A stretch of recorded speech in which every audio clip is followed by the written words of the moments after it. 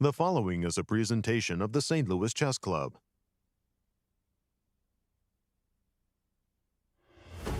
It's not over yet at the Sinquefield Cup in St. Louis. Playing safe may have cost Wesley so, with St. Louis Rapid and Blitz winner Praggnanandhaa Ramesh Babu catching him with 1 round to go. As a second trophy in his future, day 9 of Can't Miss Chess.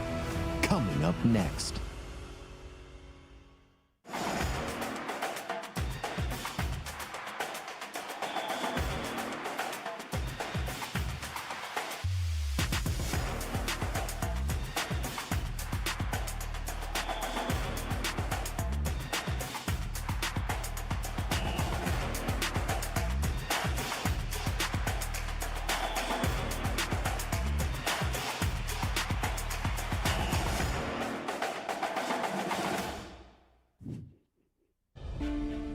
Welcome, chess fans, to the final championship day here at the 2026 Sinquefield Cup.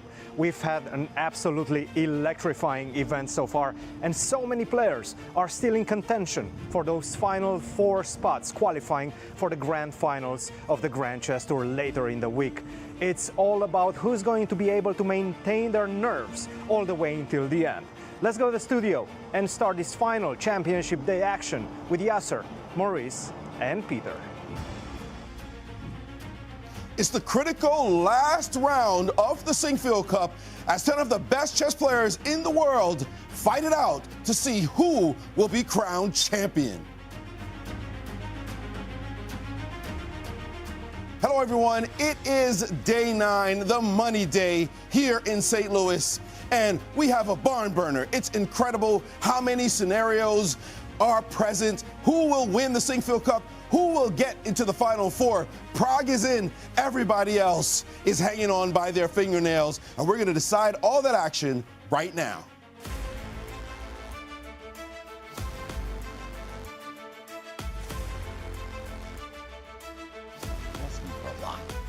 Hello, everyone, and welcome to our live coverage of the 2026 Sinquefield Cup. I am your host, Yasser Seirawan, and I can't believe what an exciting round we have in store for you, a real doozy. I'm surrounded by an all-star team of chess commentators, Maurice, Peter, and Cristian. Maurice, you get the opening word. Well, look, it couldn't be any better than this, right? Really. We have all the players at the top fighting for those Final 4 spots. This is a dream scenario. We don't know who's going to win the tournament. This is how you want it at the end. Nobody running away with it. Everybody in. We'll see how they play, and they've got to deliver. Absolutely. And Cristian. Well, every game of every round of this year's Sinquefield Cup has kept us on the edge of our seats, and I don't think today is going to be different because there's so many possible scenarios, and Maurice will cover a lot of those later on, but anything can happen in today's round. Great. And Peter, tell us the standings after 8 fantastic combative rounds. I will continue with the same theme. The standings are now incredibly exciting. After Wesley leading alone for most of the tournament, he has now been caught by Prague, so they're tied for first there. And a tie for third is absolutely mouth-watering. The 2 players who were fighting for the 1 remaining GST spot, we thought, GST final spot, are now tied for third with Javokhir and Vincent on 4.5 out of 8. And then Fabi, who was frankly coasting, and we kept on seeing those 99.6% probability chances of him qualifying for the finals, is now on 50% and potentially in some trouble, which seemed completely unthinkable, let's say a couple of days ago. Everything to play for in that final championship round of the Sinquefield Cup. Fantastic. There's not much left in the schedule, but please do. Let's take a look at the remaining schedule. Today is the final day of the Sinquefield Cup. We will have round 9.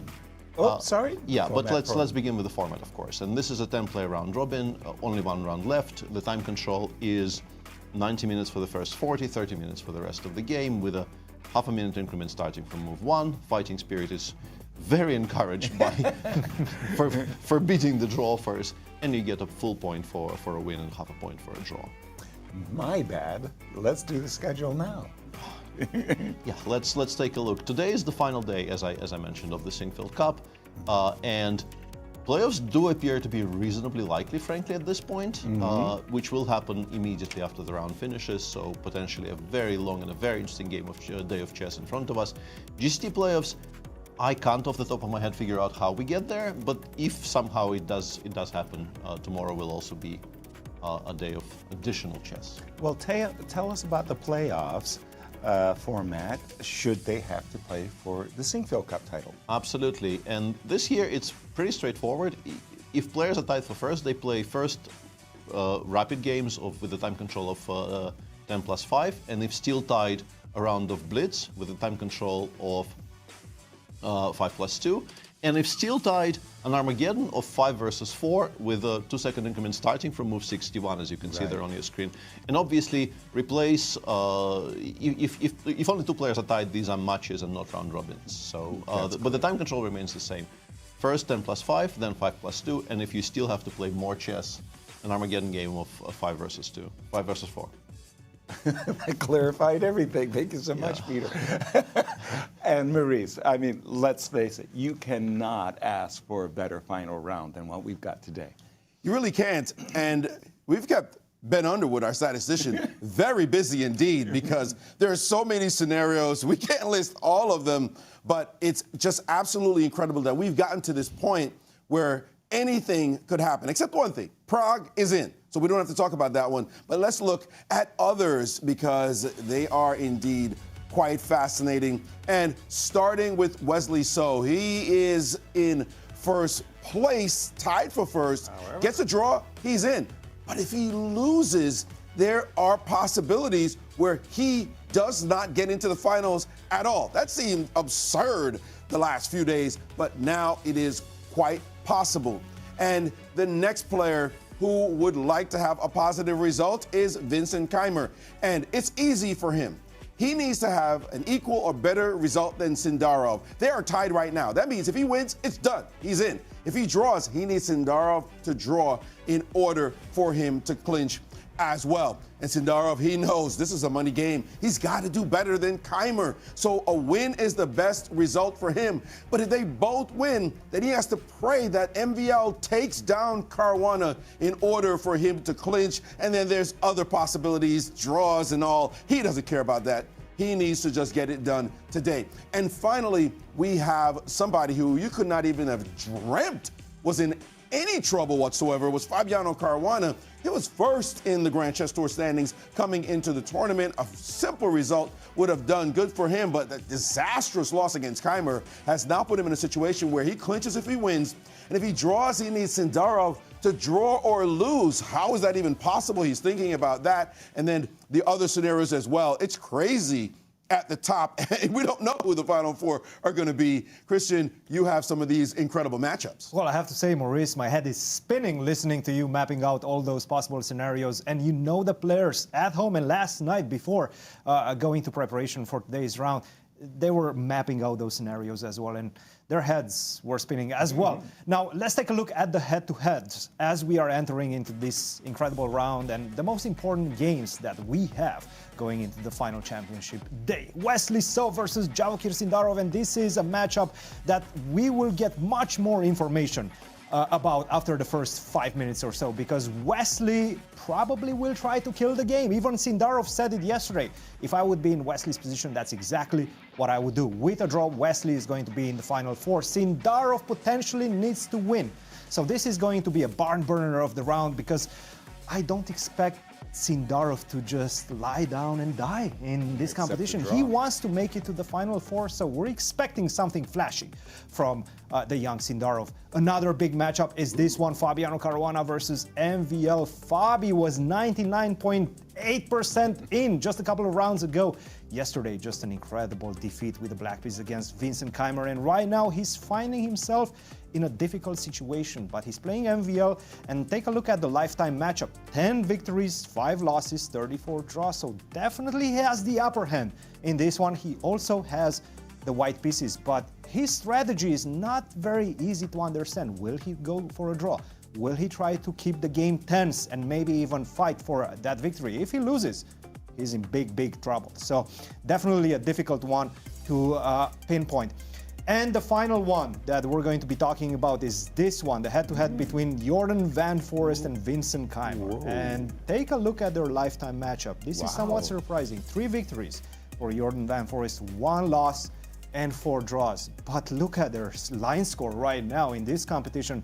This is probably the worst tournament of Jorden's life. He has lost every single game with the black pieces, and he's been in trouble with the white pieces many times as well. And he's facing a game, Vincent Keymer, who, by the way, I don't think he will want to draw immediately in this one, because he will be looking at what Sindarov is trying to do as well. And he knows exactly that Sindarov can win games with the black pieces, because he lost against Sindarov. So definitely he will be looking at that game, and perhaps he will be trying to keep the game going against Jorden van Foreest as well. Again, so many head-spinning possible scenarios in today's round. Thank you, Cristian. A great final round coming up. But first, let's take a look at the pairings. Peter, please do the honors. Set the table for our viewers. Let's take a look at all 5, but the 3 Cristian mentioned already are the ones that we will be concentrating the most on. This is Jorden with white against Vincent. Vincent, I think, numbers would suggest playing solidly is probably going to be good enough, because Wesley doesn't lose very many with white, but things can happen. Then we have the Fabi versus Maxime matchup, where Fabi is statistically, actually, it's one of the better matchups in the tournament for him, but yesterday's loss must have hurt at least a little bit. Pragg is the only safe player of the tournament. He has the white pieces against Anish. For him, knowing that even a loss doesn't disqualify him from the finals, if he wins, he is extremely likely to win the tournament outright. Additional money, additional bragging rights. I think he is very, very incentivized to just play freely today. Right. The game between the 2 wildcards is going to be interesting on the board, but is kind of potentially not very relevant to our larger conversation. And then, of course, that game between Wesley and Javokhir. Fantastic. And we, of course, are delighted that the Cairns Cup is being played alongside the Sinquefield Cup. And a lot of drama and action going on in the Cairns Club, including Alice Lee potentially getting a Grandmaster norm, as Almira and Nasi are covering that event, and we will have bonus coverage also from our own coverage. As we get ready for this, the final round, we see Arbiter Chris Bird telling us that they are underway. And Peter, do the honors. Pick a game that you would like. I think we begin with Wesley against Javokhir, because that one... If you don't mind, Maxime... That's a Nidor right there. We'll get to that in a second. That one is going to be quite sorry. intriguing, but let's go to the marquee match. Because Wesley, as well established, Wesley is very heavily incentivized today to already good, already very good. And I'm guessing a King's Indian, not a Grunfeld, because Grunfeld, Wesley knows how to make a forced draw against the Grunfeld. Yeah. And you were right. There we go. Whoa! And the King's Gambit in Jorden versus Keymer. Oh my goodness! What is Jorden doing? Oh my! What is Jorden doing? A 3-1 result score can allow you to play. Javokhir looking at this and thinking, why? Like, why would you do that? Are there forced draws in the King's Gambit? No, but I actually think that's good news for. And here we go. Look at this. Javokhir willingly accepting what is normally considered not the greatest position, giving his opponent some space, because he knew e5, Wesley would have traded down and gone to an endgame. And so he's trying to keep the pieces on the board and say, okay, come beat me. Yeah. Come out of your shell and try to win this game. But you know Wesley expected this. There's Something no way like Wesley this did anyway. not look at the King's Indian. It's one of the few ways in which black can play for an advantage, or at least play for a complicated game. And it's what Javokhir had used in the St. Louis Rapid and Blitz as well. Although perhaps not this particular line. Interestingly, this is the one King's Indian I played seriously in my entire life. As black? So I have, extremely dated, but some knowledge about this, which normally would not be the case. I am not a King's Indian player. But Knight BG7 is the one line that I have like dozens of games in. And I gave it up because it's not good. Wow, after that great but it's the point. Setup, right? It's the point. You're supposed to play with e5. You know Wesley was going to trade off and go into that ending. That ending that says, you're not beating me. So he had to do something. And here it is, rookie 1 on the board. Javokhir knew it. I love Javokhir's attitude, though. It's not about winning or losing. I should say it's not about losing an individual game. He said that in his game against Keymer. You know what? I would have learned something if I lost the game. I played a Benko Gambit. I played with freedom. Few rating points here means nothing to him. It's the situation that he's playing. I need to win. Let's see if I can pull it off, even with an inferior position. Rook E1. Look, the quite guy already challenge. won 2 games in a row. He needs most likely to win 3 games in a row to finish the tournament and actually have a chance to qualify. Look, it's almost an impossible situation. For sure, we had basically done and dusted our challenger to the world champion. He was languishing at -1. He hadn't shown any great result, and then suddenly he won. Okay, that was very good. You're winning on, but he won again on demand. If he wins 3 in a row, tip your hat. He deserves to be in the finals. That would just be such a storyline. Unbelievable. We need to jump to the Jorden Van Please. Foreest Vincent Keymer game, though. This is a king's gambit. Yeah, Well, going back to the 19th century to play a very romantic gambit, as Jorden is saying, sweet maybe I'll it come is. get you. How sweet it is. Yeah, not a lot to say just yet. Vincent going with d6, which is definitely the way to play for a win. People used to think that you're supposed to play d5, but there's been a bunch of games, in particular by Van Jan Niponnishik, who also wrote a course on this for Chessable, which have established some ways for white to play, which aren't really all that bad. And yeah, these days I think you expect d6. And Jorden already thinking is a bit strange. d6 is obviously one of the 3 main moves in these positions. The other 2 being d5 and the immediate g5, which is also very, very critical, of course. I always thought G5 was actually the best. I know Bobby Fischer wrote an article, A Bust to the King's Gambit, famously with D6. And I always thought after H4, G4, knight E5, D6. Simply d6 and knight f6, yeah. Yeah, exactly. The modern engines do agree with this, I think. It's definitely the best way. one of the more critical ways to play, although white maybe isn't doing that poorly, but he also kind of safe with black and you're not struggling. But d6 is, of course, very playable as well. And the choices here, I mean, bishop c4 exists, knight c3 exists. If you do play d4 here, black plays g5 and gets arguably maybe a slightly better version of the same, because h4, g4, you no longer have the e5 square for the knight, and you really, I mean, there are all the, I don't know the names of them, this is maybe the Muzio gambit or something, but these things are, with modern engines, are unplayable pretty much. You refute it. This is not great, yeah. Jorden does play d4, by the way. d4 on the board. Vincent will play g5. If you don't play g5 here, you are already much worse. Much worse. So this is sort of exactly the point of the King's Gambit, that you have to commit to something. Right. And then it will be interesting to see what Jorden comes with, because there are those slower lines, for instance, something like knight c3. Once again, g4 maybe wins a piece, but you do get some compensation, which of course the engine will tell you is not enough. But I don't think you play the King's Indian to listen to the engine.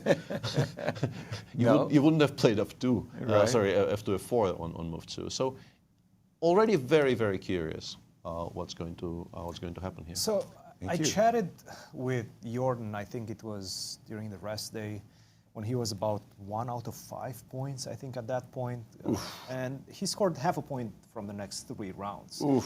And before those 3 rounds, he told me, you know what, I'm just trying to stay professional. And we've seen some professional lines coming from him, you know, some good preparation with the white piece against MVL. Also tried the most concrete line in that one as well, had some preparation, it seemed like also.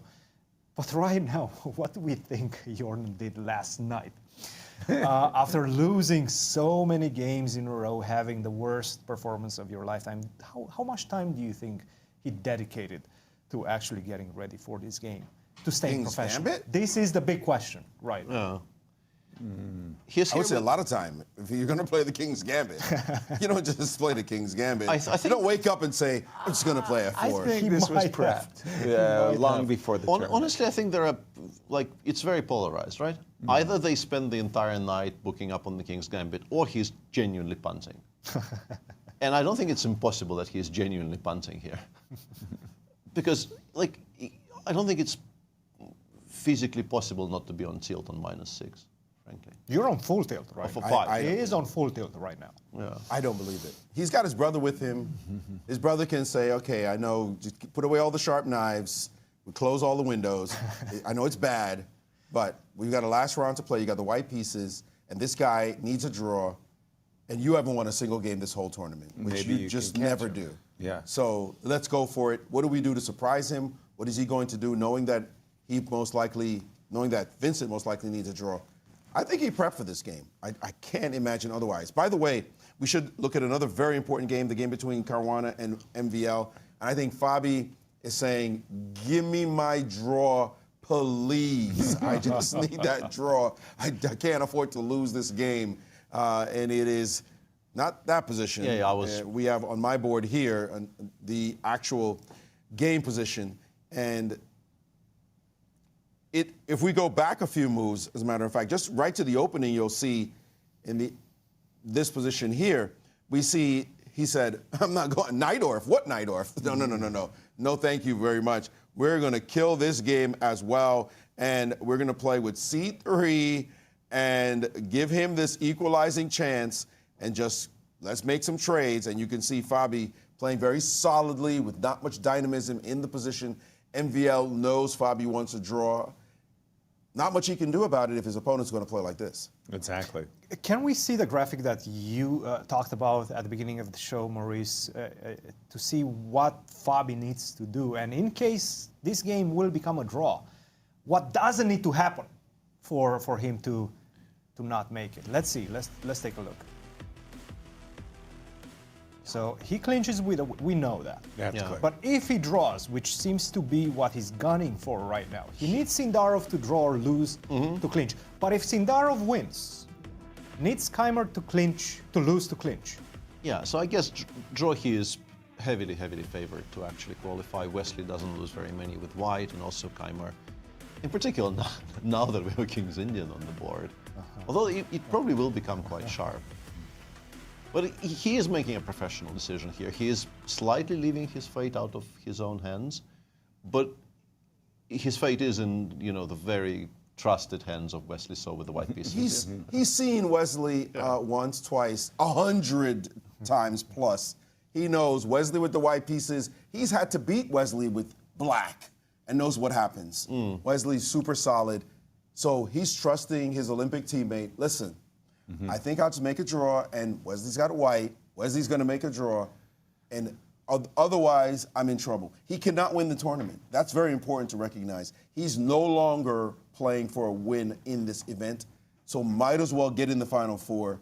You're right. Professional decision has been made. That's why he's playing this kind of chess. No, right now he's not interested in winning the tournament. He's not interested. He can't. Top four. He literally cannot win the tournament. Give me the top four. That's all I want. I already had that in my bag a couple of nights ago, and then actually last night he had to start worrying about potential scenarios where he just simply doesn't make it. And how bad of a look that would be, on home turf right now. You had it clinched, almost. And then you lose one game yesterday. If he loses this one, this would be devastating for Fabiano. No. Hard to lose this position, but stranger things have happened.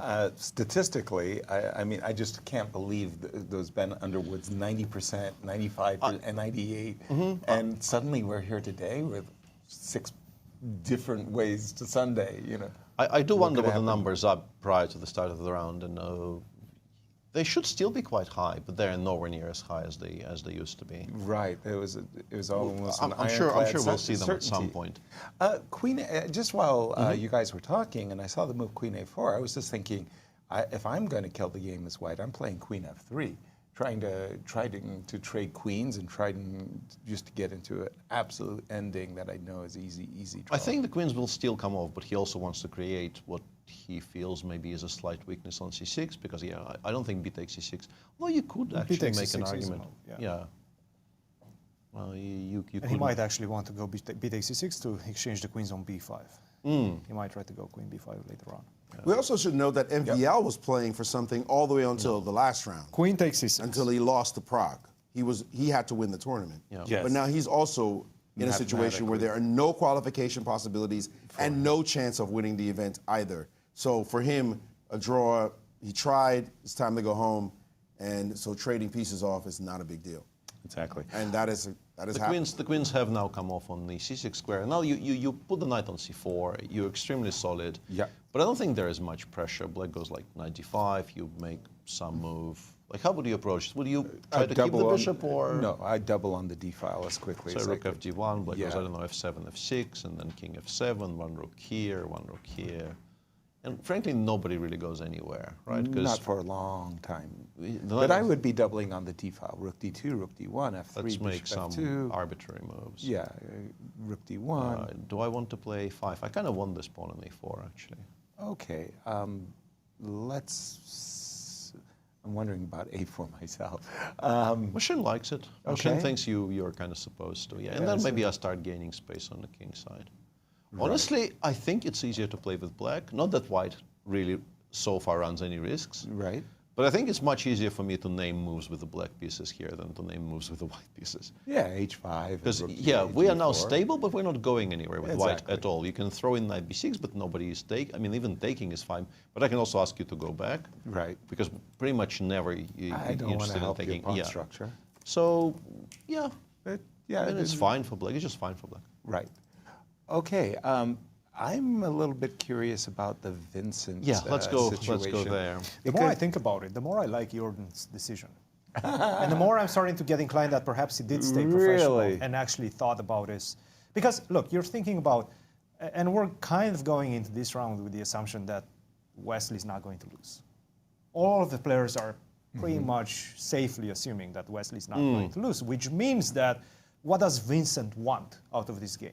He wants to make a draw. What should you present to him in the early stages of the game to make it uncomfortable for him, at least in the opening phase? This type of madness that we're seeing right now. Something crazy like this where a draw might happen, but it's not likely that it will happen. It's going to be a barn burner of a round. So perhaps Jorden has stayed professional. Jorden has spent late hours in the night trying to figure things out in the King's Indian, and perhaps it was an opening that he prepared before the event in emergency situations, for emergency situations. Exactly. And perhaps this is what we're seeing. Cristian, right you raised the question, what was Vincent thinking about? What was his approach? Well, guess what? We had an interview yesterday with Vincent, and he addressed that very question with Maurice. We are with Vincent, Keymer, and Vincent. After yesterday, which we know wasn't good, it seems like you might have grown 2 inches today. Coming into the round, I mean, first of all, it must have been very hard emotionally yesterday. How did you pull yourself together to take down the #2 player on the planet? Yeah, I don't really know, to be honest. It was just, it's a typical situation that I am a player who doesn't like to play for draw from move 1. So I decided not to do that against Sindarov. But then, of course, during the game, these thoughts creep in that actually draws a good result. And that is how I made this bishop takes e5 move, which is just, I mean, in any normal game, I would play queen f5 and have a great position. And I thought, okay, bishop f5 will be solid, will be draw. And that's how I managed to lose that game. So that was kind of tough to, process, that basically going against my own nature is what actually cost me that game.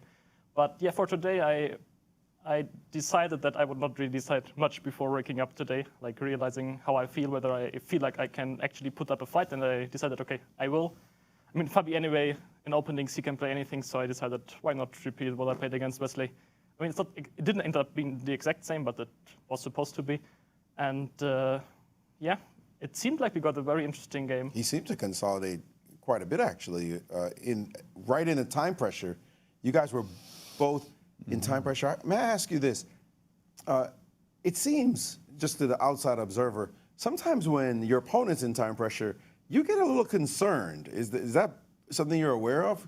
No, not really. It's more like I sense that now is the moment to do something.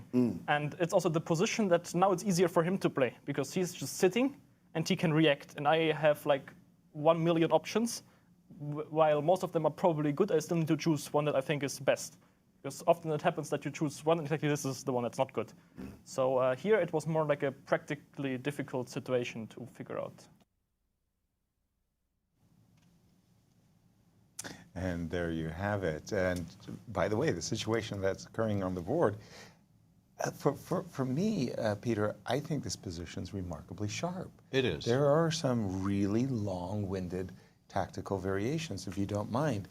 Speak to the position. I've been looking at this for a bit. Already bishop g7 is an interesting turning point, because g5, g4 here... A very legitimate move. genuinely wins a piece. You can't play knight g1. Exactly. Queen If h4 you check. go knight g1, queen h4 check, king e2. And you're much worse with white. Yeah, this generally doesn't work out.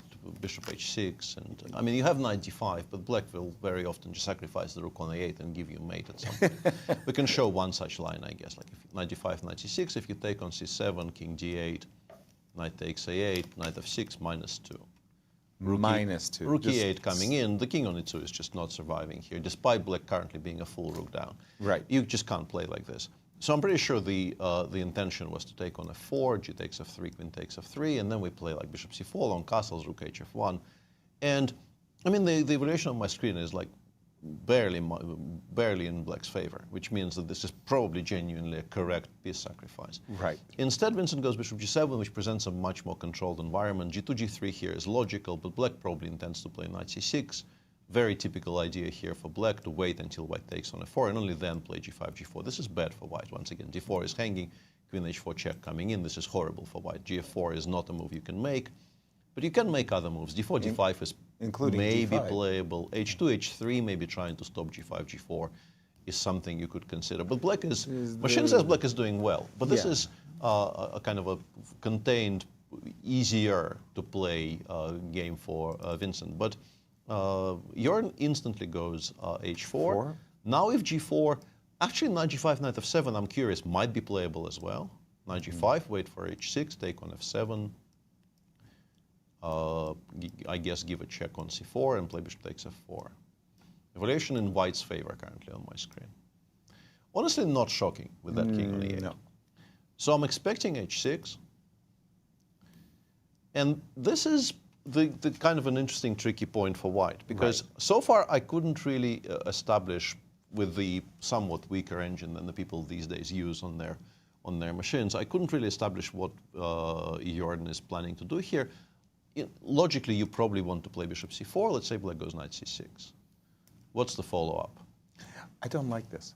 What I do don't you like like? the fact that the knight c6 is very. I start with bishop b5 check. Please play c6 so that then I would play bishop c4.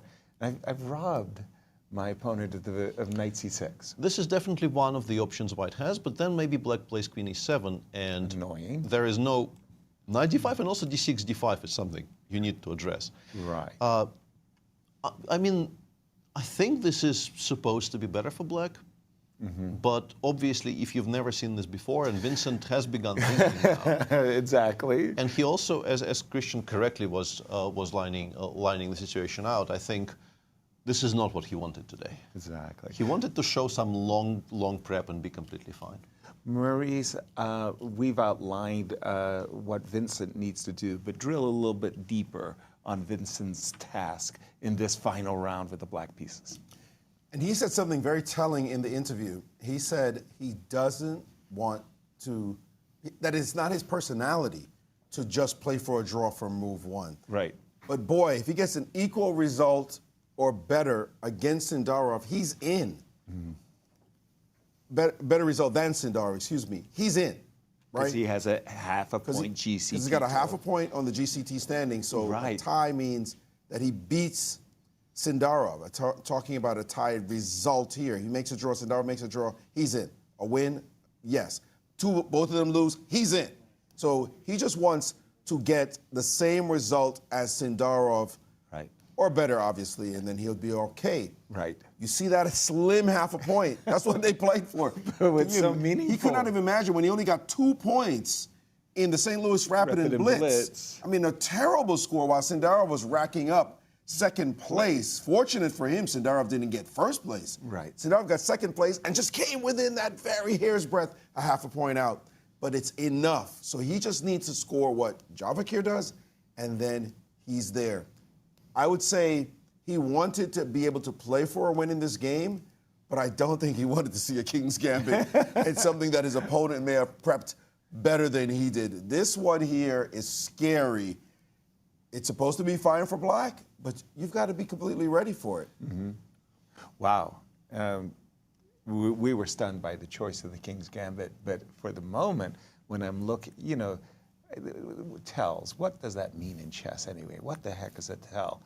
But when I look at the chess clock, I do see a tell. I see Vincent burning 15 minutes of clock, and I see Jorden playing basically as he started. He took a bit of a pause before knight c3, but is now playing very fast again. Exactly. But I'm going to throw it to you, Cristian, and the other marquee matchup of the round. That's exactly the same situation that we're seeing in that one as well, especially related to the clock situation. Wesley's burning some clock in the early stages of this opening preparation situation. And right now he has 1 hour and 18 minutes against 1 hour and 30 minutes, and Sindarov definitely dictating the pace and dictating where he wants to take the game.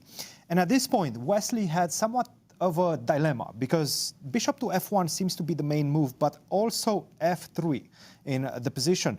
f3 creates some weaknesses right now on the dark squares, especially this square on f4, perhaps. I can take advantage of that as black after a move such as knight to e5 or maybe even c6 in the position. c6 leads to situations where I either try to go d5 as black and pretty much simplify everything in the center, or perhaps at times I get my queen out and try to play on the dark squares. This is what we might be seeing in this one, and I do think we have c6. Bishop f1 on the board. Bishop to f1 after c6. So we don't have bishop to f4. That would have been the main line in the position. But perhaps what Wesley was worried about was ideas such as knight to h5.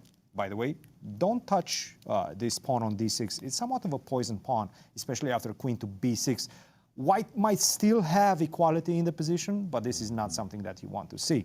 So after knight to h5, generally you have to go back, and then you get ideas for black, such as f5, queen follows to f6, f4, closing up shop on that side, and then focusing on the attack via g5, g4, something that's imbalanced, something that white really does not want to see when he's in a must-draw situation, which Wesley is sort of in right now. And we have bishop to f1 on the board. I don't think we've seen a move.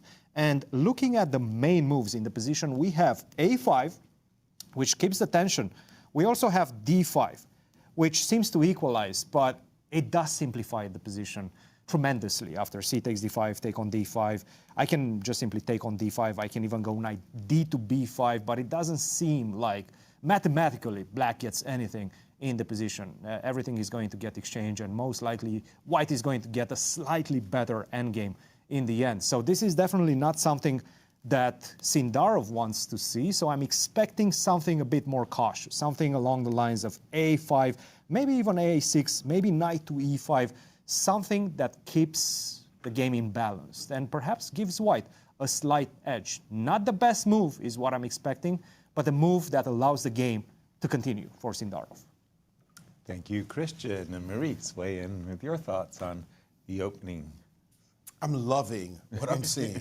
To be clear, the King's Gambit in one game where one player has played, by his standards, a terrible tournament, by his standards. Jorden van Foreest, he knows he's played bad. But he says, I got heart.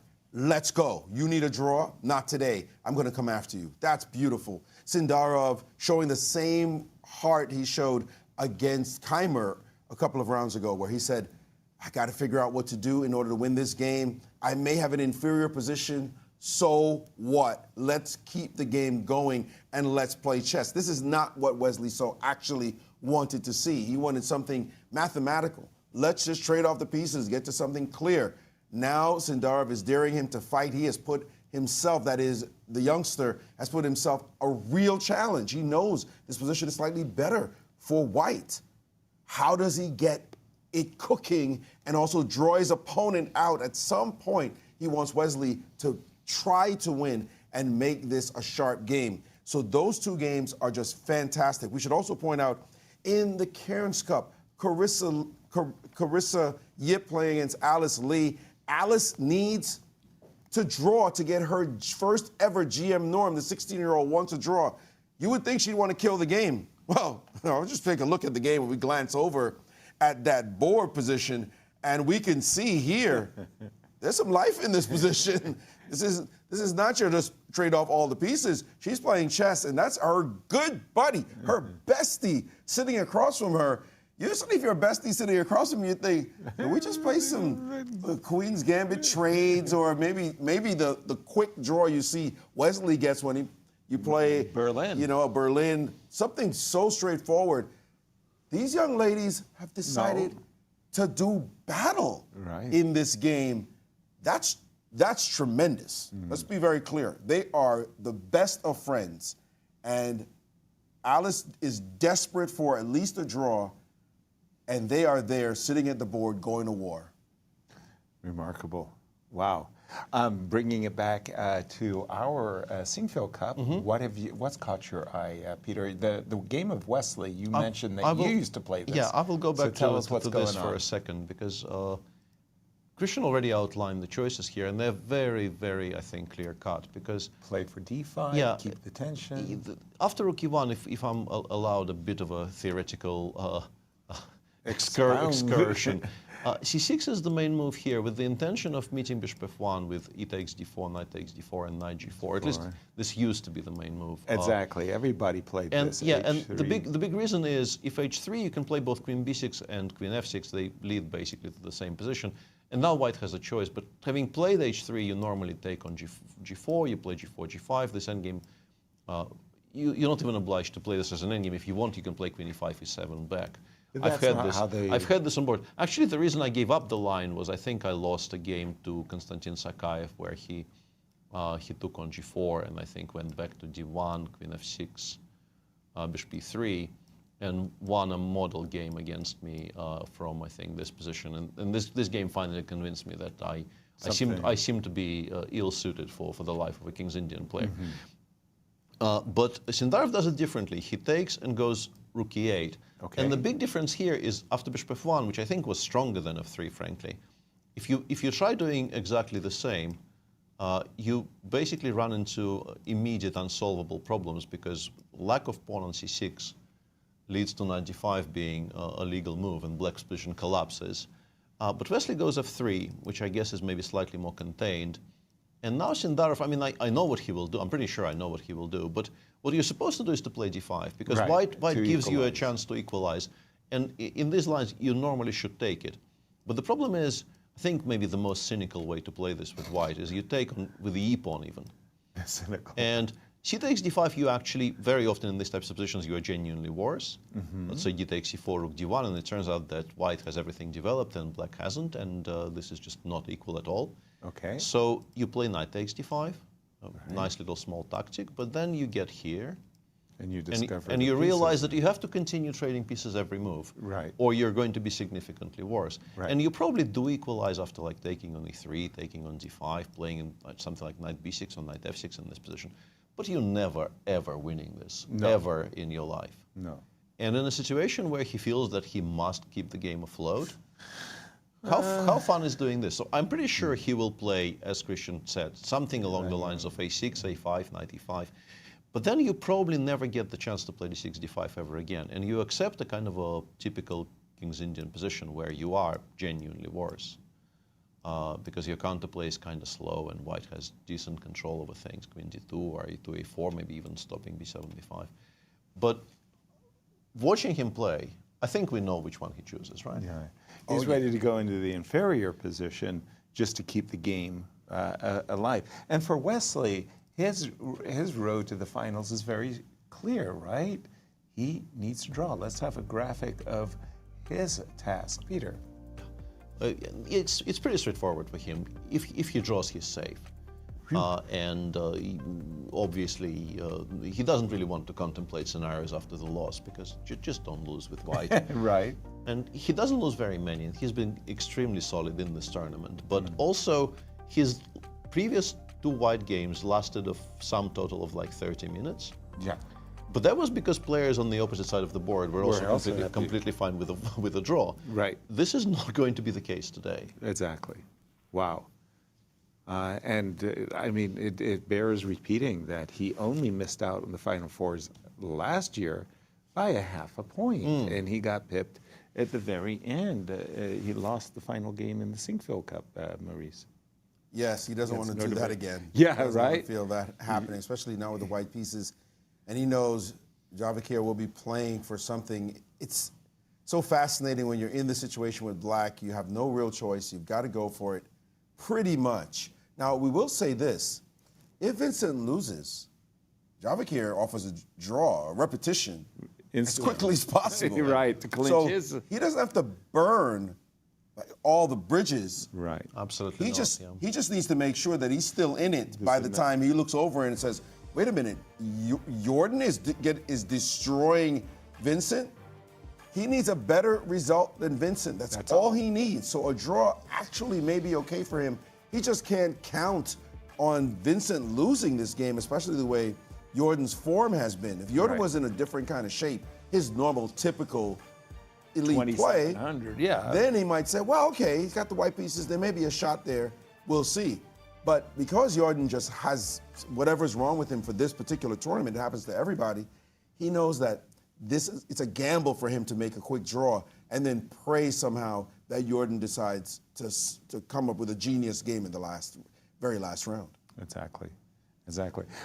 Thank you, Maurice. Peter, there are other games, including the game of Prague. Did Prague just hang upon and say, take it? Not exactly, no. Prague is playing a kind of a sharp line against the Nimzo. Anish played bishop b4 on move 3. Nimzo has had a bit of an outing in this tournament, including a very important victory for Wesley with the black pieces against Fabi, but no Zamish today.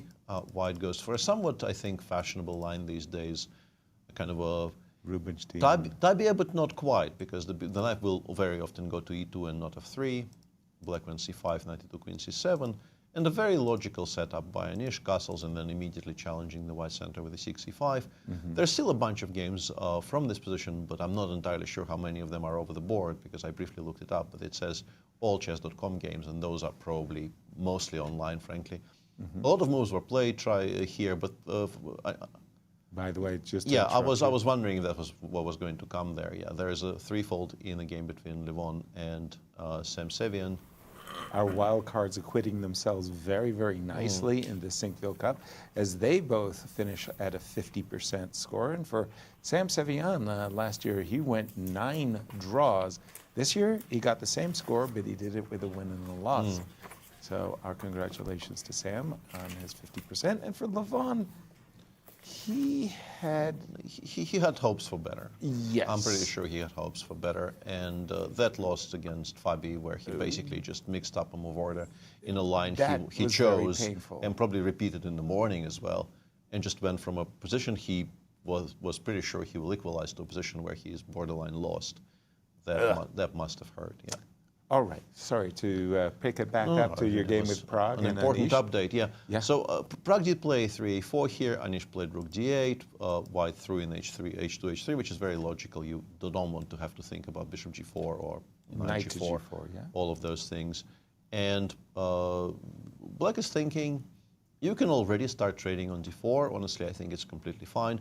But throwing in something like bishop b6, waiting for White to make a move, best appears to be bishop a3. And now the engine begins even becoming interested for Black. Like, you can try for more by maybe knight a5 with ideas of knight b3. And the game could become reasonably sharp, actually. Or you could do, and this is what I thought was quite logical, you just take on d4 with everything. White hasn't blundered a pawn, because if you take on d4 one final time with the rook, that runs into the very typical bishop takes h7, followed by queen takes d4. But you just play, a normal move of some description, rook ac8, queen d7, bishop d5, knight, I mean, pretty much anything, queen f4, bishop b2, rook ac8. I don't think Black has any problems here. Despite the 2 bishops. We just don't know what's going to happen in today's round. This is like one of the most confused rounds we're ever going to call. But let's take a look at the pie charts. And statistically speaking, what does Ben Underwood have for us, Peter? But I want to ask the production to pause.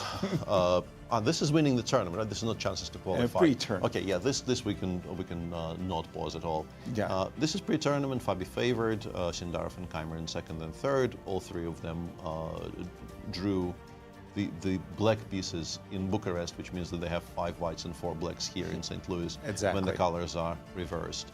I bucked the odds and picked Wesley to win the tournament, but so far you're doing fine. Yeah. And then after round 8, 2 players tied for first, so unsurprisingly, they are the biggest slices. Prague at 45.3, Prague slightly below at 39.1. Both of them playing white today, but I guess Pragg is playing against the most solid opponent is the argument here. And nobody else really rated very highly, although there could be pile-ups at the top if people win. Pile-ups, I like that. We are very interested in what the stats have to say about whose chances of qualifying are best, and I'm looking forward to that. Maurice? By the way, I remember on day one when we were asked to pick, Yeah. and I picked Sindarov, Yeah. who's in there with a puncher's chance right now, and we all went down the line, and then I'd heard all the names, and I said, who picked Pragg? Right. Like, did anybody pick Pragg? Right. And nobody picked Pragg. So much for our commentators being able to guess at these things, because Pragg.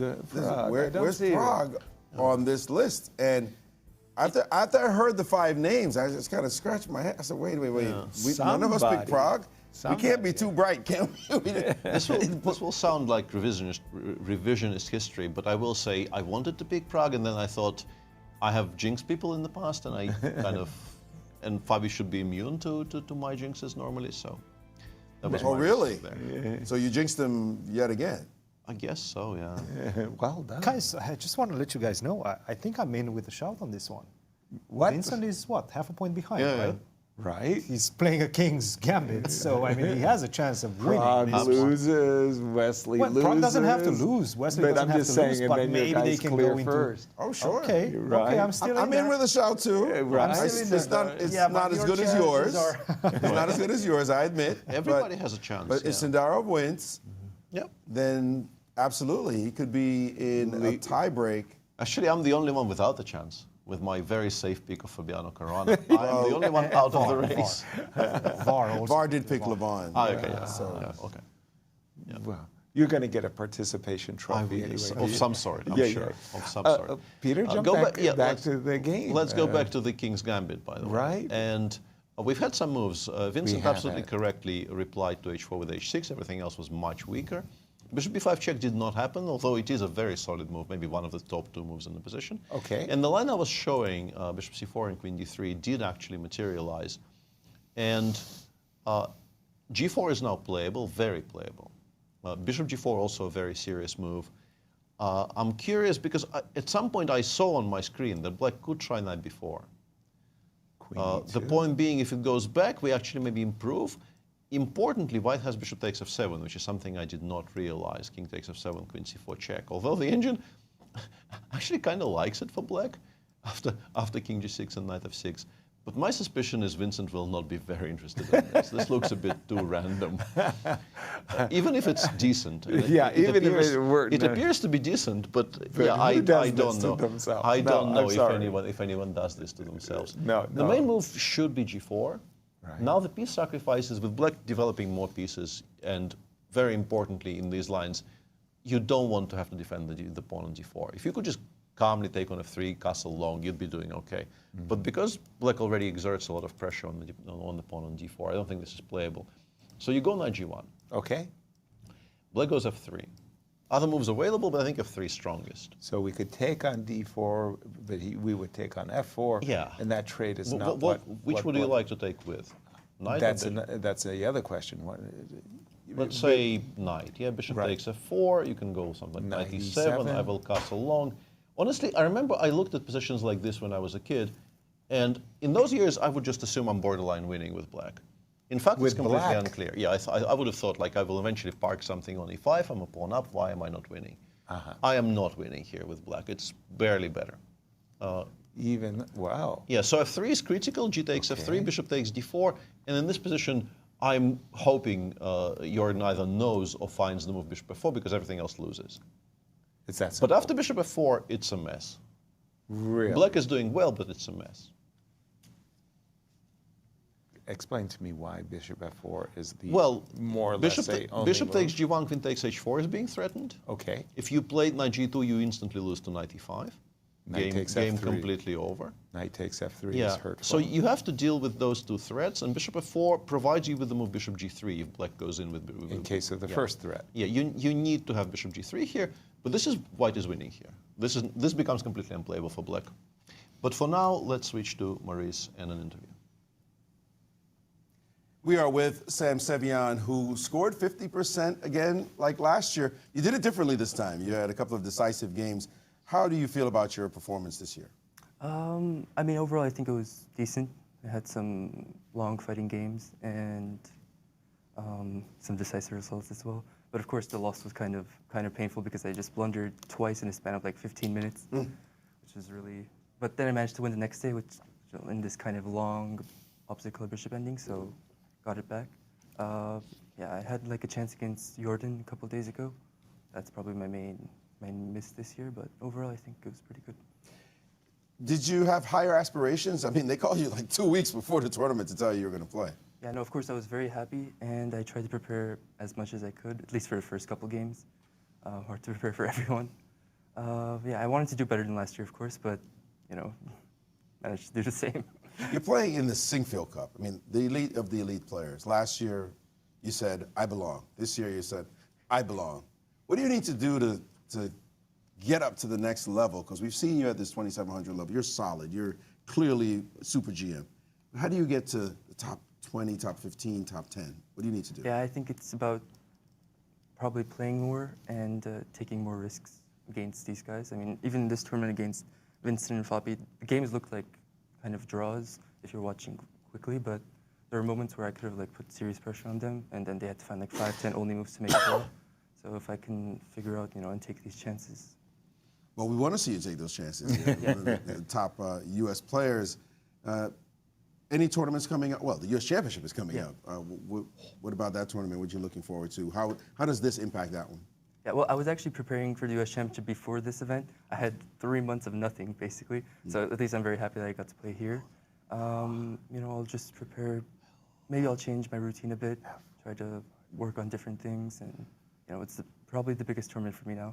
You would think that this tournament gives you a lot of lessons for the U.S. Championship. Now, some takeaways so you could do better there. This tournament will be, although it's a very strong tournament, the U.S. Championship, this one is certainly stronger than that one. So any lessons you can share with us? Of course, but the players here have very like solid repertoires, and especially with black, they're just trying to, most of them are trying to make a draw. You know, sometimes they're not. But in the U.S. Championship, there are players that play all sorts of things, all sorts of gambits, all sorts of interesting openings. So you have to be ready for different types of fights. Because if you think about it, like the Sinquefield Cup, the games, many of the games look very similar. They're long grinds and pieces on the board. So it's a bit different. All right, well, get your preparation in. Great results here, and good luck at the championships. Thank you. Now, our congratulations as well, Sam. Good result, and looking forward to U.S. Championships in your campaign there. Good luck. And over to you, Cristian. What do you have for us in the Wesley game? Well, I was just about to give you a long-winded speech about how I don't think that we're going to see the break in the center for black by Sindarov with d5. But after a very long thing, he did decide to go for this d5. And why am I saying that I did not expect this move is not for the fact that this is not the best move. It is the best move in the position, and most likely it equalizes by force if black knows the theory behind it. But it offers white an opportunity to pretty much just kill the game after the move d5. So a very long thing for him, and I'm expecting after d5, I do think we have a move, and it is e takes d5. You can start with c takes d5 as well, but probably the best path forward is to take e takes d5, rook takes c1, take on d5, which we are seeing on the board right now.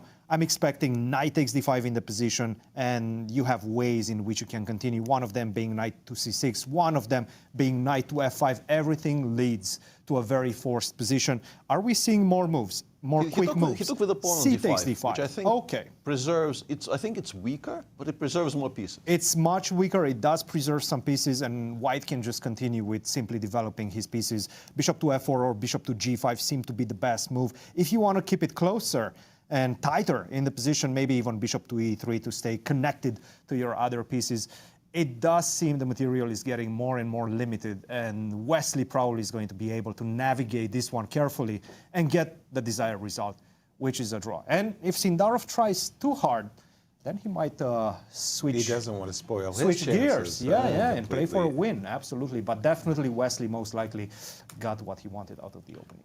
Thank you, Cristian. And Maurice, you have another guess. Yes, we're with Levon Aronian after his draw against Sam. Levon, before I get to your performance, you've been in these situations with both sides. You need a draw with the white pieces to win a tournament. You need a win with the black pieces in order to have a chance. What do you assess about this game right now? I think once the pawn is on d5, I think it's very safe for white because things get exchanged, and this is, of course, a desired result for a desired development for Wesley. You think Wesley would try to win the game? No, he's just gonna steer it towards the draw, and there is no reason for him to be worried about the result because his position is very safe. Indeed, and you've had to play Wesley, I'm sure, in a similar situation to this one. What was the result there, or the results? I took risks many times with him, but he's such a solid guy that it backfires quite often. That's a serious situation. Thanks for that. On to your tournament. How do you feel overall you performed? I played badly in the start. The second half was better. I think I had more control, generally. Yeah, I think, yesterday it was fine because normally it's not easy to defend a position like that. So I'm kind of happy about just overly my play after the rest day. After the rest day. It was unfortunate you weren't able to play on the tour due to unforeseen circumstances. But you must be looking forward for next year. Well, I'm ready. They have my number. You have my phone number. Naturally, we love having you in the tournament. You do have a couple of big events coming up. You've got the Olympiad to look forward to, and the U.S. Championships as well. What lessons are you taking from this tournament into those two? Yeah, I think I came to a tournament being a bit tired, so I'll try just to stay in a better physical shape. Your feelings about the trying to get the title for the U.S. coming up? What is the team talking yet? Any camaraderie? I mean, you're fighting with two of the players here, Fabi and Wesley. You had to cross swords, but now you're going to be a team again. I love being in a team with Wesley and Fabiano because they're really great teammates, supportive, friendly, and I look forward to welcome newcomers to the team, Hans and a Wonder. Hans and a Wonder, new guys. No, generally playing in team events is the greatest joy for me, and if there is anybody who knows how to win Olympiads, well. Indeed. Reminding us about your special performances in these things. Well, we hope that you bring some of that old magic back to the board. Good luck in your campaign to become Olympiad champions. Thank you. And first of all, Levon, it's always great to see you. Great here to see you at the Sinquefield Cup, that you're a GC Tour player. But now it's serious. I mean, we've got the finals coming up. Are you in town? Would you like an afternoon, a little work in the afternoon during the finals? Come and join us. And join us. I'm actually going to Los Angeles to visit some friends. Yeah. Otherwise, I would have. You cheapoed your way out of a job. Yeah. Otherwise, I would be happy to help you out. Have a great. You know how much I love you. Yes. Have a great time in L.A. Thank you, Levon, and good luck. Good luck in the Olympiad. Absolutely, go America. We have developments. We in absolutely the do. game. We absolutely do. G4 did happen, but F3 didn't. And did not. No, and it's interesting not because F3 was more ambitious, but maybe because it wasn't. Because I found a line. I was looking at some positions after F3, G takes F3, Bishop takes D4. As I mentioned, Bishop F4 straight up the only move White can make here. Okay. And then I thought, what happens if I take on C3 here? B takes C3, incredibly ugly, right? You probably take with the queen. With the queen. And then after Queen F6, I do think the queens come off. I don't see any way for White to preserve the queens on the board without compromising the position a great deal. I think Bishop D2 is far and away the best move in the position. Actually, doesn't it? Yeah. Yeah, sorry, I put it on the wrong square. I was trying to figure out why the engine suddenly started screaming at me. And then, let's say we go g takes f3, knight takes f3, we go bishop g4.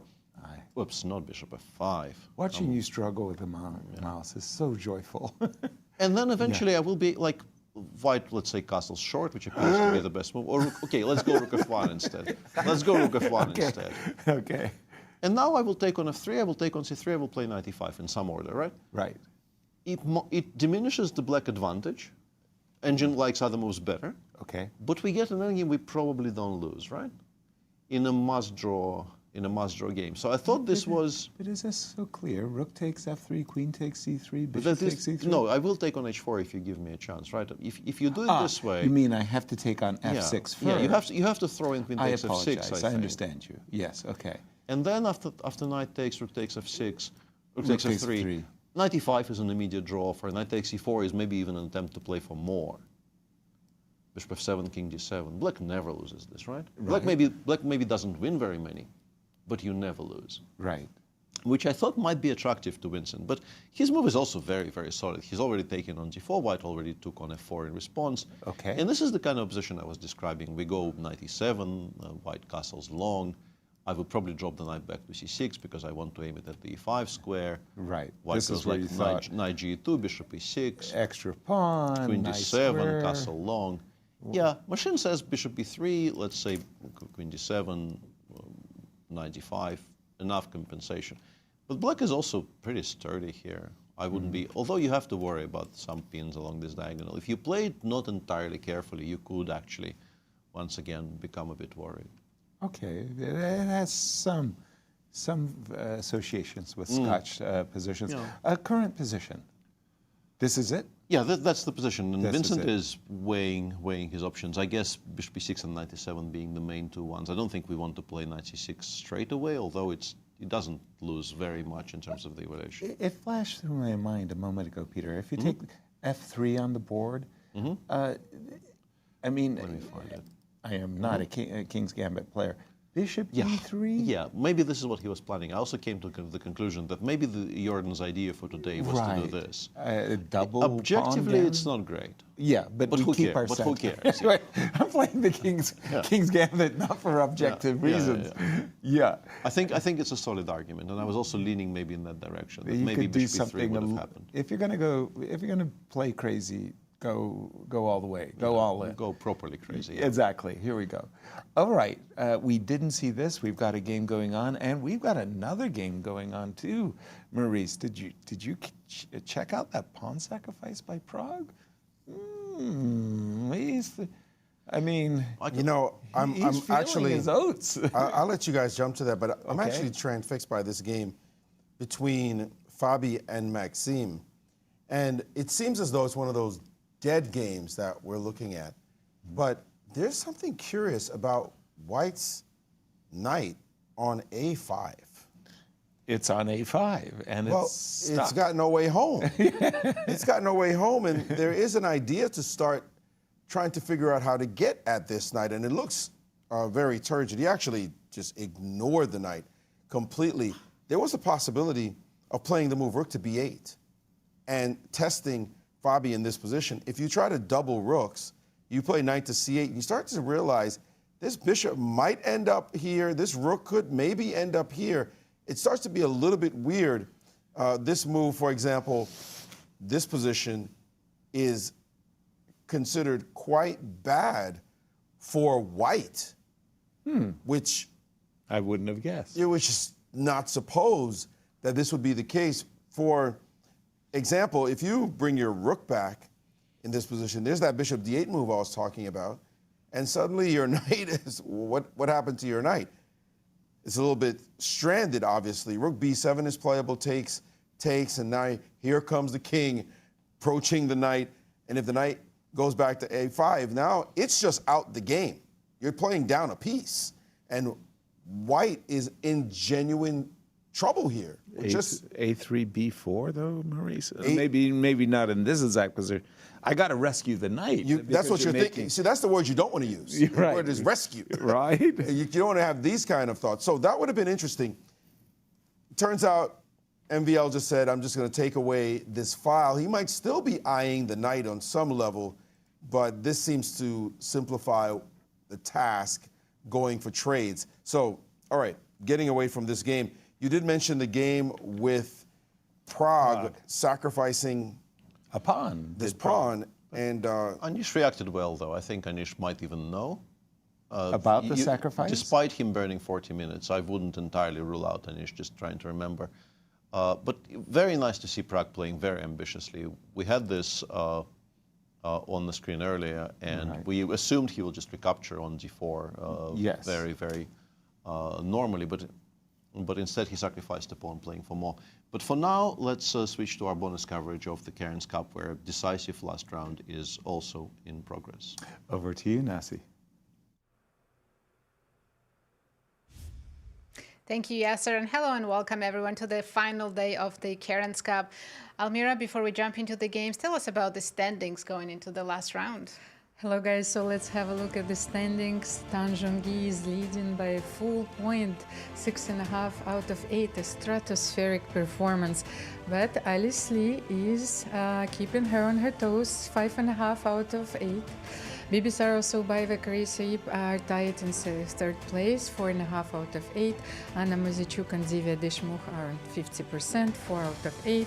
Stavrula Tsolakidu is on the 7th place, 3.5 out of 8. She was having a great tournament but suffered 2 losses in a row. Exactly. Hampi Konero is struggling in this event, 3 out of 8. Vaishali Rameshbabur, the World Championship Challenger, is only 2.5 out of 8. And Alexandra Kostyanyuk made her 4th draw yesterday, and she has 2 points. A lot of players who have not won a single game in this event.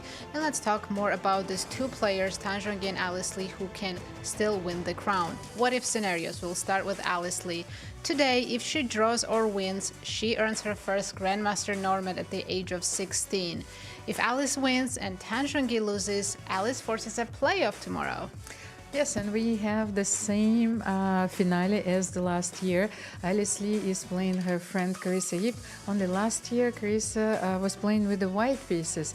Alice has everything in her hands. Yes, she's playing with the white pieces today, and well, her fate is in her hands once again. Absolutely, and let's see what if scenarios for Tan Zhongyi. She's been playing a fantastic event, already has 6.5 out of 8, which normally wins the tournament, but here Alice is chasing her, so it's still not over. She needs to draw today or win the game, and she wins the tournament. However, if Tan loses and Alice doesn't win her game, Tan still wins the crown. Exactly, so normally 6 out of 9 would be sufficient to win this event. Only Valentina Gunina won the first edition, the inaugural edition, with 7 out of 9. But Tan can even win this game. And but let's jump into her game and see what her position looks like. We'll start with Stavrula against Tan. It was the London system opening. Stavrula has been playing this line in this tournament successfully. She defeated actually Alice Lee in this line. So I'm sure Tan came in prepared for the London system. And this move, Bishop b5, and as I wanted to draw your attention, it became popular lately, one of the latest trends in this opening. And of course, the first question that you ask yourself here, what about, like after knight Bishop b5, you can give Queen a5 check. Yes. How about this move? Knight c3. Knight c3, and then immediately knight e4. So, of course, Stavrula knows this opening very well. She is very well prepared. However, what do you do with your bishop? You need to take on c6 and probably sacrifice the pawn on c3. So you have to castle, take on c3, queen c3, maybe knight e5 here. Play for compensation. Yes, but how about we continue? cd4, I wanted to show you cd4, ed4, and bishop f5. And this is the position that I wanted to show you because I think that white has a very interesting continuation here. Even here, you can play g4. Wow. Okay, what if I take another pawn? Yes, exactly. And now I think that white is already much better because you can play queen e2 and you are looking for rook c1, even queen a6 invading the queen side. Of course, black is so underdeveloped here. This would be too greedy. Even Yasser wouldn't take these pawns. So this didn't happen in the game. After bishop b5, 10 played e6 and then asked the question, with a6, what do you do with the bishop? And here Stavroula took a long time before she decided to take on c6. And we have this positions. Yes, black has the pair of bishops, but it's a close position, and also the bishop on b7 is not too happy. And black's only real problem is that pawn on c6. Here Stavroula played knight c3.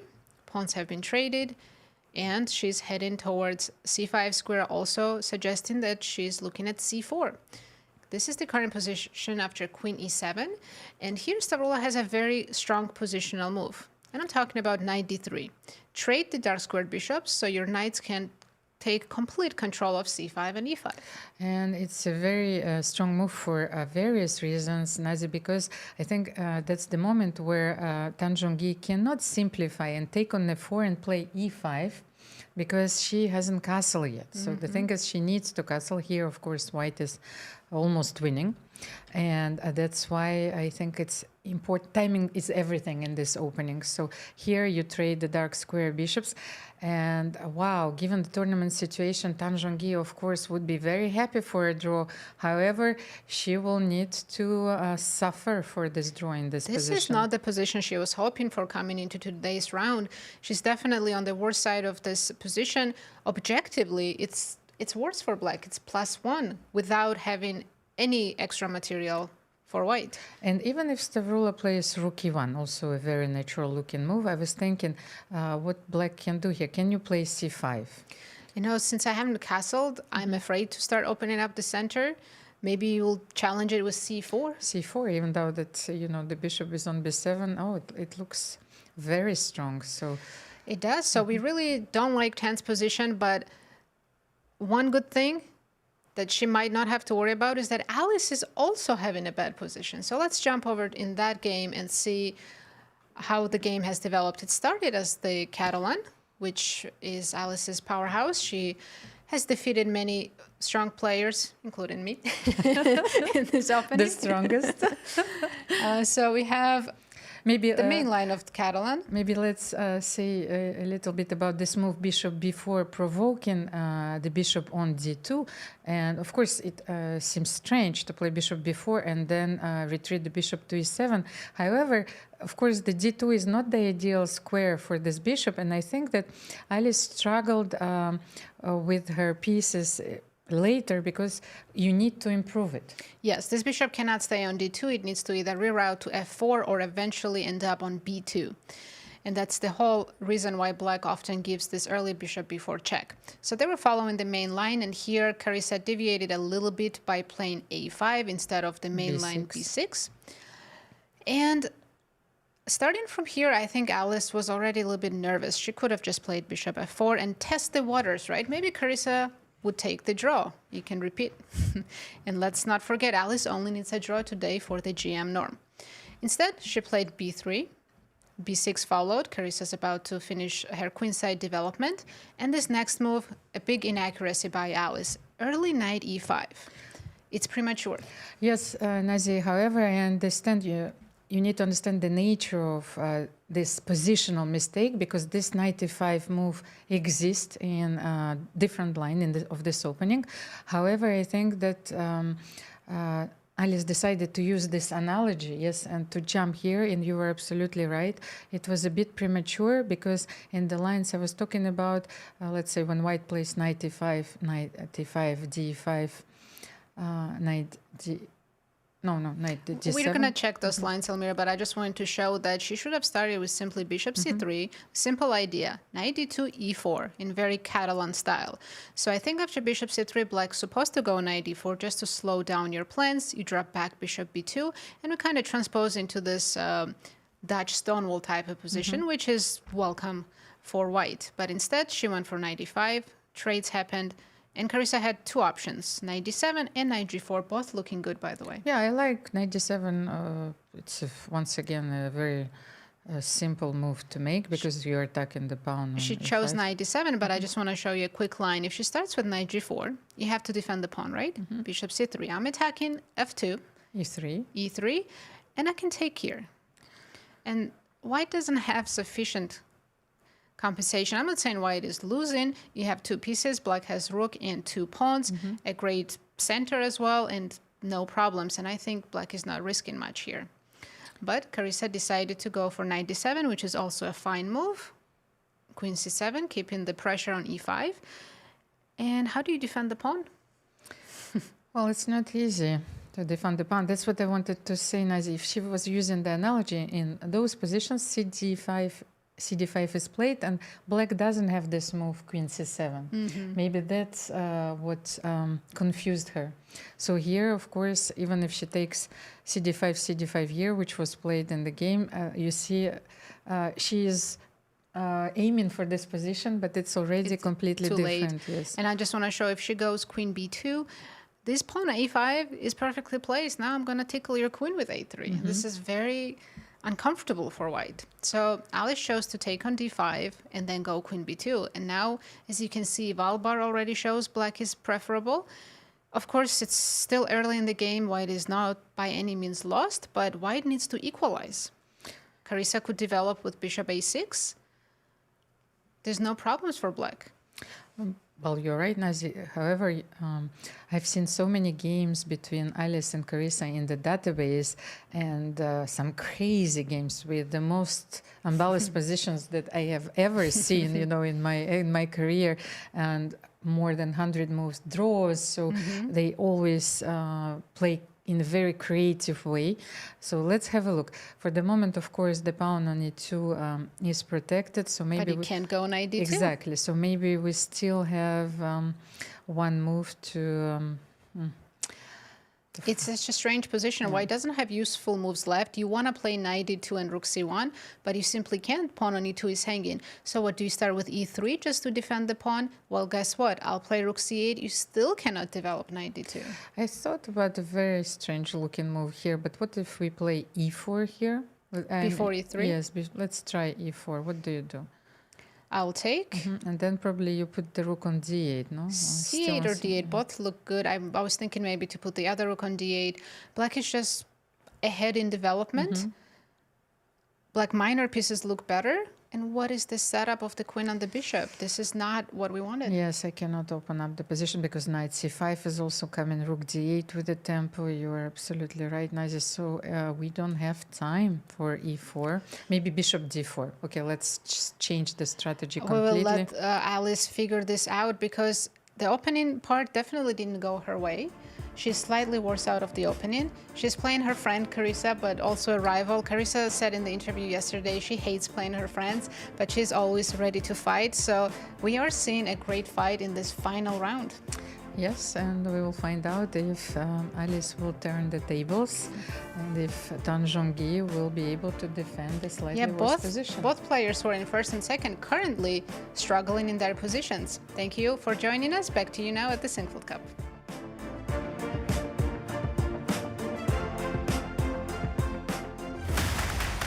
5 world-class events spanning 4 countries and 2 continents have all come down to this singular climactic event, the 2026 Grand Chess Tour Finals in St. Louis. Only 4 gladiators can emerge from this elite battle for chess immortality and the right to be crowned the 2026 GCT champion. Tune in to stlouischessclub.org August 22nd through the 27th, or visit America's chess capital in person to see chess history in the making.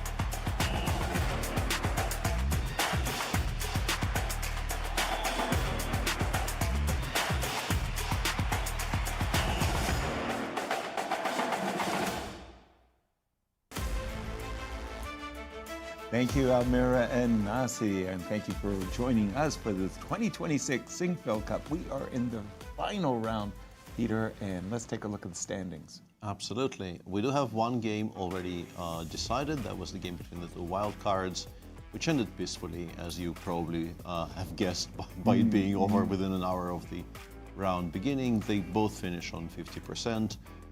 Sam, I think, by far the more satisfied with the result of the two of them. Both had a marvelously combative tournament. Wild cards taking 50%, not bad.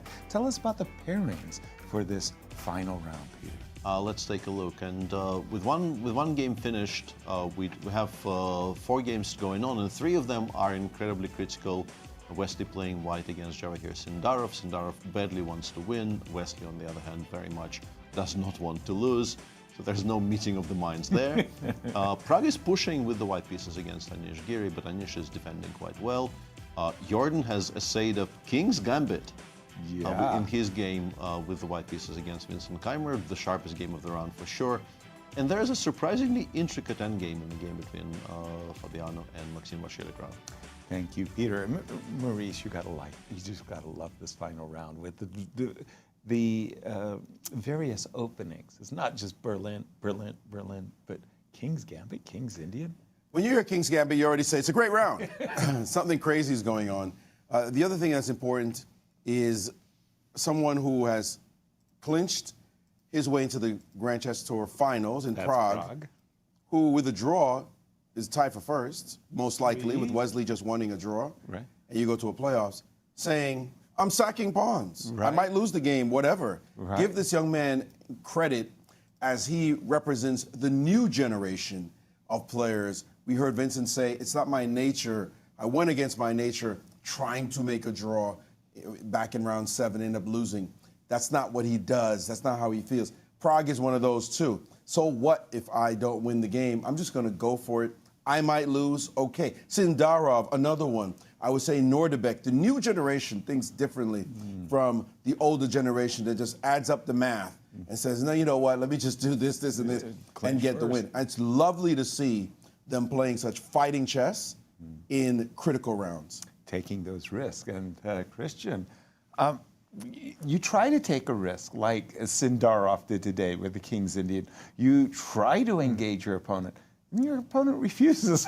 Well, what do you do then? Well, first of all, I just want to say I'm not surprised by the fact that we're seeing so many combative games because everybody has something to show in this competition, including players that are really doing poorly in this one, like Jorden van Foreest. Jorden got an invitation into the Grand Chess Tour. Sure, he's struggling in this one, but he's showing how much tenacity he brings to the tournament, to the tables right now, and we're seeing that by essaying the King's Gambit and actually trying to make a game out of this one and playing to the needs of the game and the needs of his opponent, who really wanted to see an easy fight in this one, perhaps just let's make a quick draw and then put the weight on Sindarov's shoulders to win that one, because if Vincent makes a draw, then Sindarov needs to win in order to qualify. And Sindarov, of course, is having a difficult time against Wesley right now for the simple fact that, really, Wesley, he's playing for the result, and he's been playing for the result for the last few rounds. Since he took the lead in the tournament right now, he's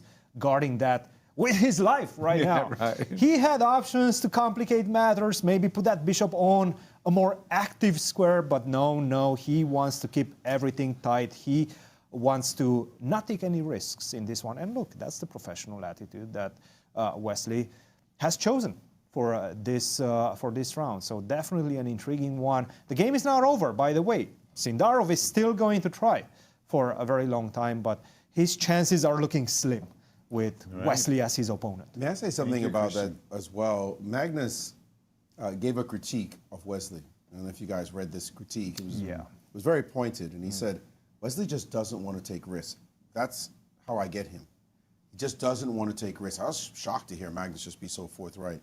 And he said, a great quote, he said, not taking risks is quite risky. That was Magnus's quote. And sometimes you see Wesley back off a little bit, play solid chess, say, I'm not going to lose this game in this situation. And he may not have gotten as much as he could have out of his career at this point. I mean, he's had a fabulous career. Don't get me wrong. Be clear, but yeah. but it's you never hear the conversation say, at least met not in his the last potential. 5 or 6 years. Wesley So, world champion candidate, making it a battle, being in the conversation like you might hear some others. And we know Wesley is a certifiable genius. Some of his games, you're just blown away by the creativity, the imagination level. Some of the best games you'll ever see. The game he beat Fabi in Blitz. No, that's Kasparov. We beat That too. I mean, I was just talking about more recently, Right. the one he beat Fabi in Blitz. Was it the Rapid game in the St. Louis Rapid in Blitz, that wild one? And then the one you talked about, Kasparov, and many other games Wesley plays. Of course. It's just absolutely so brilliant. But sometimes not sometimes, let's just not put a fine point on it, he often plays a more restrained game and trusts that restrained game will give him solid results.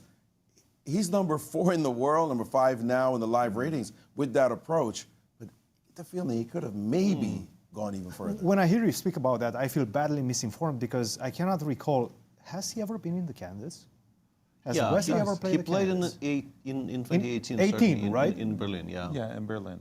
But he didn't surprise anybody. He didn't impress anybody in that one as well. But since 2018, to not play any candidates as Wesley So, as one of the leading players in the world, it just speaks volumes to his approach to the game that you just described, Maurice. Well, on the other hand, and to the point that Maurice was making, when he is absolutely forced to play hard chess, for example, Fischer Random, he became world champion. Yes, he's and incredible. destroyed Guy's amazing. Magnus Carlsen in Oslo at the first Fischer Random World Championship. And there's no preparation. You just bring your A game and hope that things are going your way. Well, I want to see him in the finals of the Grand Chess Tour. Right. Like trying to win this one. Right. Playing for first. In this format. Yeah. Because he's got no choice. Right. It's match play. He's going to be in an elimination situation. So that's going to be fun to watch. Wesley So pushed. That guy can punch back. Right. That's what we want to see. Exactly. Peter, pick up some chess. Let's get to some chess. Tell us what's going on. And just to remind everybody what we're talking about and the Grand Chess Tour, here we have coming into the Sinquefield Cup. Yeah, that's prior to the tournament, and of the 4 leaders on your screen, the only one who is guaranteed a place in the Final 4 is Prague, who is currently tied for first, and is also importantly 1 point above Wesley, because it seems a bit strange that Prague is already locked in and Wesley isn't, but that 1 point difference actually in some scenarios makes a massive difference between the two. And in the chart that you're seeing, it's really Fabi, Prague, it got taken away, Javokhir and Wesley, who are in play. One of those 4 players, and we're not really sure who it's going to be, is going to be eliminated. Out. As things stand, I would think Sindarov appears to be the most likely bubble boy here, because beating Wesley in a symmetrical position like this is going to be very difficult. And a draw, he needs I'm not even sure he has very many realistic chances with a draw. I mean, Keymer losing, I guess it begins with Keymer losing, but Keymer is also doing quite well. So for now, I think if we take a snapshot of how the round looks right this moment, I think probably Javokhir bubbles it by a slim margin, but we'll see. Okay. Let's jump into the games. You've got Prague on your screen, tournament co-leader, if you will. That's the one we were talking about the most. And I just want to, before we switch to that, echo all the sentiments about Wesley, because I think Wesley circa, let's say, 2016, looked like we could be witnessing something absolutely special in the making. He was winning tournaments. He was playing, his game breathed. It was free. It was absolutely fabulous to watch. Yeah. And then it feels like he somehow kind of sold himself short a little bit, because when he makes himself play properly, when he pushes himself, he is definitely one of the absolute best players in the world. And to my taste, he doesn't do it often enough, regrettably. And I really like watching him play when he is playing freely. Yeah, free But flow. coming back to the game between Prague and Anish, we were talking about why just recapturing on d4 here without much thought even. And Prague instantly played e3, e4. I'm pretty sure that was actually even still his prep. After e3, e4, black has a number of decent replies. The one I like the most and the quirkiest one was actually queen c7, d7, because white obviously wants to play a 4. Obviously, yes. And the plan is to play 4, e5, f5, all of those. Let me just wait until my mouse stabilizes again. All of these ideas. And here black is genuinely preparing to meet a 4 with bishop takes h3, which works. White cannot even take comfortably because after g takes h3, queen takes h3, it's very difficult to smoke this piece out. You have to play rook f2, maybe knight g4, rook g2, and black has a number. Already has an immediate perpetual on the e3 and h3 squares, and maybe more. Right. But instead, Anish chose a way to simplify. He went knight e5, rook c1 by far the best move for white, bishop c4 best move for black, takes, queen d3, rook a c8. This pin appears to be a bit annoying for black, but on the other hand, white kind of lacks pieces to exert additional pressure because, as we all know, knights don't really reach diagonally. 2 squares diagonally is not a good way for the knight to try and reach. Rook fd1 already played by Pragg, and yeah, Anish is reaching for the best move in the position, which is a7, a6. You do need to play a6 to start preparing b7, b5 to solidify the knight on c4 before it gets in any trouble. Anish is fine after a6. a6 was the only good move in the position, but I never had any doubts he will find it. Knights love protection, but now that we're here, Peter, I mean, you've sacrificed a pawn, yippee-yi-yay, but if you don't win it back, well, we do want be it jeopardizing? You do win it back. I think, yeah, we can take on d4 immediately. We can also throw in e5, against which the knight has to go back to e8 to stop bishop d6 from landing. It's very, very relevant to the position. If you make a quote-unquote active move with knight f6, d5, after bishop d6, your position starts collapsing. Yeah. But after knight e8, eventually you will have to play something like knight takes d4. Black gets his b7, b5 move in, and the resulting positions appear to fizzle. Just fizzle. Yeah. Black is... The moment the knight on c4 is secure, black is more or less completely fine. Yeah, I was thinking there might be some chances, but I guess not. And then finally, of course, what is going on in Vincent's game? You've been alluding to that for some time. How has the play... We left it here. Yeah. Okay. Black made one of the 2 most obvious moves, which is knight e7, and Jorden immediately went bishop e3, which is one of the best moves for white as well. Interestingly, the engine suggests, but I think human players don't really make that move very often. c7, c5 kind of looks ugly, creates this backward pawn on d6. You don't really like it very much. But c5 with the idea of maybe supporting it further with knight e7, c6 later was something you could maybe consider. Okay. Yeah, but knight d6 is so natural that I think most people would make that move. Right. And bishop b3 is far and away the best move for white because you do want, of course, to avoid the fork on e5. White doesn't really care about knight a5 nearly as much. For black, you play bishop e6, or maybe you throw in knight e5 and then play bishop e6. White goes knight g2, castle's probably long. White seems to have a decent amount of compensation for the pawn. I'm not sure. Pawn, Peter. I'm aware. Pawn minus pawn. I'm very aware. 1 pawn more. Let's just interrupt our analysis because as exciting as this is, Cristian is with a very special guest. Over to you, Cristian. Thank you, Yasser. I am here with the godfather of American chess, Rex Sinquefield. Rex, welcome to the show. Welcome to this beautiful studio that you helped build. Now, before we get into the tournament, I do want to ask you about the setting of the tournament. The new club looks absolutely fantastic. How happy are you to see that finalized? I think that everybody did an amazingly good job. Joy and her staff and the construction people. And, well, as you know, because you've seen it, it turned out really well. Everybody is pleased with the way it looks. And now I have to tell you, I have an issue with how it functions because I have been lost in that club. There are so many spaces, so many floors, so many rooms. We have all these security locks. I've been locked out, too. And it's now, very some easy to people get think lost. that I deserve it. And I can understand that. And I have to thank you as commentators as well. We've been enjoying the studio quite a lot. It's incredible. This studio is absolutely amazing. You guys have done a great job. Yasser and Peter and you and Maurice. Where is the big Mo? Right there. He's hiding somewhere, but he's hiding. He's hiding. Now, let's get to the chess, Rex, because two of the most important tournaments of the year are happening right now. The Cairns Cup and, of course, the Sinquefield Cup. We have the best chess players on the planet. It's the culmination of the Grand Chess Tour season, going into the finals, and we'll talk about that in just a second as well. It's one of the most exciting editions in the last few years, with so many possibilities going into the final round. Have you been enjoying the tournament?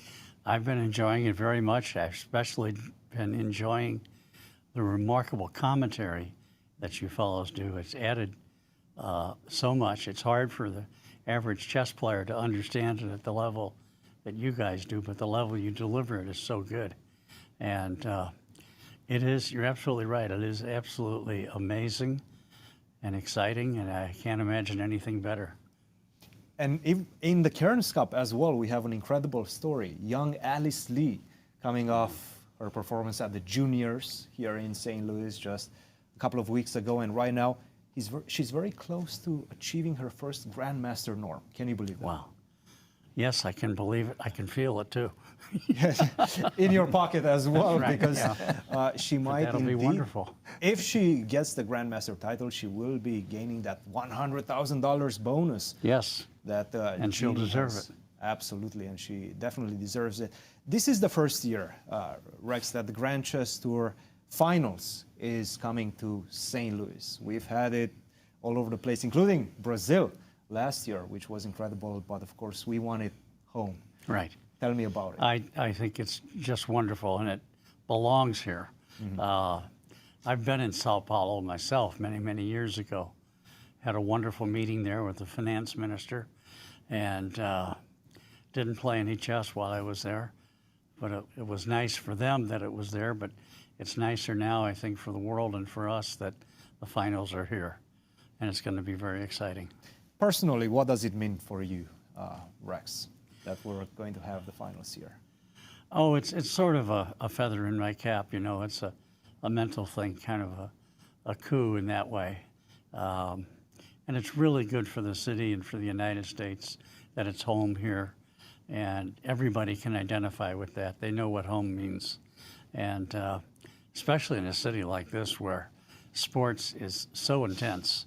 You know, there's, you know, you've got the Cardinals, the Blues, everybody here. And City as well. Who? City, the soccer team. Yes, the city, the soccer team.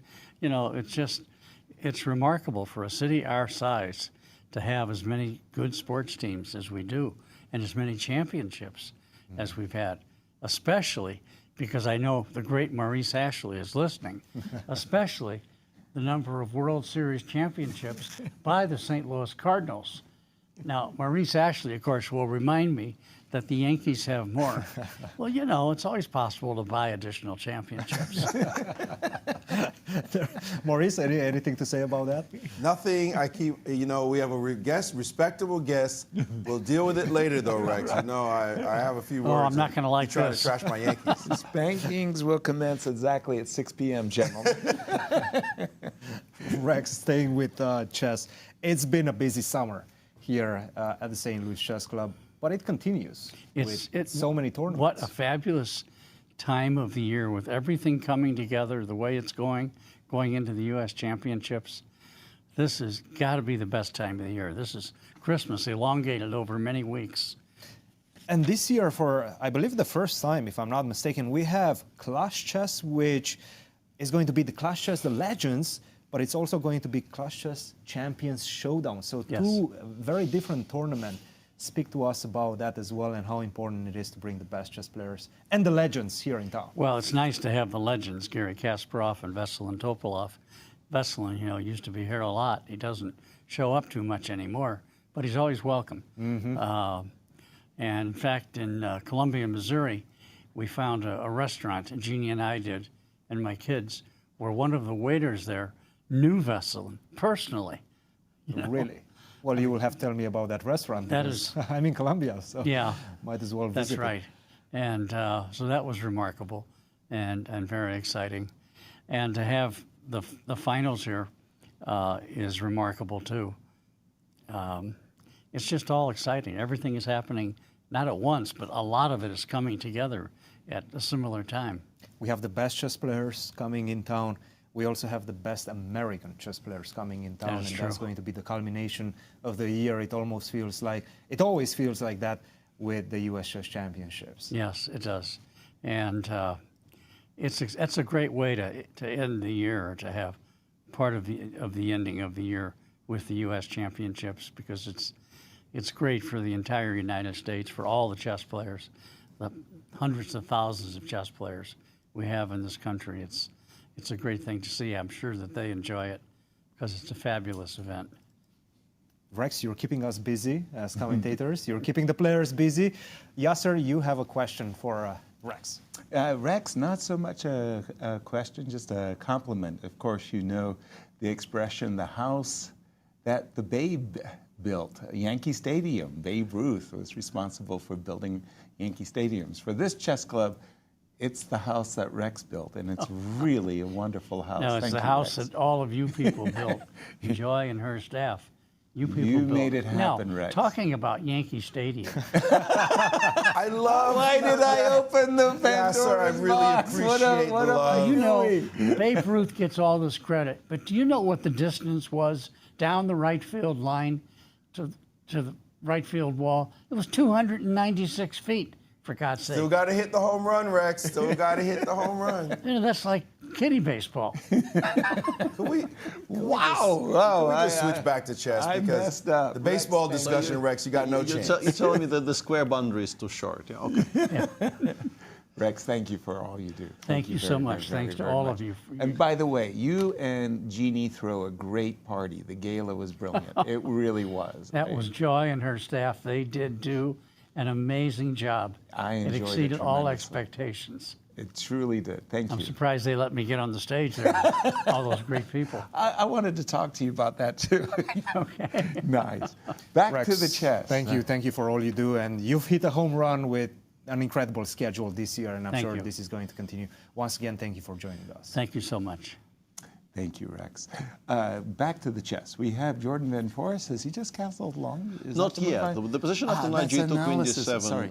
we're one move away. One move we're away. actually not very far away from the position on my analysis board, which finally does appear on the board. We do appear to be, at least so far, I still have some lingering hopes about maybe the Wesley Sindarov game somehow It's a quiet round, right? flaring up. But we do have a bit of a quiet round apart from this position. Okay. This position continues not to disappoint. This is Vincent's a pawn up. I've been kicking it about a little bit, trying to figure out like where things go and how white is supposed to approach it, and also how many slightly inaccurate moves in a row black needs to make for this to become a full-blown fight. And it's not very many. Let's say if we go castles long here, I looked at knight e5, Looks reasonable. queen g2, and a7, a5. I thought very, very logical moves, Okay. creating the idea of a5, a4, of course.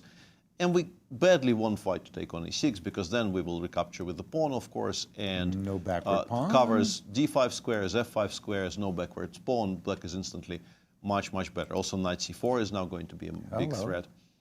White after a5 goes knight f4. Right. If you play a5, a4 here, we have knight h5, which That is was in- the move I wanted. Yeah. yeah, we have knight h5, and things change dramatically. This is already better for white. Wow. So you probably have to throw in h6, h5. And now white would actually be, I think, worse, if not for the fact that there's bishop a4, we provoke c6, and we go back to c3, b3. No Now- more a4 threat. d6 is hanging, no more a5, a4, or at least not easily. And this is a huge mess. I checked in the move a5. I was wondering if I can still play it. Ooh, And then I we get thought this that was fantastic helpful. position. I was wondering, can I sacrifice some stuff to get to the white king? Okay. And we do sort of get to the white king, but white is now material up.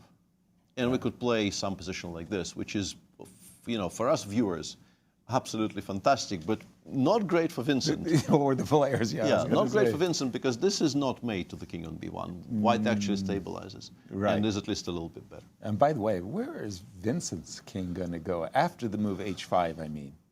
That is very much a problem. That That's is very certainly much a a problem. question. Jorden haven't played long castles yet.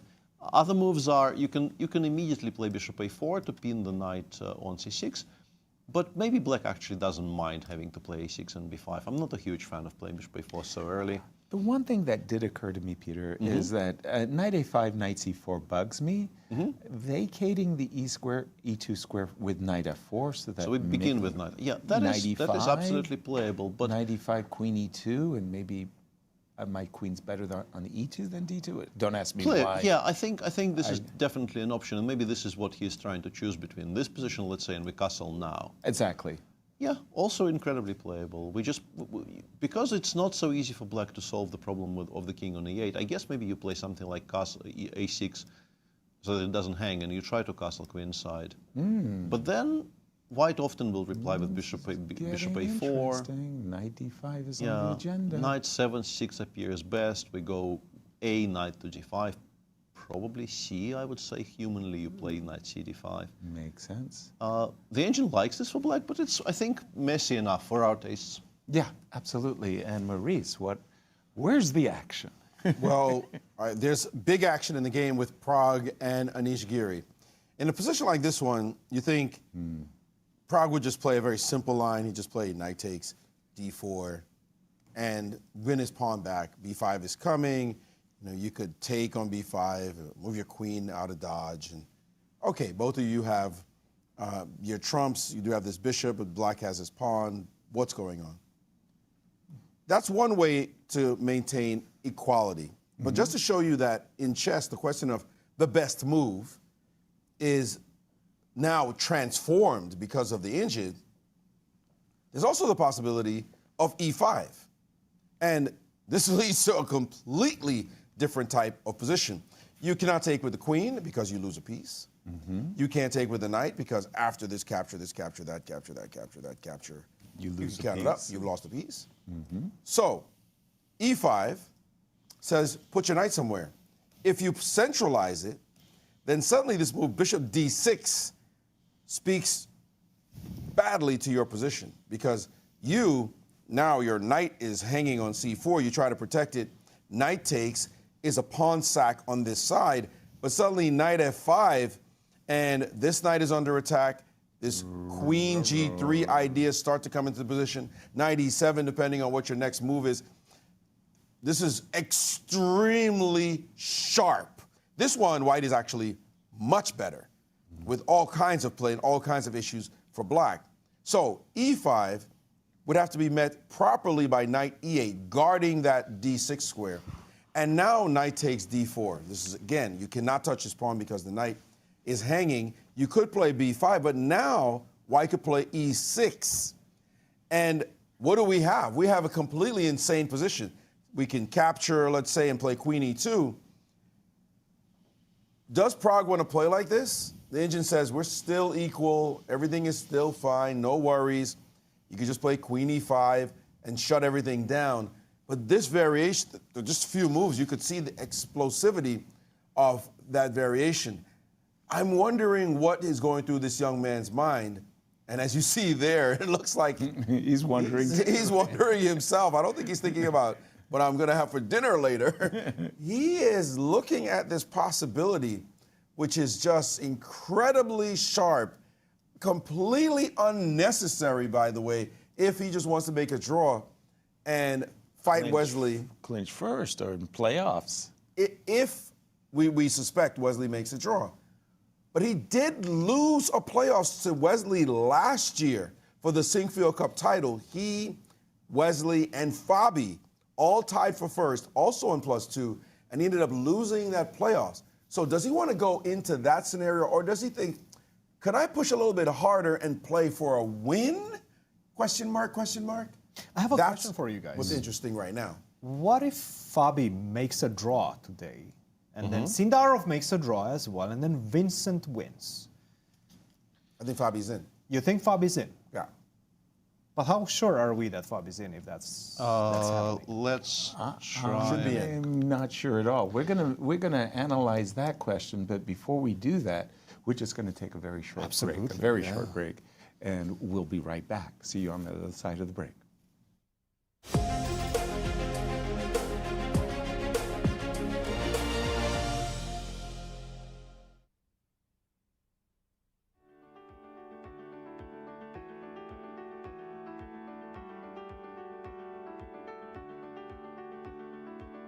Yes, one of them is to be objective about the position. Everyone wants to win, but it's not always possible to win, so you got to be objective. Sometimes play the position. Sometimes if you can't win, you can't win. Don't push it. So also learning to play for two results, just a win or a draw. Also took me a while. I guess number one would be keeping tension, that you don't always need to resolve things, and sometimes it's like, even if you're uncomfortable with the situation, it might be that your opponent is even more uncomfortable with it.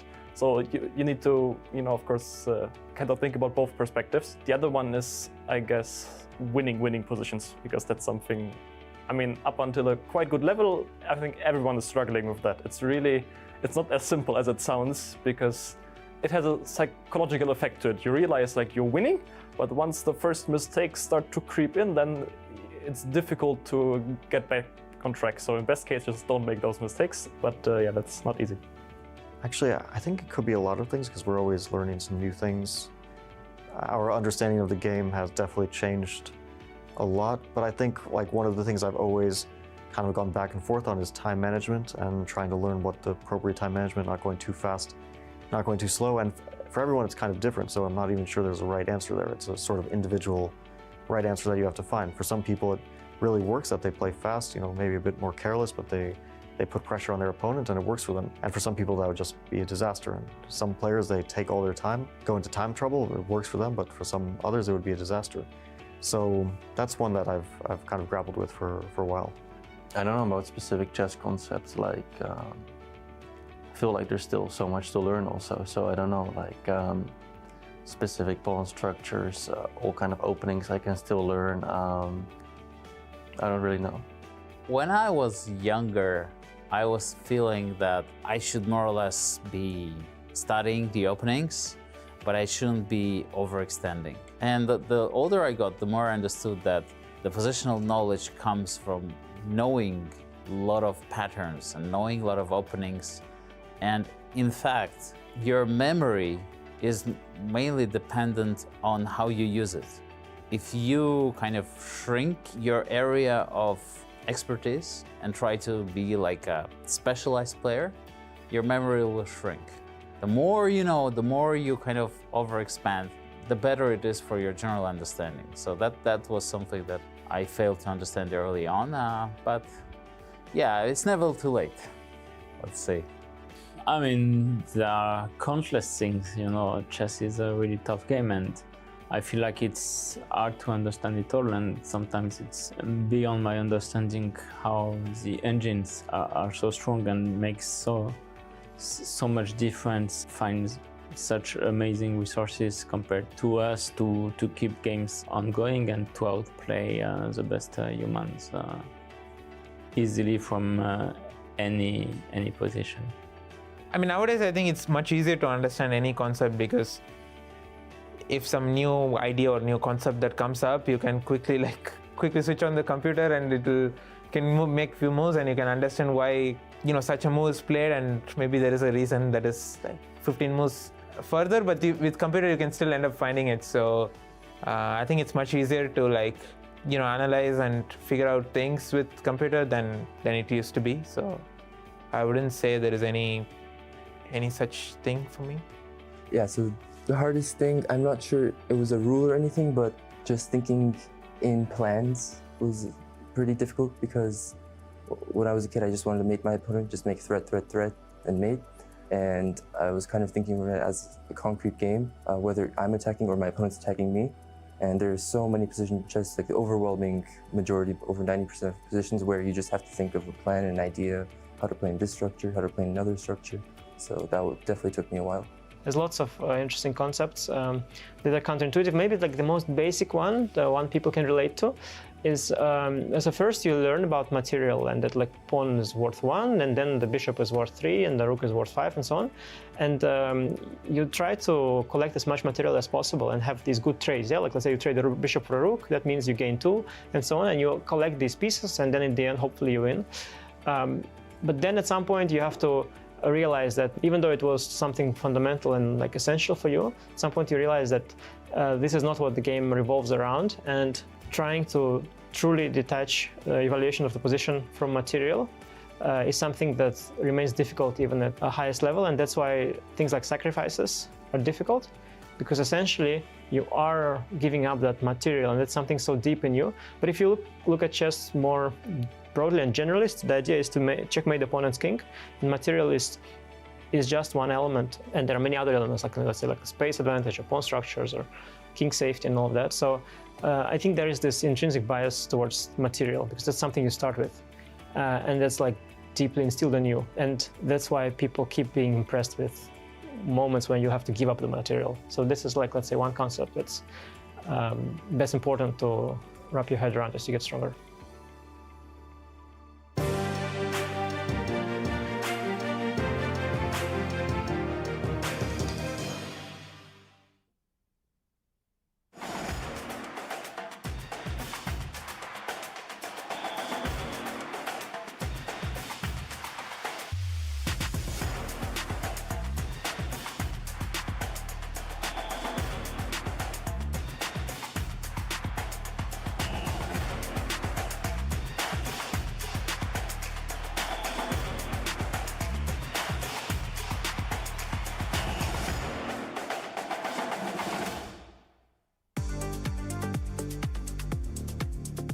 Hello, everyone, and welcome back to our live coverage of the 2026 Sinquefield Cup. We are in the final rounds, and it's all about qualification to the Final Four. And everybody seems to be on a bubble looking at one another's games and what they need to do to qualify. And this, please, Peter, jump in on this one, because this is not the chart we were used to. No. The chart we were used to was after round 7, and it looked like 90% of the 4 players had clinched. Yeah, But and now, and that also shows just how crucial that victory Vincent Keymer achieved against Fabiano was yesterday.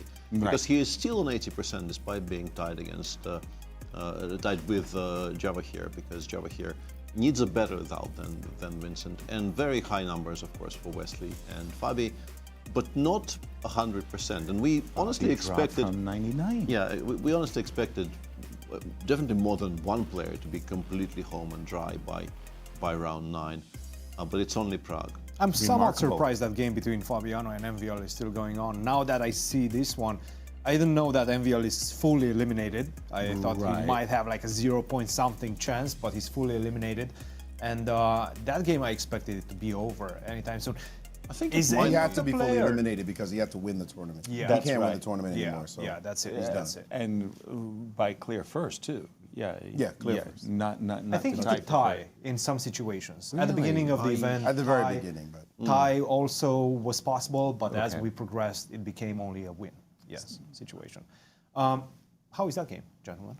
Let's take a look briefly. Because honestly, I thought it might be over, because we got to the end game, and somewhat regrettably for those of us who wanted a fight to continue on every board, I'm just waiting for the board to appear before we go on. There we go. Maurice was, round about these parts, Maurice was showing lines where Black could try and exploit the fact that knight on a5 has no moves. It seems like it's very difficult to attack it, and the game will show that if Black doesn't do it immediately, it is very difficult to attack it, but there were some options. The situation as it stands, though, after I saw the move rook d1, d3 in this position, I thought this might just be a draw for, like, you wait for king e8, and you go rook d1, king f7, because honestly it's very difficult for white to make any progress. I also tried taking a look at what's happening here. If you allow white to push b3 before, white for this you need to bring the king over to d3, and obviously Black, along the way, Black will be able to do something to maybe discombobulate white a little bit. Right. But if you do nothing at all for like 5 moves and white goes king d3 before, maybe you get some chances. Fair. But I wasn't really sure if Fabi was even all that interested by that point. But he didn't play rook d1, he played bishop e1. Black, I mean, MVL by this point is just repeating. Okay. He is shuffling on these As well. few squares that are available to him. I don't think Black has any illusions whatsoever about playing for a win. In particular, now that the a6 square has been occupied by the pawn, and there is no way to corral that knight at all. Right. But Fabi appears to be, I mean, Fabi is completely safe. Black really has nothing going at all. So I guess Fabi, with 40 minutes on the clock, is wondering if maybe there is a safe way to push. It looks like a quiet game there. Take us to the game of Sindarov.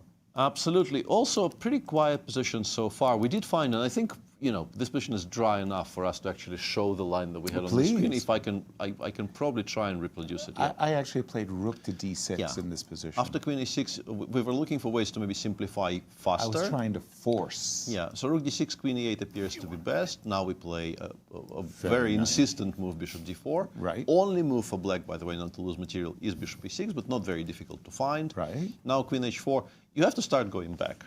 It's time to make sure the rook on d6 has return squares. Right. But queen h4 is maybe a little bit optimistic. Black goes queen f8. Still time to play bishop c5 and probably not lose. But if you play rook b6, I was insistent. Seemingly with everything under control, boom, resigns. Well, hold on. But let me set the stage a little bit better. Instead of playing rook b6, when I played the move rook b6, I want to win a knight and I want to win a pawn. So exactly at the moment I'm playing rook b6, I'm thinking I'm achieving my desired goals. When you played knight g4 against me, I kind of felt, yeah, okay, maybe I should have stayed in bed this morning. That was a good blow. This would be very hurtful. But then again, yes. I never expected Wesley to maybe even consider the move rook d6, frankly, because it kind of disconnects his pieces a little bit. Exactly. He was always, I think, going to play bishop d4 just to make sure there is something countering the bishop on g7. Fair. Sindarov already replied with rook e8. And pieces are still on. Right. It's not that easy to, let's say, swap rooks, because white currently has no control over the e1 square. But it's very difficult for black to actually, I found something that Wesley might be interested in. Okay. Do we think this will happen? It looks incredibly ugly, but we are winning that bishop back. You're going to play bishop c4. All right. Uh-huh. But well, that does swap some pieces. It does swap some pieces. Let's check in with Cristian, though, because there is one very genuinely interesting position of the round, and let's talk about that. And it's an extremely important game of the round as well, because, again, if Vincent Keymer right now under some pressure, as we will see in just a second, if he doesn't score a positive result, then Sindarov can qualify with a draw. So definitely a lot of pressure felt by Vincent Keymer right now, and we can sense that from the clock distribution as well. 24 minutes right now for Keymer. Van Foreest with 57 minutes. Not really feeling a lot of pressure. Jorden, that is. His tournament is already pretty bad. It cannot go much worse than this. Knight to f4, and this was the moment where Vincent took a very intriguing decision. Perhaps you guys will cover it a little bit from your perspective, but I don't like this move, h5. I get it. You want to basically stop white from going knight to h5. But the problem is, once this knight lands on h5 and you're committing to that square, I can always place the bishop on e5. And perhaps this is the idea behind this move h5.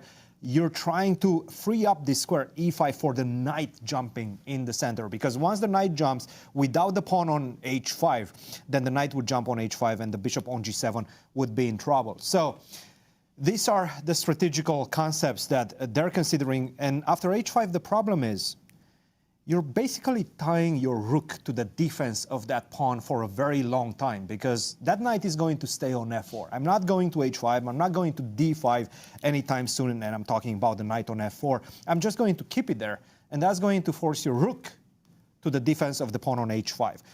We have some more moves, so let's see exactly what happened after this one. Castle and knight to e5.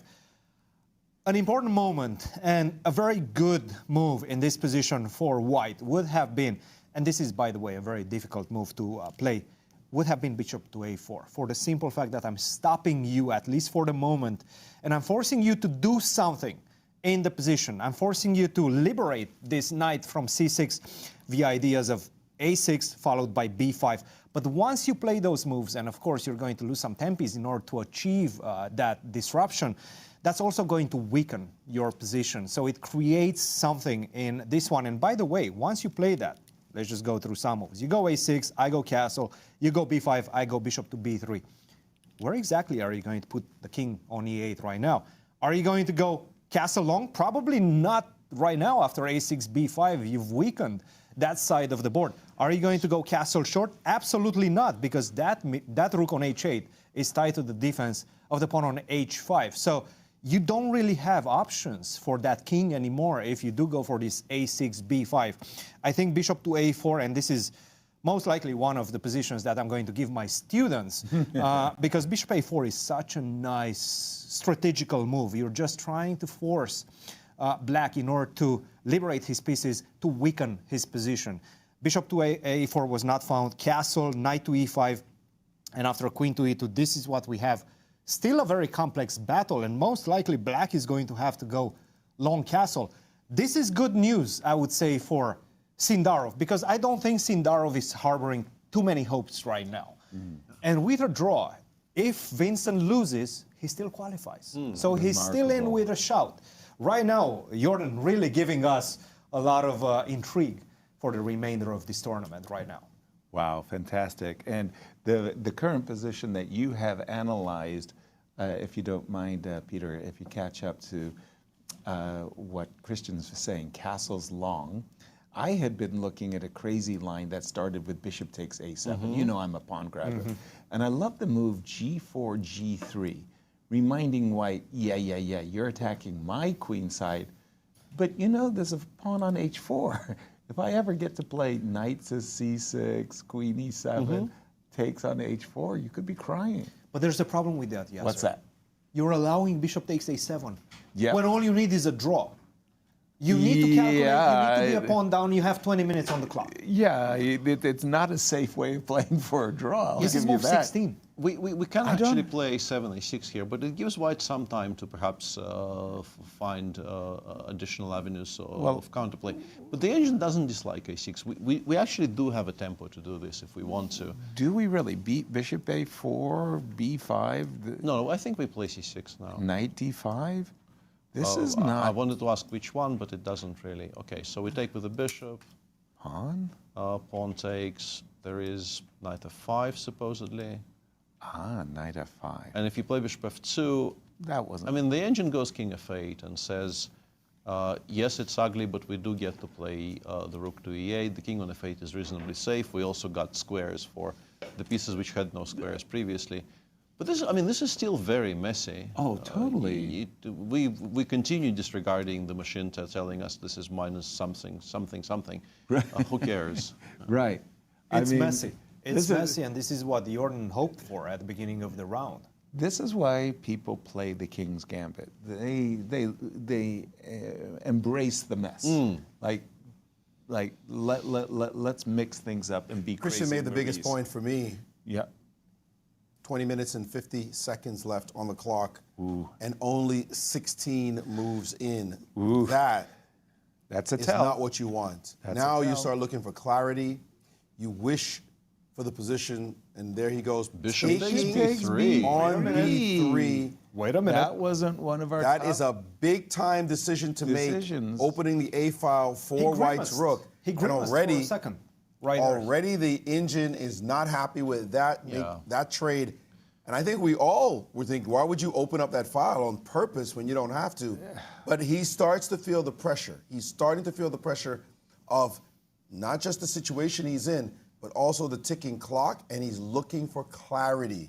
That's what you do in these situations, as opposed to what you should be doing is playing the position, even if it's muddy, turgid, turbulent, you just have to do it.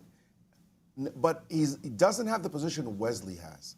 Wesley said, shut it down, shut it down, shut it down. He couldn't get that position his opponent played the King's Gambit. Prague is about to go through the same, by the way. Prague's position is about to end up very quickly into a draw. That seems like... It's just highly likely that pieces will be traded off the board very quickly. But they both had white. Vincent does not have that luxury. And it is very possible, it seems not very, but increasingly possible that Vincent could end up losing this game and blowing his chance to get into the final. He did play bishop takes b3 with the correct idea of playing c7, c6. I think he is, once again, in scare quotes, objectively, still frankly in control. He has ideas of going knight g6 next, in some cases maybe even g3, and then plonking something on g4, queen or knight. Right. For white, if you look at what white even has in terms of ideas, you maybe want to play queen e1 with the idea of going knight e2, knight g3, because this is now your target. We no longer really care about the one on a7. If we do win the one on h5, this one we absolutely do care about. But black can, for instance, immediately go g4, g3, queen takes g3, queen g4. reestablishing kind of a different kind of control here. And strictly speaking, black is still completely fine, but there were better options along the way. And bishop takes b3 is a bit of a panicky little move, right? Can you show us what's happening if white takes the pawn on a7? Rook or? With, let's say the rook, yes. We take, take, and just... Because it is a pawn. I mean, you are considering taking that pawn. The chess thermometer is saying after knight g6, very poor for white, because h4 is hanging. If you take on g6, I will take with the pawn, and the knight on e5 is just so dominant. Rook f8 simply. Yeah, black is just better with material is now level, but the light pieces, the minor pieces remaining on the board are just so much better for black. I keep forgetting you did sacrifice. We played the King's Gambit. I was thinking you don't play the King's Gambit to go win back a pawn on a7. You did sacrifice. Let's remind That's not what you do. Let's remind our viewers what's at stake for Vincent in this game and what he needs to do to get to the final four. Peter. It's pretty straightforward for him. He needs to equal or better the result that Sindarov shows in his game. And Sindarov's game really clarified now. Yeah, Vincent looking over his shoulder at that game. Wesley successfully traded most of the board off. Yeah. And I mean, we have seen people lose these types of positions, but like once in a very, very blue moon. Right. This is extremely unlikely. Got to be pretty blue. What you showed, Peter, in the Jorden, if white shifts that knight, goes knight c3, g3 in one move, that's an incredibly powerful problem for Vincent. h5 falls, the black king has no shelter. You're not castling queenside. But it takes a while. You can't organize it so quickly. I think queen e1 is a great start. Yeah, queen e1 is a decent move. move. And if it forces g4, g3. Not exactly forces. You can play knight 7, g6. This is pretty much always a playable idea for you. And if knight c2, but now it becomes tricky because knight g3 is still sort of hanging in the air. Rook d1 also. We still pretty much never want to castle queenside. We can't castle kingside because h5 falls. We don't really want to trade on f4. Machine goes bishop h6 or queen e7 is a move here. Queen e7. Against which even knight g3 is actually playable. You can. I'd love to plonk a knight on f5. That's for sure. Queen takes h4, and now after knight f to e2. What? Position becomes very, very sharp. But Peter, I'm surprised you offer this trade. Why don't you play knight f e2? Knight f to e2 also playable. I'm just saying. Yeah, and I think the problem is once you realize g4, g3 exists, you will start spotting it in all kinds of positions. But even this, honestly, once again, if we ignore the fact that the engine tells us black is safe and fine, how happy are you here with black? And particularly if you have like 10 minutes here for the rest of the game, which is going to be 18 moves. About your king, and you're thinking. Where's your king hiding, for sure? Yeah. The knight trying to get a. Ooh. Strictly speaking, you're fine. Like, if you're fully in control of your emotions, preferably have some time on the clock, all of these things, you're actually completely fine still. But you know, how much of that will be true about Vincent? Gentlemen, I think we're just about to see a result. Fabiano and MVL are repeating the position as of right now. Let's jump to that one and catch the final moments of both of these players' campaigns. Yeah. Fabi now, for some reason, thinking about knight b7. It's not like he has much He's already in a way of options. Yes. Yeah, the knight is hanging. We're not playing b4 for sure. If you could bring that up on sorry, the board. Yeah, I have the wrong one on the screen. It's fine. I think knight b7, knight a5, bishop to d8, and perhaps that will be the moment Fabi calls for Chris Bird, and the players agree to a draw. Is this the result that Fabi wanted? He can already claim, and this one is also going to disappear off our screens. Hands have been shaken and joined over the board. Your grandmastership, may I offer the halving point? And can we see what Fabi needs to do in order to qualify graphic once again to see where we stand? He just doesn't want Sindarov to overtake him. And that's not happening. The queens have come off in that one. We are going to be down to one board within the first, basically, 2 hours of the show today. Okay, if he draws, he needs Sindarov to draw or lose. Sindarov wins. Ooh. needs And we're also going to Keymer have a lose. playoff, most likely. Most likely, Later in the day, between Wesley So, if he draws the game against Sindarov, and Prague, And, if he draws his game. potentially Vincent, because Vincent might still win this game. And that's the exciting Vincent. opportunity. Yes. If Vincent wins this game, that would be amazing. So Vincent replaces Fabi in the playoffs.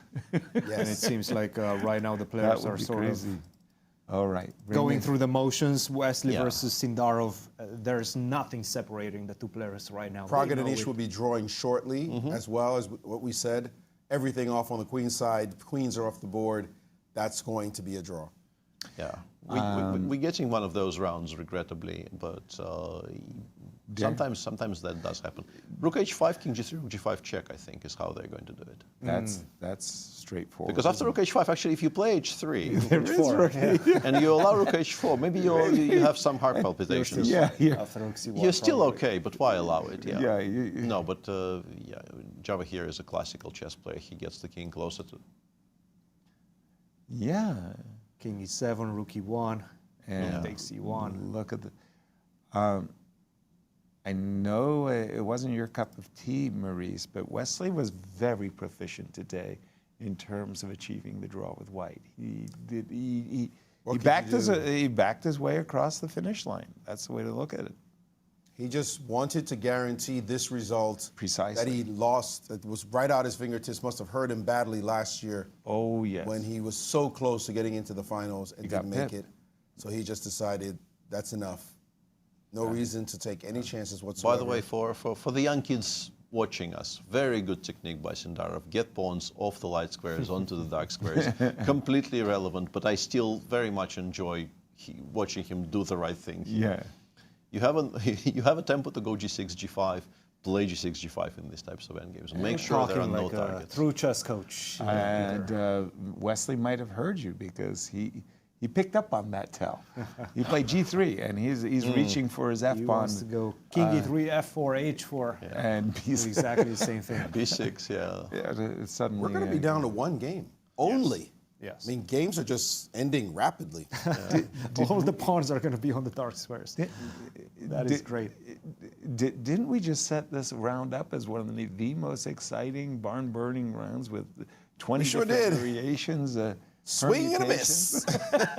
Yeah. But we do have playoffs. There's no question. We will have that, playoffs coming up. Prague draws his game. That will be at least Wesley and Prague. They cannot go play the playoffs in the meantime, in the between time, because Vincent might win his game and join them. Right. So we will have to follow that one game by Jorden. By the way, Carissa had real chances against Alice if she played precisely. She didn't. She could have also repeated against Alice, which Alice would have gladly taken the draw, as this one ends in a draw. But Carissa decided, no, I don't want to take a draw. I don't want to repeat. I don't want to give you the gift of your GM norm. Wow. Let's keep playing. And Alice has equalized the game and is back fighting for first even. If Tan loses and Alice manages to come back all the way and win this game, Alice will have not only gotten her GM norm, she will have tied for first, and there'll be a playoff in the Cairns Cup. Dang. If Tan loses. Alice was in serious trouble in that game. We have, so that means we have Prague's game. Have they agreed to a draw yet? No. I thought that they were very close, Peter. I am a bit surprised by this particular decision, but like, why are we allowing rook c8 after which we actually have a non-only move in the position, but it's still completely drawn, of course. There were ways to, I thought, get more pieces off the board quicker. Just give a check and go rook e1 next. Yeah. f6, king f7. Yeah, very precise, yeah. Better than rook e5, although, once again, good technique being shown by players. Yeah, rook b1, rook e1. And this makes sure that Fabi is in. Fabi clinches a draw, clinches a qualifying place to the finals with a draw from this game. Pretty sure he already clinched with the game between Sindarov and Yeah, that's what I thought. Okay, yeah, they did found found a very proficient King G8, proficient repetition, and Nicely done. yeah, we may have oversold this round a little bit. Is that like British understatement? Peter, that was very bold of you. Insightful, I want to say. Actually, Fabi and MVL just cross So- the street, potentially joining us soon. So what would you guys like to talk about? There's still a huge game left. I mean, you can say that. There's a huge game left. And it's not going to liquidate anytime soon. 4 draws to occur in the Unless, by the way, we have an exciting playoffs to look forward to. That is true. For the title of Sinquefield Cup champion playoffs, we saw similarly last year when Wesley defeated Prague and Fabi. Exactly. In order to win the title. But it's very interesting how the players approach this one, and even during the game, Fabi didn't accept a draw until he was sure that Wesley makes his draw. Otherwise, he probably would have tried to keep that game going. But of course, as soon as Wesley fully equalized that position and there was absolutely nothing to play for, then he made his draw. What do we have here, gents? This is the playoff format, and we definitely will have playoff. The only question remaining is whether it will be a two-way or a three-way tie at the top. And the time for the time controls will be to begin with 10 plus 5, and then if still tied, 5 plus 2, and then this slightly weird 5 versus 4 plus 2 from M61. Very importantly, you don't get added time in the Armageddon until you reach move 60. This is all in front of us, but for now, there's still one very important game in progress, and we have a guest in the studio. That looked like a mathematical proof there, guys. A little bit, yeah. Maurice, over to you. We're with Fabiano Caruana, and Fabi, we know you play to win tournaments. That's just your mindset. But there was no way for you to do it in this round, so you came in and it looked like you wanted to make sure you clinch for the finals. Yeah, after yesterday, I think that was the main idea, was not to lose another game. Maxime didn't have to win because, if he had won yesterday, then he would have to win. But I thought it's kind of a status quo game. I don't need a draw, but it's definitely very helpful not to lose. And for him, it's just a normal game. So that's why we got what we got. Your play in this tournament, how do you assess it overall? Pretty bad. Yesterday was really bad game. I don't know why exactly. From the start, I was trying to be creative. That's why I was spending so much time. You saw the result, but the rest of the game was also poor after I survived, and I knew I was surviving fully on multiple occasions. And after I made a move, I was just thinking, why didn't I make the other one? That was basically the whole game. So, yeah, it's not a great tournament, but at least I can still, I assume, make it to finals because I think that Wesley is going to be a draw. And it was my calculation that basically they both had to win with black for a draw to be bad for me, which I thought, of course, one of them can win with black, either Vincent or Javokhir, but both to win is a very low chance. You can always count on Wesley. You can always count on Wesley, indeed. Played with him many times. In this setting, by the way, I asked Levon the same question.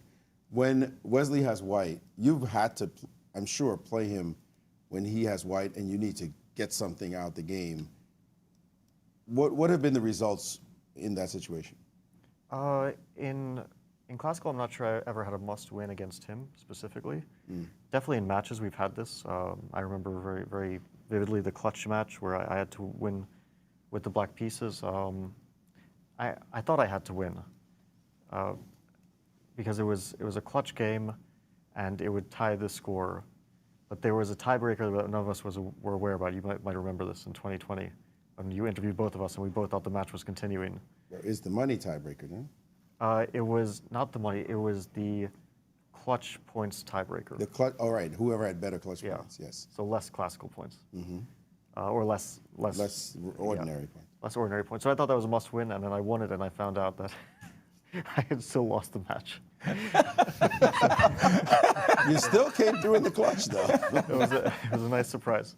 But you know, the interesting thing with Wesley is that I've never won a classical game with the black pieces against him. Never. And he's the only player, you know, that I've played regularly that's happened. I think the score is pretty balanced overall, but with black, never, and only with white. Maybe like 5-6 games with white, and not a single game ever with the black pieces. And I don't think I've ever even gotten close. That just speaks to how difficult it was for Javokhir to try to pull it off this time, and your calculations being correct going into this game. All right, you're the reigning Grand Chess Tour champion. You won it last year. Obviously, you're going to rest a couple of days. What's it going to take to win this one? I don't know. I've played so poorly since Bucharest. Every event I've played in has been a disappointment, to put it mildly. So I don't know. You know, it's obviously I'm not in good form for quite a while now. Hopefully it turns around. You know, of course I'll be very motivated, and everyone will have definitely a decent chance. You know, everyone is super strong and wants to win. And it doesn't feel too different than last time. It's, you know, same format, just a different location. A couple of different people. No MVL, no Levon. Yeah. It's changed a bit. I guess Pragg and I are the only ones who are going to be there again. But you know, playing matches against Wesley. If I play a match against Wesley, that's not a really new thing for either of us. And I guess it's currently going to be Vincent. If he holds, yes. Yeah, but I think his position is fine now. I mean, the opening was a bit scary for both of them. I'm not sure if it was scary for everyone who was watching as well. I really didn't expect it, you know. But Jorden is obviously an amazing fighter. I mean, to have such a tough tournament and to bring out the King's Gambit. But it looks like Vincent has a very healthy position. I mean, his pieces are all very nicely placed. Knight on e5. I mean, g3 is a nice move, and he's in a little bit of time pressure. That's the only factor that may come in. He's only made 17 moves. So this is the current. Sorry, 19 moves with the current position, but it does look. Black can only be better here, I think. If white avoids the queen trade, like I guess queen f2 is the natural way to avoid it.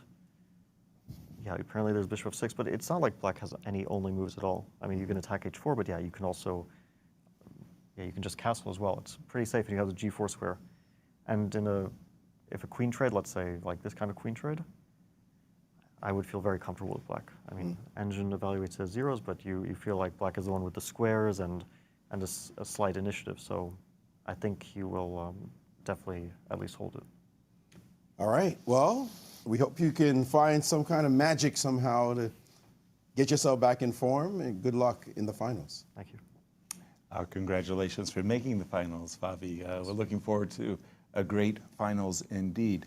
And with all of these results, tell us about the standings, Peter. Absolutely. Only one game still running, and the results will look like very this. uniform so far. Two players will definitely be in a tie for first, and those are Wesley and Pragg, who made comfortable draws with the white pieces coming today. up. Javokhir will not be in the playoff, but Vincent still might if he wins. Right. And as Fabi already pointed out, Vincent's position does look harmonious enough, and 20 minutes is not a lot of time, but Vincent has sped up considerably after his decision to take on b3, so he shouldn't lose, which means that he peeps Sindarov to the final spot. Well, we sort of talked about this decision to take on b3 as somewhat of a careless decision, but he had it mapped out very nicely. With this move c6, followed by g3, everything was calculated, tried to get the queens off the board, tried to simplify the position. It was very concrete. That was his goal. Simplify the position, make sure you're not running too much risk. If you castle long, you're running a lot of risk, right? True that. Anything can happen in that one, even if your position objectively is better. But once you go into this one, queen to g4, as Fabi pretty much described it, it doesn't seem like there's much traffic for white to be able to create something. Thank you, Cristian. And we have a guest. Over to you, Maurice. We are with Maxime Vachier-Lagrave. Maxime, it feels like weird to not see you in the top three. You've gone 8 years in a row in this situation, but you knew it was going to be a tough task this time around. Tell us your your feelings about how your tournament has ended? Yeah, I mean, it definitely ended bittersweet, but for a while it looked like I was actually trying to make something happen. And yeah, I guess the middle of the tournament was key because I had 3 very promising / winning positions in some against Vincent, against Jorden, and against Wesley. I was definitely pressing very hard. After that, I didn't get any more chance, and yesterday, of course, was a bit unnecessary, but at the same time, I had to take many risks to try to make something happen, and yeah. Today, I obviously didn't really fancy the idea of playing chess, but and I knew that in Fabi's situation, he was going to play it safe, logically speaking, and yeah, I guess that's it for this year in the Grand Chess Tour, and yeah, I'll try to get better at chess to make my way back at some point. We did see you play a lot of interesting openings, varied stuff, or maybe we wouldn't see you in the past, but it seems like you're working hard, as you said, to get better at chess. It's not like you're 18 years old and you're saying that. You're saying that as an experienced vet. Yeah, because if I want to be challenging to I mean, first I mean, to all the top guns, should they be young or as old as me? You know, I do need to work on my chess all the time. Otherwise, there's no point in even playing. I mean, I can do something else with my time. And here, I must say, I had 1 month free. I had the pairings, so obviously I had all the time in the world and the motivation to prepare well. And I'm glad I at least managed that, and it does give me some certainties for the future. You played some wonderful openings and had those great positions, like you said. What's your next step? Now, this is over. What are your tournaments coming up? Oh, I have a lot of tournaments. I think the main events that I will have in the next coming months, so will be the Olympiad, of course, with France. And then I think the Total Chess Pilot event as well in Budapest. This will be a big one, and the World Rapid and Blitz Championship. And I do hope, you know, to do very well in those events. In general, my calendar is not that full until the end of the year. I mean, there was one event that I was supposed to play that's postponed, the Esports Nation Cup. So, but other than that, yeah, there's always a lot to play for and a lot to work for. Well, we always love seeing you. For us, sad not to see you in the Final Four for sure, but we know you're going to get back on your feet. Good luck in the rest of your year and all your competitions. Thank you, Maurice. And our best of luck as well, Maxime. As we're going to take a look at a graphic, we're going to update the qualifying graphics and what Vincent needs to do. Peter, tell us the situation. I think it's fairly straightforward. Vincent needs not to lose. Full stop. Full stop, yeah.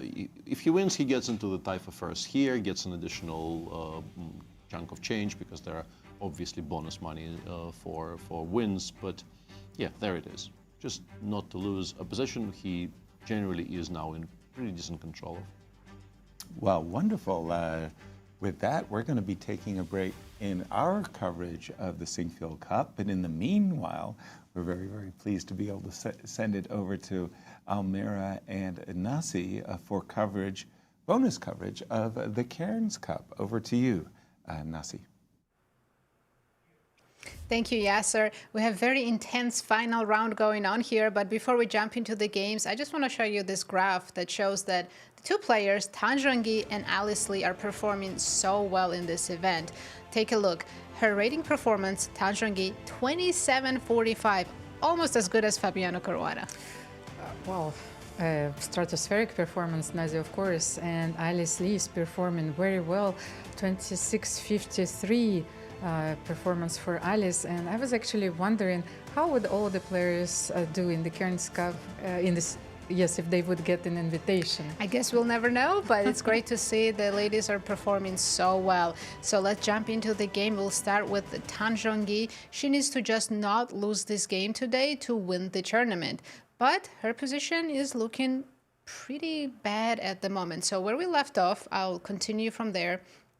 Knight d3 was played and offering the dark square bishop trade, which happened, and now there's a forever weakness on c5. Knight d3, castles, f3. Stavroula played all these natural moves, developed her pieces, improved the position, and then she needed to find a plan. In this moment, Almira, you guessed Tan's move. She doesn't like to sit passively and wait for her opponent. She likes to create counterattack. So she went for f6. Yes, she senses those moments. It's one of the critical moments in this game where she was seeking for some counterplay. Of course, her bishop on b7 is very passive, but I had the feeling that she needed to support this plan also by the move bishop a6. She needs to get rid of one of the knights. I agree with you. If she can get rid of this bishop for one of the knights, she would feel lighter in her position. So she played f6 with the idea of e5, and Stavroula shut that down with f4. However, it does weaken e4 square for the future. And here, Almira, your suggestion is queen b6, bishop a6, try to trade the bishop, because this is your worst piece. Instead, Tan played bishop c8. Not sure where the bishop is headed. Queen f2, queen b6, and I like that Stavroula chose b4 here. She has a pawn advantage on the queen side, and she wants to create a pass pawn. But at the same time, I like that Tan recognized her mistake. She realized that bishop a6 was essential, a key move in this position, so she played queen b6 back and followed by bishop a6. She did waste a tempo doing it, but better late than never. So in the current position, Stavroula took on a5, played knight b4, kicked that bishop back. She's not allowing this trade, which is, of course, the right decision. She has such beautiful knights on these dark squares. And look at this. Current position, the bishop is on a8. That's a depressing bishop. So suicidal bishop? Pretty much. Instead, knight e4 was actually very strong. We just talked about how she should play for counterattack and create some play for herself. It's sacrificing a pawn, but I think if you can't even take it. There's c5, right? No, maybe not c5 because of knight c6, but she could defend the pawn maybe and then go c5. She finally gets to open up this bishop. But at the same time, I think that Stavroula needs to play knight d3. She can't take on e4, so she needs to bring the second knight to d3 here. That's what she would have to do, but at least, like you said, you get rid of the one pair of knights. Yes, but you have your depressed bishop on b7. Good knight versus bad bishop, that remains true. But after bishop a8, it's two good knights versus a really bad bishop. I think, the tournament leader going into the final game, she doesn't want to be in this position, playing without the bishop. She's in big trouble right now.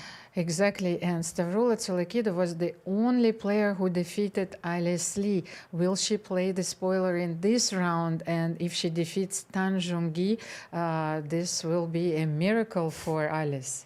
Absolutely, and speaking of Alice, let's go and see how she's doing against Carissa. We know she had a slightly worse position earlier, and then we had this key moment, Almira, that we were watching and we were very tense. Carissa played knight d3, threatening the queen. Queen e2, knight b4, and they started to repeat moves. So after two-move repetition, we assumed this was going to be a draw. Alice was going to get her Grandmaster norm. But Carissa had different plans. She decided to play on, but with a bad move. In this position, she could have chosen bishop c5, and knight on c3 is hanging. You have to move the knight. Only move knight a4. Trades. And knight c5, tempo move on the queen, and on the knight, you'll have to move your queen somewhere. And look at this pawn structure. Black still controls the c-file, and is just much better for the rest of the game. It might not be easy, of course, to convert, but it's a two-result game. You're right, Nazi. At the same time, there was another move, knight c5 in that position, but it allows queen g4. So there were three candidates move in this position. However, Carissa decided to play knight b4, so we were expecting the repetition, and Carissa deviated, played here this move, queen b8. Even here, if you don't want to make a draw, best move is bishop c5. Trade this only good piece in the white's position that's holding everything together, the weakness on e5 and c3, and black is still better. But instead, she played this move, queen b8, that we can't really explain. Then Alice found the best move, bishop f1, getting rid of this bishop that's been dominating her position and protecting the d3 square. Of course, taking the control of the d square.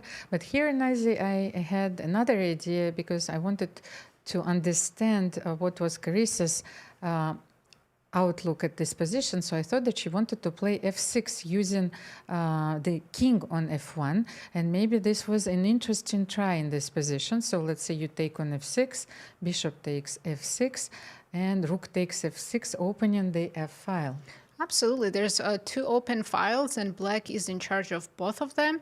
I agree that this would still be very scary for white. Let's not forget the queen can quickly jump back into the game and create serious threats. And if you play knight b5 here, I have rook c2. Yes. Oh, the game's over immediately. But instead, this queen maneuver that Carissa chose, queen is going to b7 now. And in a couple moves, it moved again. So hard to explain Carissa's choices in this game. Alice is meanwhile improving her position. She fixed the undeveloped rook. The knight is protected and everything seems okay now. And the knight can jump to b5 now. And it did. We have the d6 outpost. Now queen d7. a4. And now she's taken on d4. And how are we evaluating these minor pieces? Well, I think that white is slightly better here, Nazi, because this knight, of course, is not only powerful on b5 by itself, but it also supports the invasion of the 7th rank. So I can start doubling my rooks at some moment. What should black do? If you take, maybe if you... Carissa did make a couple of moves. She played bishop g5, forcing the trade, because you don't want to play f4. f6 is still looming in the air. That can still happen. So after bishop g5, a trade happened. h4 now, kicking the bishop back, and now rook c1. I think white's no longer risking anything, but advantage is also very, very minimal. Yes, it has evaporated with those trades. So I feel that after a very natural move like g6 or rook c1 first and then g6, maybe we will still see a draw in this game. Which is good news for Tan, because she is suffering in her game, and if Alice draws, Tan can lose and still win the tournament. But I think that Alice, and especially having seen a lot of games between Alice and Carissa, she will play for quite a while in this position because... She has no risk. Yeah, she has no risks, and I've seen draws between those two friends which lasted more than 100 moves. So we're in for a long day, Almira. And since we have a little bit more time, I'm going to show you one more game. Alexandra Kostyniuk, a former world champion, has been suffering this entire event. She only has 4 draws, but looks like today in the last round, she came in the mood to fight, and she's playing World Championship challenger Vachier-Lagrave, who has this upcoming match against Zhu and June. She's also suffering in this event. Kostyniuk, much better position. Yes, it's a much better position, resulted from a very interesting line in the Gioco Piano. And I think that...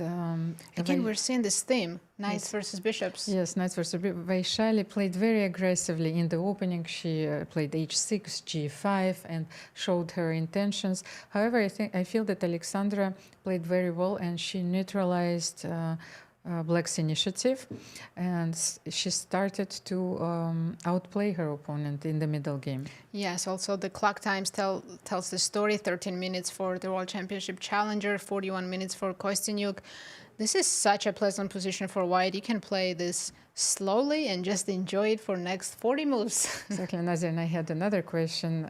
Do you think that Zhu and June is following this event? Of course she is. This is the top level event, and she wants to follow her challenger and see how Vachier-Lagrave is doing in this event. And at the same time, Vachier-Lagrave cannot reveal all her preparation here, of course, because she needs to keep a few lines secret.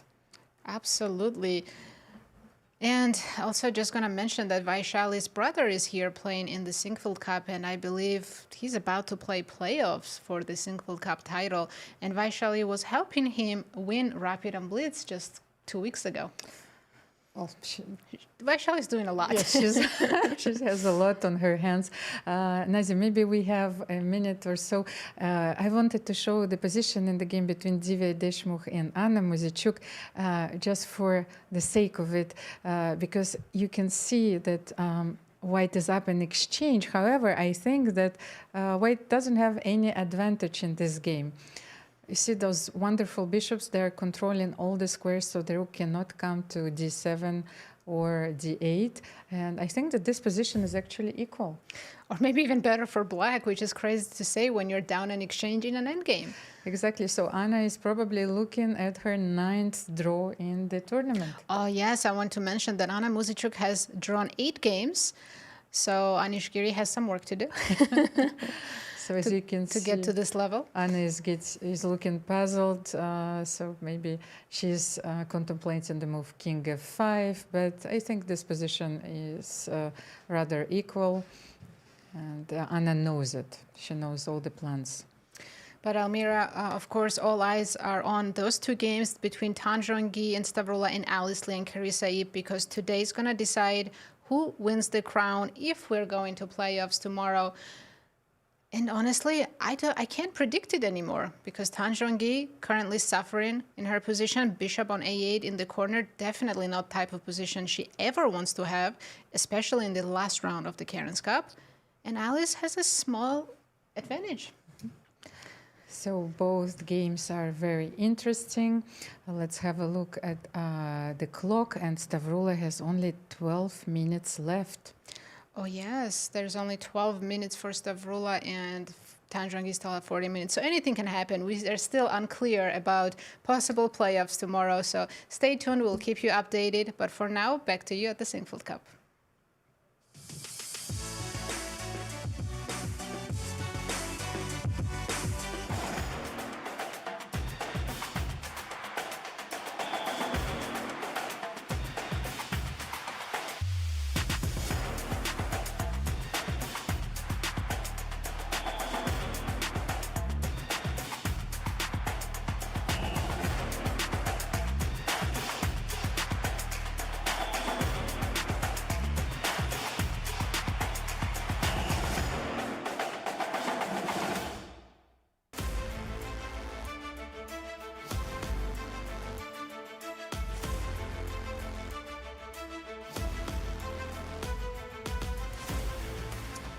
Thank you, Almira and Nazia. Exciting things happening at the Cairns Cup. But in the meanwhile, let's take a look at our standings here in the Sinquefield Cup, as 4 games have been completed.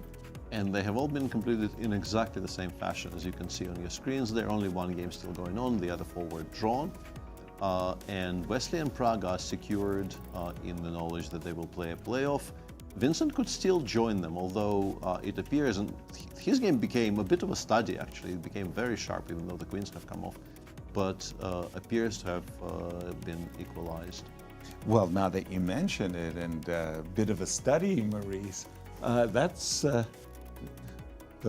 are nice words for you to hear. A bit of a study. Yeah. What happened? We always love to see these kind of sequences, although with so few pieces.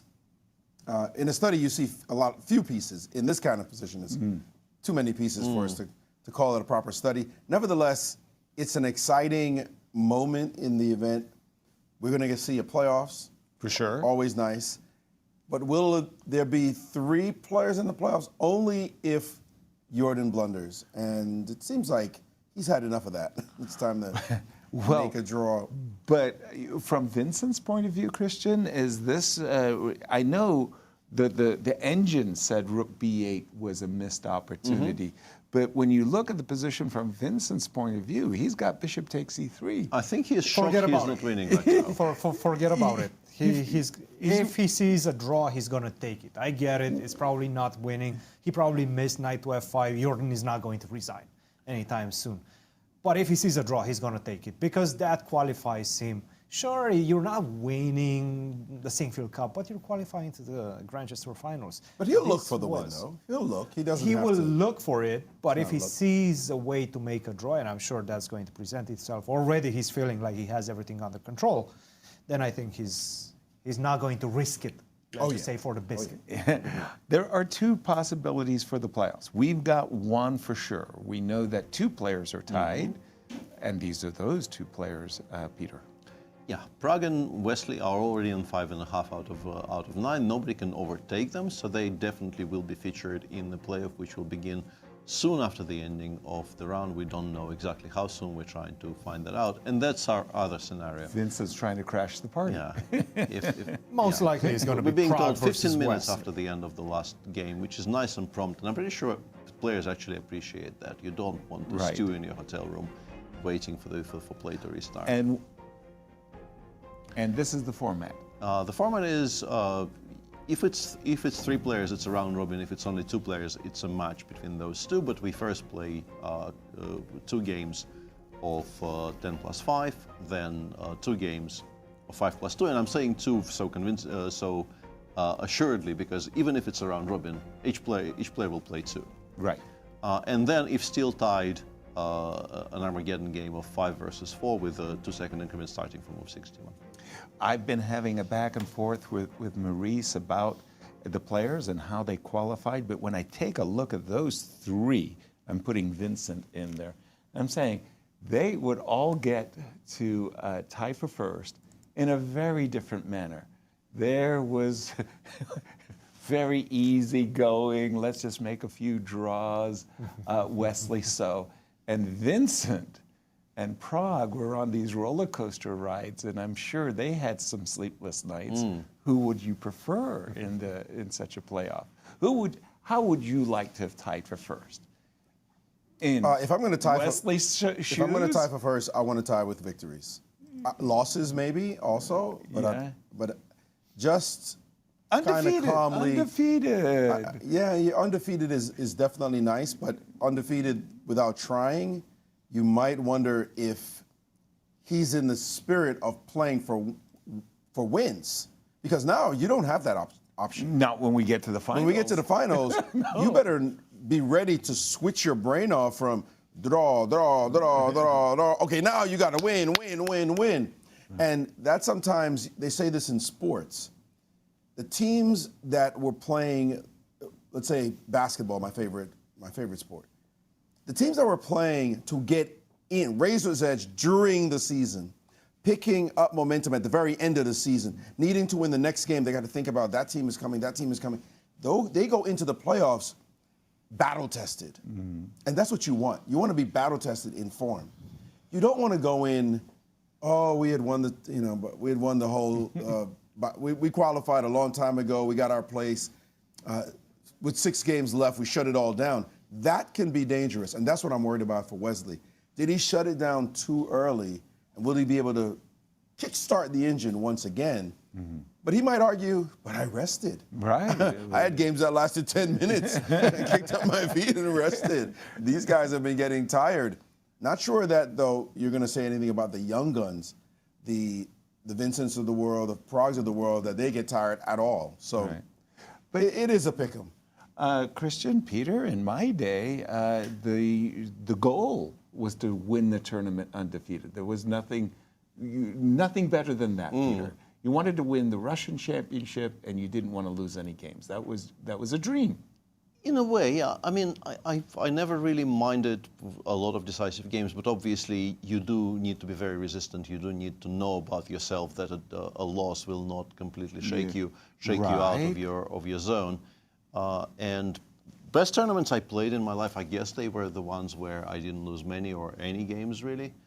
But on the other hand, I mean, Vincent, and this is incredibly impressive, Vincent already, even if he doesn't win this one, he will have won 6 classical games over the 2 classical tournaments of the tour.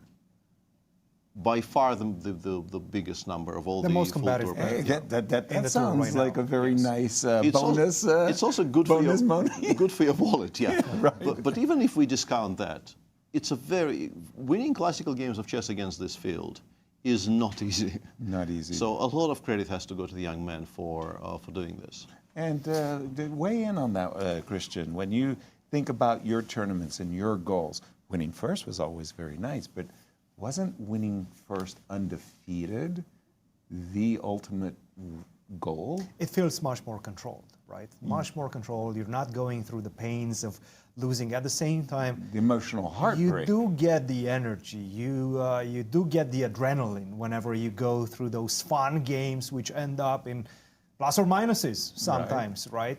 Wins or losses. But I think I generally prefer to have fun games, and that gives me the most energy. Generally, when I was going through these sequences of a lot of draws at a time, I felt I lost a lot of energy, a lot of motivation in my play as well.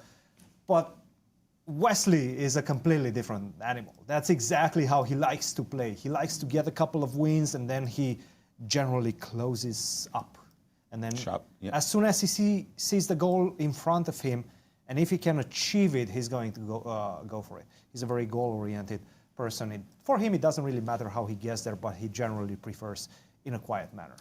I remember it was a Grandmaster, a GMA, Grandmaster Association tour, and Garry Kasparov had just one of those Fischer-esque results, and I believe it was Bilbao. He was like at +6 after 9 rounds or something ridiculous.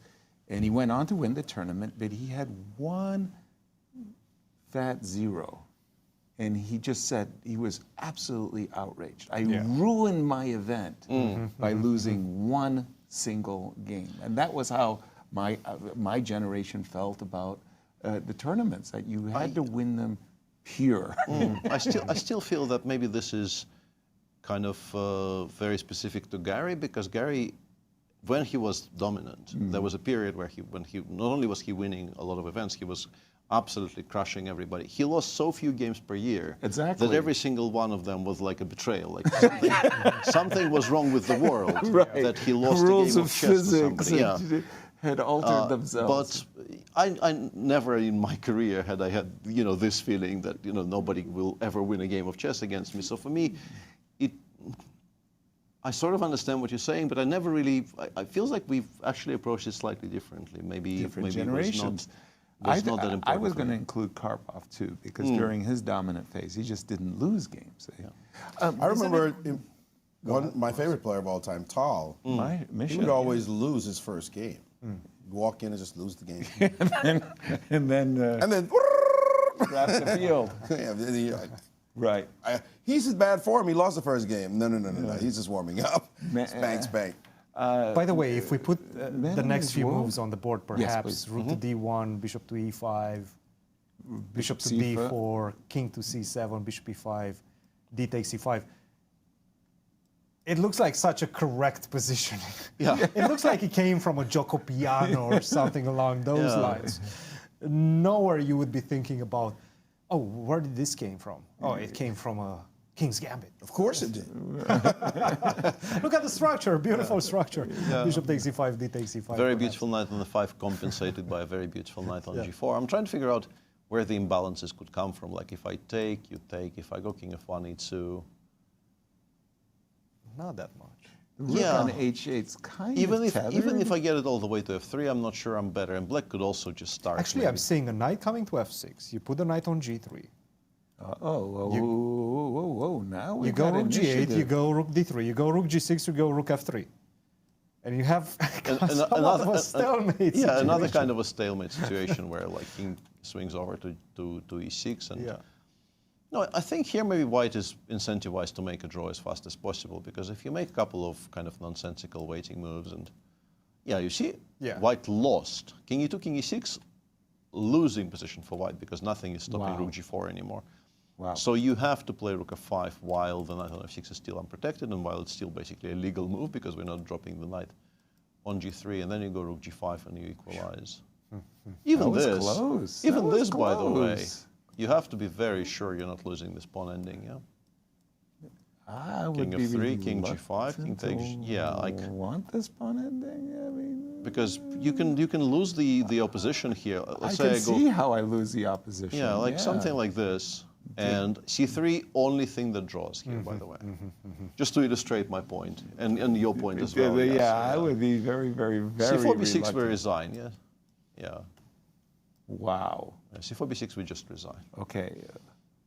So, yeah, game is still very, very much in progress.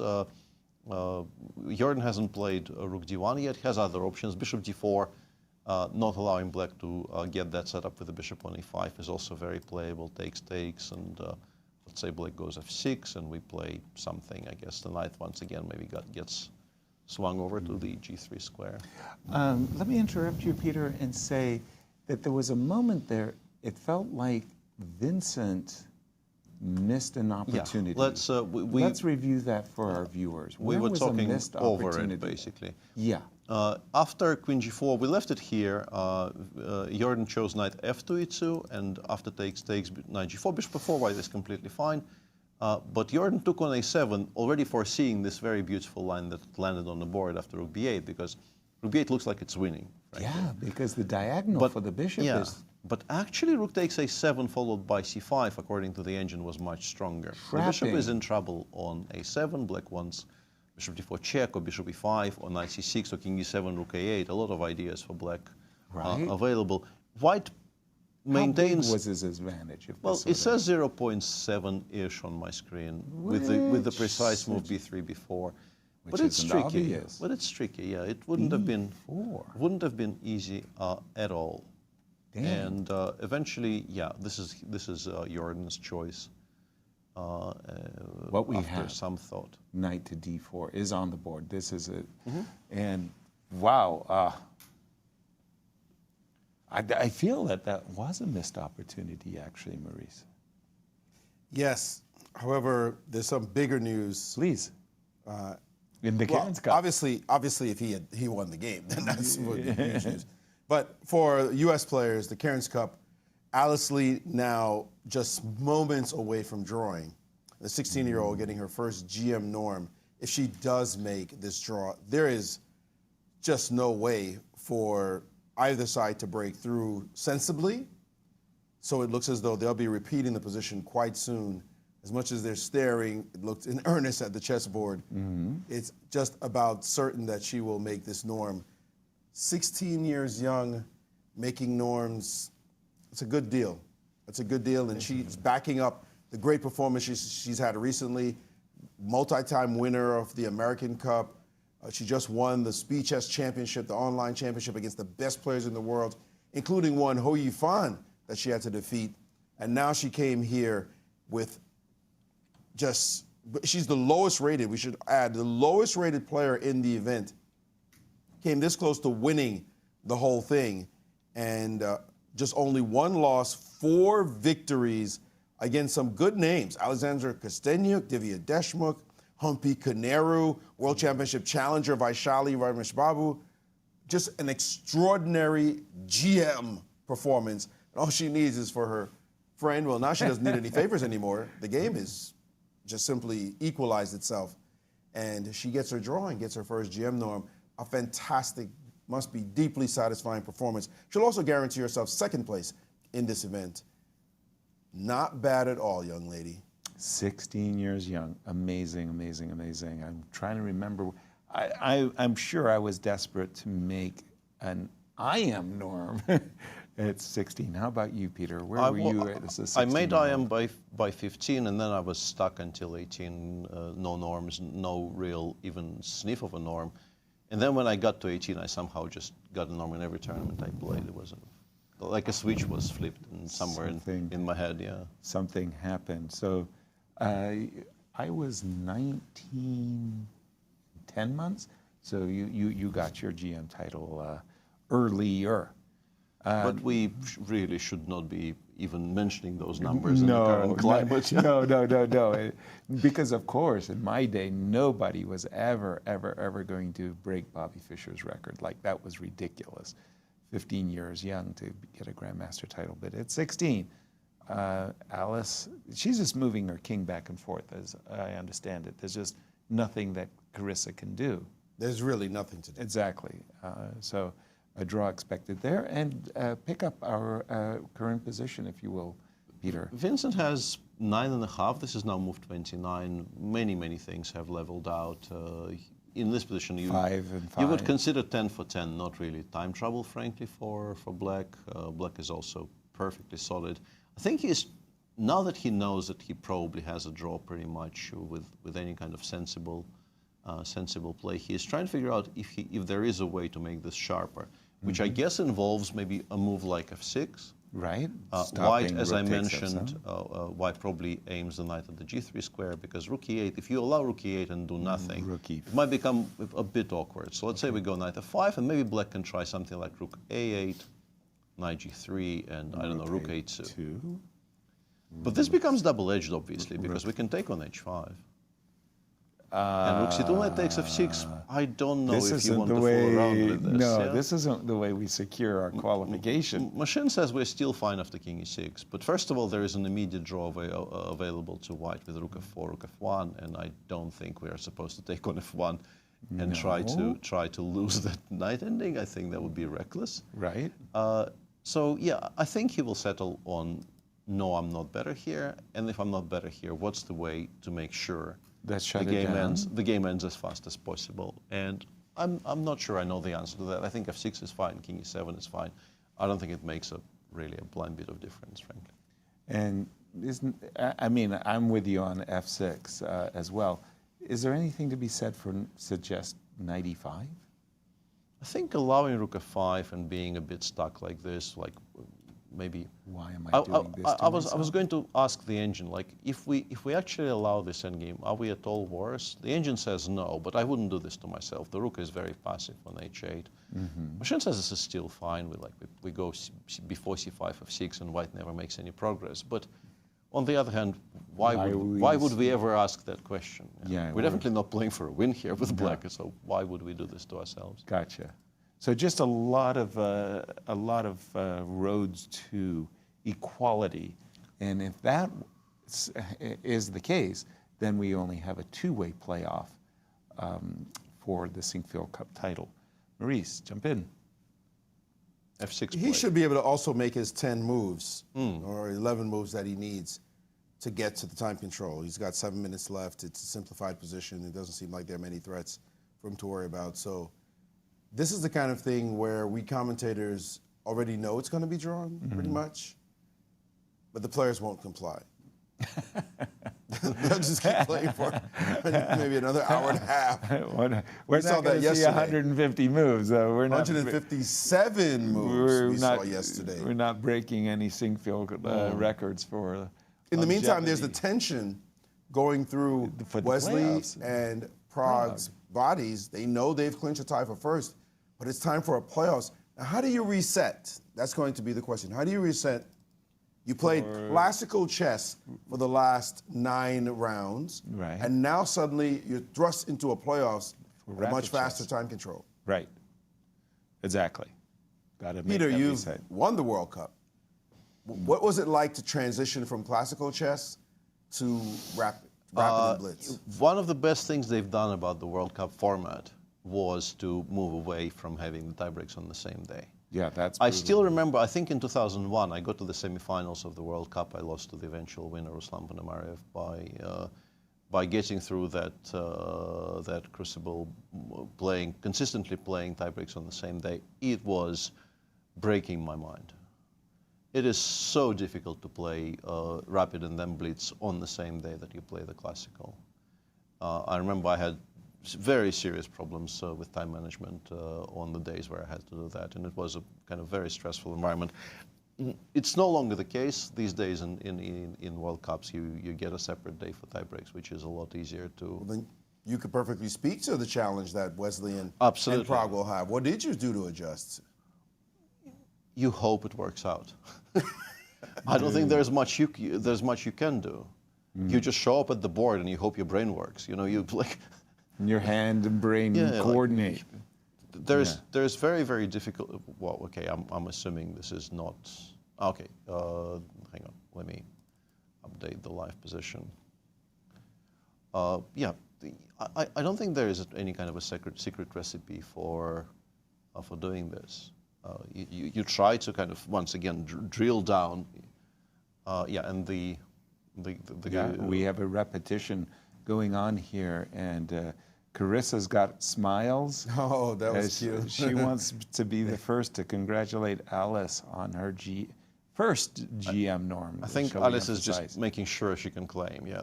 This look is a look at the score sheet, right? There's that score sheet. You can see the corner of it on your screen. She is double and triple checking. She can call the arbiter here. Heart beats just a little bit, knowing that this is the delightful moment. We all know it. Yeah. The moment you make the move that gives you that norm. And she didn't claim. Decided she can't claim just yet, but yeah, King of Fate. Carissa messing with her. Okay. Carissa's just... I think this might be a new square, by the way. I think. No, she's been on E8 already. She mimicked twice. King of Fate and then went to E8. Yeah, there. And Knight G1 will get the job done. Congratulations, Alice Lee. Well played tournament by. Amazing moment for this young lady and for all of us who are fans. She's got a thrill. She's got it. She's got that thrill. GM norm. Wow. And How we've sweet been it is. seeing this young lady grow with each and every tournament. We've seen her just a couple of weeks ago at the US Juniors. She performed incredibly well in that one as well, breaking some records along the way. And finally, she gets that GM norm. This is an incredible moment for young Alice Lee and everybody that supported her throughout the years, including Jeannie with the incredible prize that she just set up. And she's coming for it. She's coming for that $100,000 bonus prize. 2 long norms away, though. Right. I know for me it was similar. You get a norm, and then I think I'm going to get the next one. Right. It's been a while later. It's not easy. But not easy. I wasn't as talented as Alice Lee is. Wow. She is showing that she can get it done, and Is she's there having some fabulous results. Is there still a rating cutoff as well? Or? 2,500. Yes, Yes, 2,500 requirement. So even with the 3 norms, she still has some way to Work go. to go. I mean, She got a lot of points for this one. She should be over 2,450. And so... And quick results in the Cairns Cup. yeah, Tanzhongyi wins the tournament very, very convincingly. She was at some point in trouble today, but looks like she resolved that issue and wins the tournament, gets the $65,000 first prize. Very, very good performance for her. Before today, she had a TPR of above 2,700. I think she's still in trouble and in her game. Okay. But it doesn't matter because she had a full point and that is on Alice. So the draw clinches it for her. Yeah. She cannot be caught. Right. But you don't want to lose the last round. Yeah. You don't want to lose the last round. Right. Yeah. It's just, you kind of lose some steam and desire. It stings, And it's like a pain in the neck. You lost the last game. We've all been through that. Well, I don't know about you guys, but I know I've been through it. Where you clinched what you needed to do, and then the last round you're not really motivated. Okay. Absolutely. Last game pending in the Sinquefield Cup, obviously one with a lot of weight to it. Yeah. Are there any chances for any of the sides in this position? Can we count anything? I'm a bit sad about Knight G3 because I thought instead of Knight G3, if we can go to my my analysis board, Rook A7. I'm very sure Vincent was looking at the idea of playing D5. And this could have become sharper. Now we're getting into something. Yeah, like Rook B7, King D6, Knight G3, Rook A8. I mean, machine still says zeros, but this is now becoming a little bit of something after King F1. White is a pawn up, H5 is hanging, you know. Things are happening. Yeah. Black is still completely fine after Rook A2. The Knight on G4 is so active, and the Rook also joining it along the second rank. And just the fact that Black's king is actually active and not being checkmated in any fashion either. Objectively, Look at it's how still fine. flat that line is. From a certain moment on, just very, very flat. And also look at how early. Move too. Look at how early it gives Black an advantage. You don't see that very often. So we do have Knight G3, King F7 on the board, Peter? Yes, King F7, Rook A7, D5 is actually still pretty similar, and that's maybe how you make it into a slightly livelier game. I don't know, King F1, G takes E4, but honestly, it feels a bit iffy for White. Then we get something. Knight on G3 just... I don't like those pawns connected, F5 and E4. I really don't like that. Yeah, I feel Black's the one got a little something going on. As per usual, the machine says nobody is better. Yeah, but it's a draw. It's a draw. But still. Yeah, but look, That means nothing. you've lost around 5 That means games, nothing. 6 This is games in complex this competition so far. Absolutely, yeah. You don't want to see any complexities. Exactly. Let's see what Jorden chooses. I guess Rook D1 maybe is the safest option, attacking the other one and keeping Can the you rook on start the back with rank. knight f5? You can, and rook e6 seems best, although even king f8 apparently is king f8 strong enough. But I think the Rook intention e6, is and to now I play go rook rook e6, a7. and after rook a7 we have king g6. Yeah, and now we Yeah, start. this actually ends the game quite Take. comfortably. Takes, knight e7 check, only move, but it's enough. King h6, knight g8. Yeah. This is actually quite a This is the way to finish the game. quite a plausible way to finish the game, frankly, because if you go king f7, this is not a winning attempt. Like black is still okay, but why would you? Why would you check this? No, you're not Exactly. gonna do this. Okay. So we might be seeing that knight f5 seems to be forcing matters in this position because of that fork, right? Knight f5, there's knight d6 coming. You want that king off f7. So it seems like that's the, let's say, natural way this game is going to progress. Well, the one thing I wouldn't want to see as white, I wouldn't want to see black's king arrive at g6, and then I'm looking at d6, d5. And Let me set it up. Yeah. I'm starting to think, like, why am I here and what am I doing? Yeah. This is I see genuinely ghosts unpleasant. of rook e3, rook e2, and my rook should not leave the first rank because I may get back rank mated. I get upset with myself. You definitely don't want to play this too passively. If Exactly. you give black a couple of tempi here, you will have to defend a position which is probably still defensible. Even the one I showed is not that bad, but you have to start making good moves immediately. Right. No more time to lose. As this game is doing, I just wanted to ask you about the playoff tiebreak, Peter.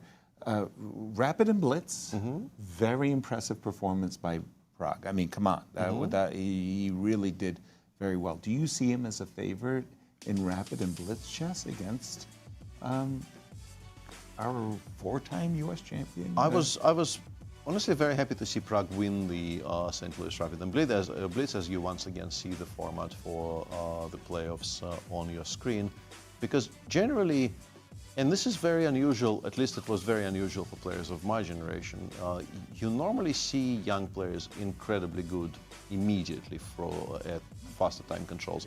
And in Pragg's case, I thought, honestly, he was better as a classical player than he was as the Rapid and Blitz player. At least at the early stages of his career, his results were more stable. He did not, I mean, he was always a very solid Rapid and Blitz player, of course he is, but he never really kind of shone. And the win here a few weeks ago, I think, is a very kind of important milestone for him, showing that he can actually dominate fields like this in those kind of time controls as well. Wesley is so wily though. I don't know if anyone is like easily a favorite against him. Right. Would be a very interesting tiebreak to watch. Absolutely. Maurice, you weigh in on this one as well. Who do you see it is? In case it was only these two and not Vincent, if Vincent doesn't join them. I think it's a pick 'em. Pick 'em. Wesley's so good in Blitz. Like, we saw the games that he's played that are scintillating. His intuition is fantastic. And he, under pressure, when pushed, knows how to deliver the goods when he's pushed. And he did win the playoffs last year as well. Okay, Pragg, I think, is stronger now than he was last year. So that's why I feel like it's a pick 'em. Pragg showed what he could do at the St. Louis Rapid and Blitz. Right. It's just going to be tough. I don't know who I would bet on. Yeah. I see the two as kind of like a badger and a fox. I'm imagining Wesley, a bit of a badger. He's in his burrow, and the fox wants to fight, but the badger is not interested. It takes the fox a lot of energy to get the badger out of his burrow. And now the badger's upset. Okay, you want to fight, do you? And the fox says, "What did I just do? I mean, why did I provoke?" They are very different players. Yeah. Stylistically, I think they're pretty clearly very, very different. And Pragg, I think, is a lot happier going for very unbalanced, risky positions. It's always been a part of his game. Right. And that was one of the joys of working with him when we were working with him, because you could give him an absolutely new line and tell him you're playing this in 2 hours, and he'd say, yeah, okay, yeah, let me just take a look at the files for a bit, and he'd set himself to the but task. we are about to see, I think, a this is handshake. the perpetual check. This is exactly the line we were goodness. sort of expecting. Yeah, I don't think Vincent is thinking about King F7 too much. King frankly. H6 is coming. Yeah, I think King H6 is going to come on near to the board. certainty. You know what they say, And we Yasser? have it. These guys are good. These guys are good. These guys are good. Yeah. Jorden will have drawn all 4 of his games with white. So, although he had a really bad tournament, he might have some consolation in the fact that he could say, I got to fix my black openings. Not just bad play alone, but my play with black and my considerations playing with the black pieces. And it's not even, I think what happened to Jorden here is something that happens quite often. You begin poorly, and then everything kind of snowballs. But his first 2 black games, both that he lost both of them. He lost all 5. He was completely fine in round 1 and better in round 2. Who was he better against? Against Wesley in that sacrificial Slav. Oh, yes. He had a very comfortable position, and he was completely fine against Fabi in round 1. And in fact, Wesley was complaining like he got caught. He just got caught in the opening. He got great preparation on the board. Yeah, some of his preparation at the beginning of the amazing. tournament, and even against Sindarov, if I'm not mistaken, he got surprised with that D5. He reacted well. He knew what he was doing. Sure, he was slightly worse, but equalized if he would have played just the natural moves in the position. But it's one of those tournaments where everything goes against you. It's simple as that. But remember, but I still make this point. He did not lose any games with white, which says, you're not just better than me. You guys are just going to outplay me. It was me. It was just me this tournament. And whatever I need to fix up, I'll shore it up, and I'll play better next time. I don't think he's going to just sit and say, oh, well, I don't belong at this level. This will be good to strengthen his resolve. And by the way, but he's happy it's over. Yeah. Yes. He's very by the way, we have our finalists as well as our playoff-bound players. We are expecting in about 15-ish minutes following the end of this round that the playoffs between Wesley and Pragg will take place. And no GCT Tour playoffs. No GCT Tour playoffs. And yeah, after all that, the top 4 players coming into the tournament did qualify for the finals, which is, I mean, not unexpected, but we had such expectations for this last round. But it was because Keymer and Sindarov tied. They had the exact same result. Right. The difference, the pain that Wesley felt last year is transferred. It's on Sindarov now. Half a point. I was just half a point away from catching this guy. And it's the exact same thing that happened to Wesley last time. Exactly. As our challenger to the world champion, Sindarov, narrowly misses a chance to get to the finals by a single half GCT point. He'll kick himself too. The first 6 rounds. Vincent will say, I can live with that. Yeah, That's okay. But his first 6 rounds, he didn't live up to the goods. And I'm watching Alice Lee go by our window, and boy, that girl has a pep in her step walking right now. Was she bouncing? Skipping? No, I think she was floating, actually. She was floating, okay. She's just got her GM norm. Kind of Come a butterfly. on. Amazing. And there we Somebody go. run out and grab her? Maybe we could interview her. I know. There we go. Okay, Nazi has the interview. Let's get it. Alice, I'm so happy to be one of the first to congratulate you. Thank you. GM Norm, 2nd place. Tell me how you feel right now. Yeah, I feel quite good because I felt like this game was definitely pretty difficult, even though I had the white pieces somehow. Like the opening just didn't go well for me, and I was on like the defending side. But yeah, I'm glad that later I was able to like hold. Were you extra nervous today? Yeah, I was. But like, I mean, there's nothing much I can do like other than just play. And tell me, at what moment did you think maybe I'm in trouble? I thought like, yeah, I did not like my position around here. Like when she played bishop a6, maybe. Then I realized that like it's just extremely hard to develop. Yes, this is a problem, right? Knight and Yeah. You did manage to develop eventually. Were you worried about queen c2 here? Yeah, I was. I was thinking of takes knight c3, but then I saw this bishop a3 move, which is very annoying because then she's going to be playing like bishop b2 next. Yes. And I don't think I want to play like. Oh yeah, I saw I had a4 here. I think that's what I was planning on doing, but it's still like not pleasant because she gets entire like c file. Absolutely. And then at what moment did you feel a bit of, oh, first of all, did you think she was going to repeat here? No, because I saw it. Okay, actually, I saw this bishop c5 move. I saw knight a4, but it's still like everything is just good for her. Like she gets a c file. So yeah, I thought that she would play on. Like black has very little risk at all, and given the situation, I don't think like she would be too worried about me like trying to play too much for a win. So she continued to play, and then you did equalize the position, and maybe at some point did you consider playing for a win? Not particularly. But yeah, I think I definitely played a bit too much for a draw because in the endgame I think there was like one moment where like I think this f4 was probably not great, but I saw there was one moment where after like knight back, yeah, bishop e1, knight e2, she could play bishop f2. You noticed this, yeah? Yeah, and then I realized like this is actually not very easy because like my pieces are just completely trapped. So I definitely shouldn't have allowed this at all. But yeah, thankfully she didn't play it and I was able to prevent that. So king e3. And you noticed it and didn't allow bishop f2 anymore. Well, Alice tournament's over now. Do you feel like you can relax already, or are you still, you know, tense and in the moment? I'm quite relaxed now. Like I'm just really glad that I was able to like get this done. I mean, I thought maybe she would like play something and I could get like a quick draw, but she played for a win and definitely she gave me some trouble. She definitely made you work for it. Yeah. But now you're only 16 years old. You have first GM norm now. What's your plan? How are you gonna try to become GM very soon?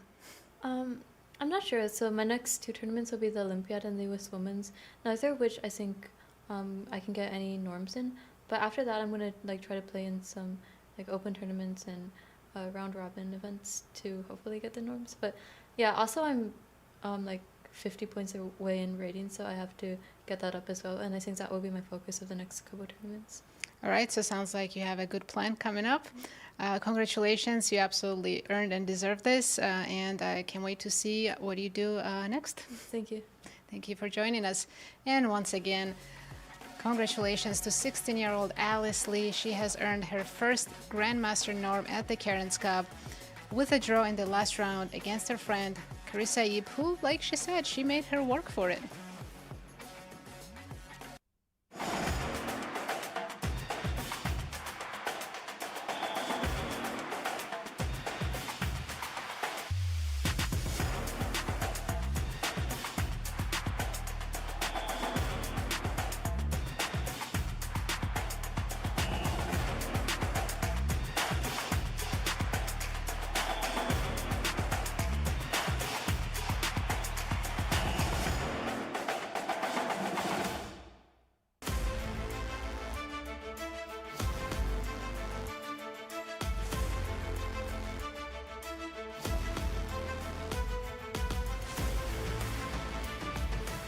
Hello, everyone, and welcome back to our 2026 coverage of the Sinquefield Cup. We are playoff bound, but we were just talking about the GCT Tour and the final standings and why this might be important. But first, the playoffs. Yeah, this is the two players who tied for first in the Sinquefield Cup 2026.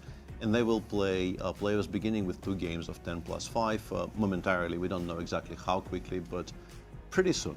Right. And I did some back-of-a-napkin calculations for the GCT points, which is not that relevant with the current system where people still have to play the knockout portion.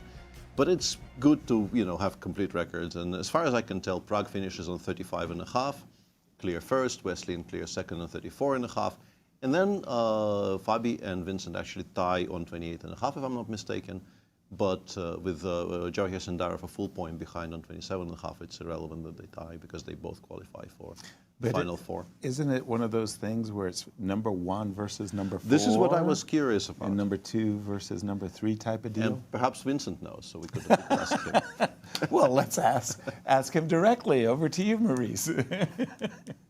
We are with Vincent Keymer, a finalist at the Grand Chess Tour. Your first time in St. Louis. Up and down ride, but you deliver the goods at the end. How does it feel? Yeah, I'm very relieved. You know, after that Levon game, of course, I had my doubts whether things would go my way. Then also Javokhir didn't have such a great tournament up until then. I managed to win 2 games. Everything looked very nice. And then I made my life extremely difficult by losing to Javokhir. So then yesterday I had to play a very good game, try to win, and also today.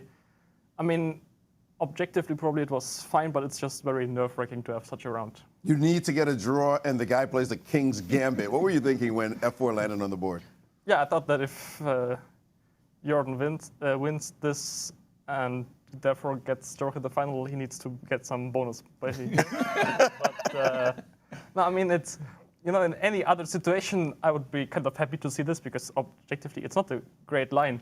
But, I mean, today, of course, the win would have been nice, but not as nice as a loss would have been bad. So, yeah, I mean, I realized that I shouldn't repeat my mistake from 2 days ago and be too solid, or try to be too solid, which ends up being very bad. So, yeah, I think I remember this being the correct line. Yeah, I mean, G4, I guess he would sacrifice the piece, and then, yeah, I'm not sure I want to do this. Yeah, here I was considering G4. Which, okay, seems like this. I mean, you were in control throughout this game. It wasn't any danger to you. Yeah. Was there a point where you thought, maybe I could try to win this game? Yeah, it was. But, I mean, yeah, Bishop G4 I was considering. But, I mean, I couldn't figure out these kind of things. And then, were you already thinking about theory here, or out of your prep? That means my theory, like, my knowledge goes, that I remember, went as far as, okay, d6, g5 is a good line, and then I'll have to see. Of course, there are like tons of lines in some file, but King's Gambit is really something you pretty much never see on top level. So, yeah, my preparation didn't go very deep. I see you checking the line, the moves now, and yeah, I mean, it's a fairly well played game. You already told me that F3 might have been strong. Nice. Did he? Is this something that he had seen at the board, or he knew? He had prepared that F3 was a okay. good move, and then I guess he had some. Were you trying to avoid any of his theory at some point, or just playing the best? I was just trying to play as good moves as I could. Yeah, knight d6, I was worried about knight d5. Okay, knight d6 or b5. Well, I see you're going through moves, and you'll be able to do that back in your room. You have qualified. You didn't come in tied for first, but okay, the odds of that were very slim. Going into these playoffs, have you been in a situation like this before? A playoffs, 4-person playoff, or even a 2-person playoff for a title? Not really. I guess you could somewhat compare to a World Cup match, but still, of course, it's different because here we only have 4 players fighting it out. Right. So that is something new, but at the end of the day, it's still classical chess, and whoever plays well will win. So I guess it's not too different. Also, of course, now slowly the energy will play a bigger and bigger role, I suppose, because we've been here for quite a long time. Most of us. I mean, I also played the Rapid, so that will also be important to keep some energy for the final and be ready, because otherwise some bad mistakes can creep in. All right. Well, we're gonna just shoo them away. The bad mistakes. Good job. First time here. First time on the tour. Congratulations on making the finals. Thank you. Our congratulations as well, Vincent, and good luck in your campaign to win the finals. It's one thing to qualify, but since you work so hard, you might as well win them, right?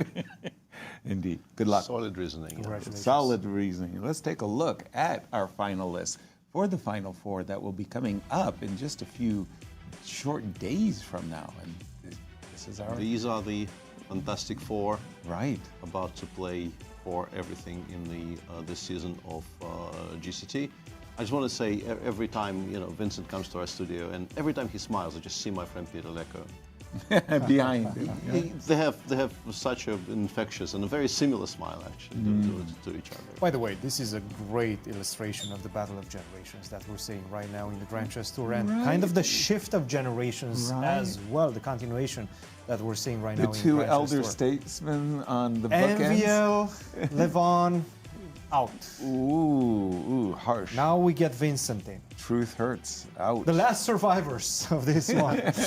Wesley and Fabiano, and what a battle this one is going to be for the next week at the Grand Chess Tour Finals. But before we get into that, we do have a guest with Maurice. Maurice, take it away. Yes, we're with Jorden van Foreest, who could have played a role in spoiling somebody's party. It's not the tournament you wanted to have, of course, but then you came into this game and played F4. Let's go. Why did you plan that for the last round? Yeah, I mean, it's not really been a memorable tournament for me, of course, but I thought, let's at least do something fun in the last game, I guess.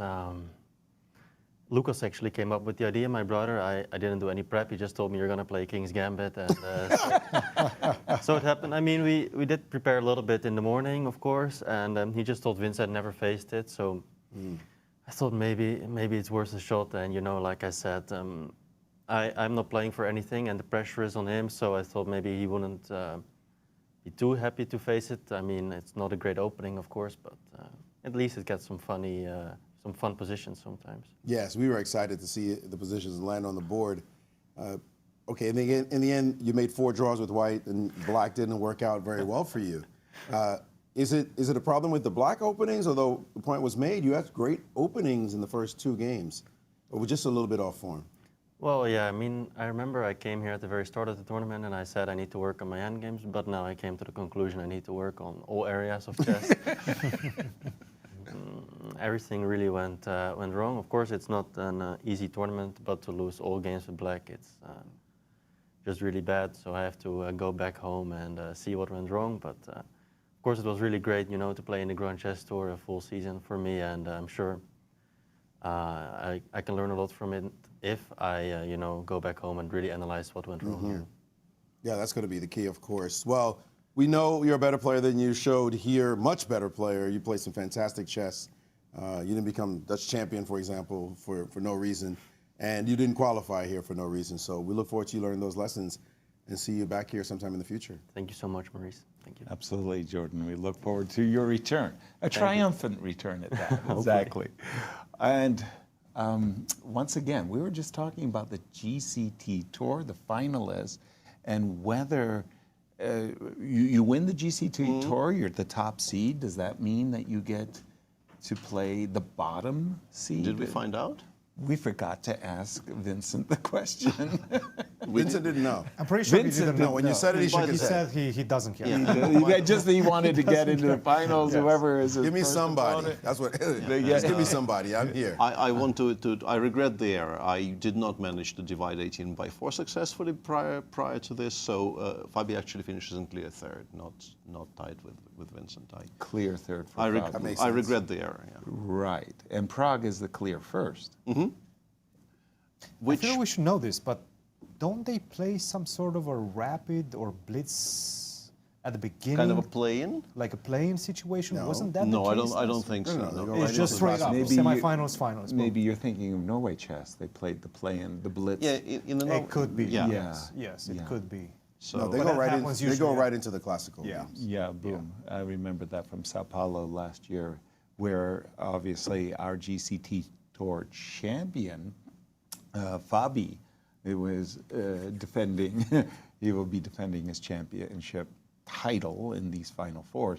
But and what a final we've had in last year between him and MVL. That was great stuff. MVL was half a point away from just finishing and winning the Grand Chess Tour. Absolutely. For the first time. Right. He came in second so many times, and you could see that in the back of his mind. And then Fabi mounted that incredible comeback in blitz of no other format. I mean, MVL is known as one of the biggest blitz specialists in the world, and Fabi not so much. Right. And then to see that overturned in I'm sad to see MVL not participate. I'm happy for the players who are here. Of course. But I am definitely sad to see MVL go after 8 times in a row, this changing of the guard, if you will. It could have actually been 3 young players, I say young meaning early 20s, in this, if Javokhir had managed and somehow Fabi had slipped or Wesley had slipped. Right. But we're seeing 2 of them. We've never seen that before. Vincent and Pragg. We're seeing 21-year-olds. Yep. The change of the guard. The changing of the guard. And the thing about them is they don't look scared. They have nothing to lose. They don't look scared. They're saying, it's time. Maybe if Magnus were here, they'd say, okay, that guy is really the big dog. Right. But if you're going to be king, you know, it's like Mufasa and Simba. If you're going to be king, you're going to have to take down the old guards. Right. You're just going to have to do it. And we're seeing them just get that confidence now that says, I can beat Fabi in a must-win game if I need to.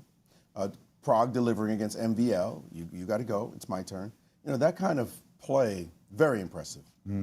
And Cristian, I think about the challenger Sindarov.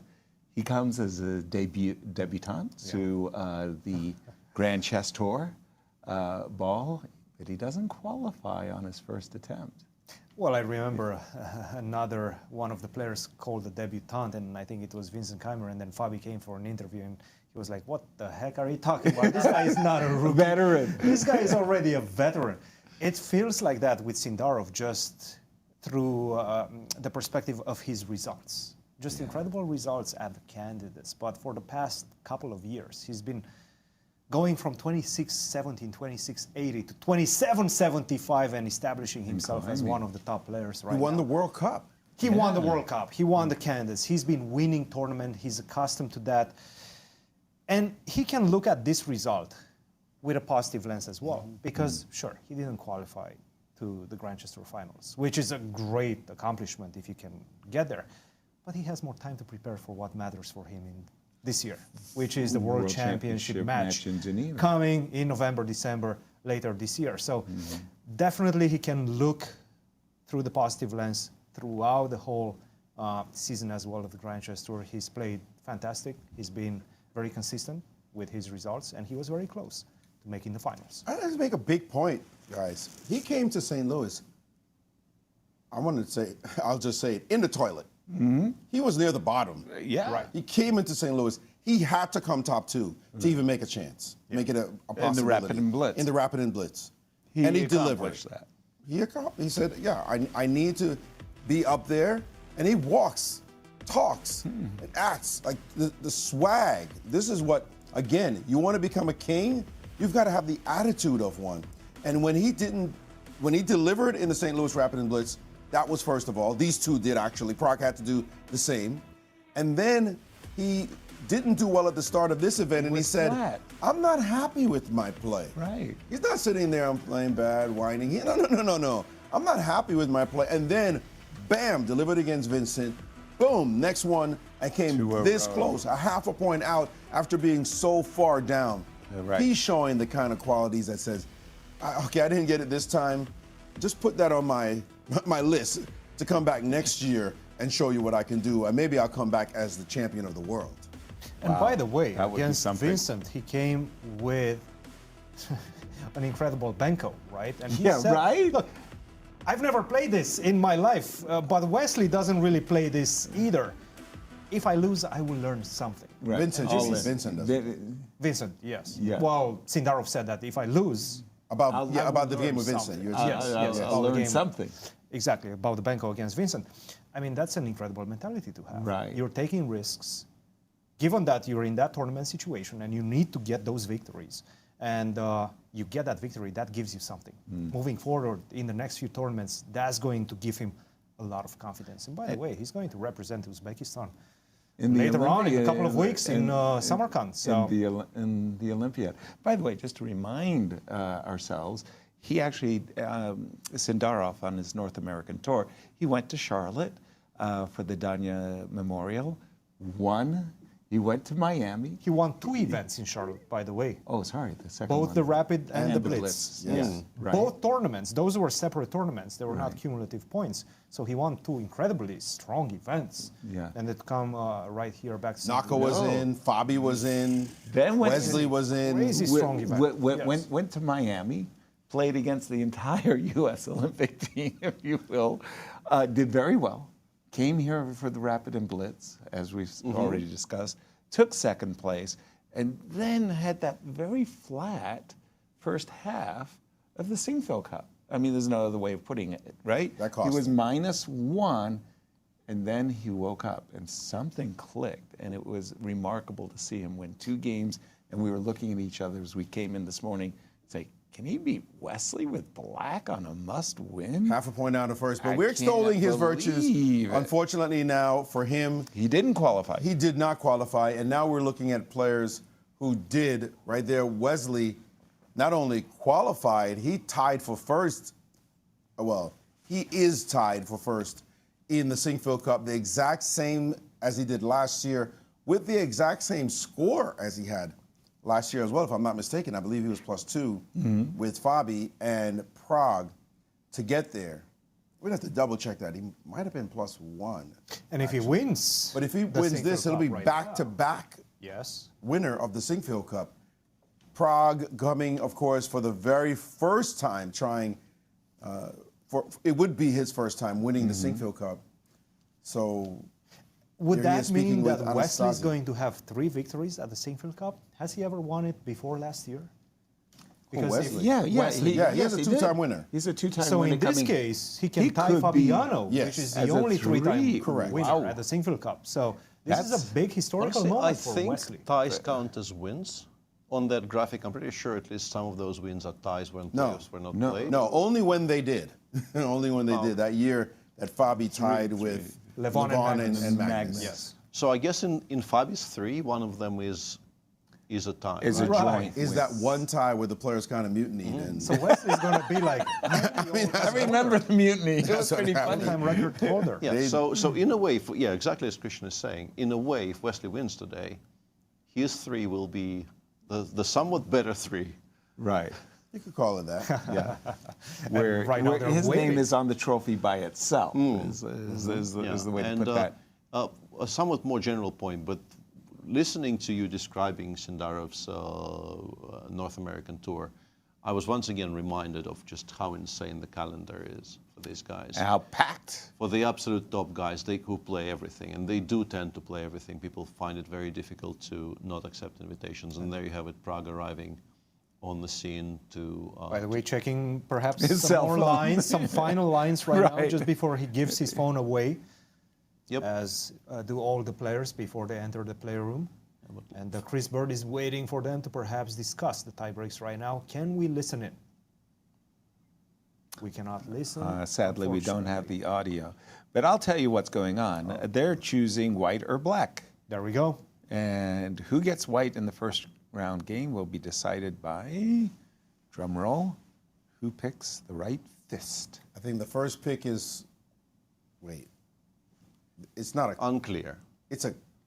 Oh, no. Nothing okay, there. This is who picks, maybe. This was a... So it's a double pick for the Maybe, color. He didn't show his other hand. Thank you. Thank you. I know you're from Brooklyn, but I'm from exactly. Seattle, too. I want to see what else is in the other Magicians hand. pull that off. Wait. What's in your other hand? Oh, nothing either? Nothing there. And suddenly the magic phone shows. We shows up. trust Chris Bird. I don't know. I But want to. say I trust want but that verify. verify. Nice. Mike Karakovsky, the head of the Grand Chess Tour. Hendrik there, our tournament director, I want to say. Brian Yoon making the necessary Fair play fair adjustments. play checks. Yeah. Seriously, for people who played the Rapid and Blitz and who are in the top 4, they will have spent a full month in St. Louis. Yep. And then in 2 weeks' time, they're going to play the Olympiad. Pretty much all of them are going to play the Olympiad. Well, It's- I know another one that's on the same schedule, and that's you, Peter. You're going to be spending the whole month here, and then you're coming to the Samarkand as well. I didn't do the Rapid and Blitz, though, so it's slightly shorter for me. Shorter. actually. Yasser and I have been here, and we'll be here the whole month. Right. We are the barnacles to the ship. You could be a barnacle. I could be a barnacle. As we Did you know are- barnacles are edible? I assumed they were, but now that you mentioned it. I learned it very, very late in life. Uh-huh. Nice. Barnacles are edible. Very edible. I am looking for the playoffs. I don't know if our no. Right, I don't have the game rounds 9. on my There they are. screen yet. Oh, there they just are. came up, popped up. At Just popped tiebreak, up. rapid. Wesley one. will have the white pieces to start. They'll play 2 games. And I'm sure they're going to. Wesley with the white pieces in the first game seems to be the case. Right. And That's what it looks like, yeah. Leonard setting things up on his laptop there in the corner. he will certainly be looking to make a statement with the white pieces as fast as possible. For a lot of those who don't have all of that GCT tour point initiation, my big question is, who won the biggest prize money thus far? I think Vincent. Vincent Must be probably Vincent. stays on top because he also won the 3 games here, which is... For the bonus pool. For the bonus pool. There will be, I mean, with all 5 draws, finally we have a round of no decisive games today. 16 is the final number. So somebody who is better at math. And I think out of the top 4, it was only Fabi that had more money gained, and Fabi has not gained even remotely as much in this tournament as Vincent. Right. So I think it's Vincent by some margin. So it's almost 8 grand per win, so he gets an additional 24-ish thousand for wins. He ties for 3rd, which is about 40 grand, I guess. These guys, how does the money work if they tie? They still play for all the money, right? It will be 165 depending on the results of the tiebreak, right? Money is not shared. Right. I think they get an additional $10,000 or something along those lines. Let me just say, for victory. That's only so far because there is a 200 grand check at the end of the finals for the winner. And that's going to surpass everybody. Oh, yes. So that's going to be the real money. Just to remind everybody, this is the first of 2 rapid games. Each player will have 10 minutes at the start of play and will receive a 5-second bonus for each completed move. Very curious about this. What's stirred your What was curiosity? What was that good luck charm that Wesley carefully placed on the table? Good luck. What's You in mean that grapefruit his juice? drink or Next to the drink. I did not there's refer something to the else. drink. We'll see history I one don't way know or if- another. I don't know if we can see After this is over, 3-time winner, will it be Wesley getting the title for the Here 3rd goes the time, ring. clear, or will Prague win his very first and cement himself in Sinquefield Cup lore? Can't wait for it to get started, and here we go. The guesswork is over. D4. Will I we think see a that's just Slav? his, No. room key. Oh. Very precise. C7, C6, inviting E2, Triangle. E4. Triangle Yeah. accepted. Will we go for the gambit lines Very with exciting. bishop to D2 or play knight C3? He goes for the gambit lines. Okay. Okay. Uh, Now another important I moment. know Bishop E2 or knight E2. from both of those Cyprus. work. From Cyprus, the theory. Bishop F8 line. Don't I touch that played and this get mated. Levon in March at the American Cup Blitz. Yeah. 97 night before exists, Yes. right? That's probably the best. If I had printed this in a magazine, chess magazine 30 years ago, somebody would have said that the magazine editor had misplaced the... You know this actually happened? No, really. It's a favorite story of mine. I think it was European clubs, and Viktor Tukmakov, a very well-established coach and a very strong grandmaster in his own right, he was walking past the board and he kind of called for an arbiter and said, like, what is this? Why is this bishop the wrong color? The arbiter and then caught himself. That's hilarious. Bishop By F8. the way, pause by Prague in this 97. line, and he's must be trying to remember. Yeah, to reacquaint himself with the lines. I'm pretty sure he remembers. Well, I have to say, if you play this line, you should Like, snap be it snapping out. moves out. Right. Somebody draws the bishop on f8. That's one of the cheeky lines in this variation. And the crazy part, I mean, this is an incredibly complicated line. The players do not try this at home type of thing.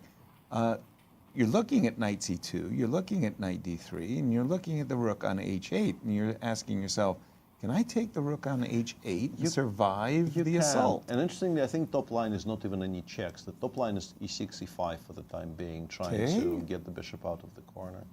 Really? Yeah. Well, here we're about to see We're it. about to see it. I think the main line is supposed to be queen d6, against which black, I think, is supposed to go for this rather forced endgame, as far as I can remember, which is maybe ever so slightly better for white, but this He already took the rook on h8. Yeah, but he took on h8. e5, the only thing that doesn't lose here. That was my question. Which you would hope you remember, because if you have to work this out in a rapid game, you're probably in trouble. Right, because the desirable knight d3 check and knight takes f2, winning back the rook has a problem. Yeah. The bishop gets out. Yeah, the knight bishop doesn't get out. Yeah, this looks horrible. Yeah. Yeah. This looks. Wow. very, No, very guys, bad. this is not a good sign that he hasn't banged down e5. 336 games in our database. That's the move. And like I said, that hesitation on his part, getting to this position, this is the only move. He's Did he play it? He's played it. He's I played guess he it. worked that out, but he could have banged it He down had to because there was no remember. other move.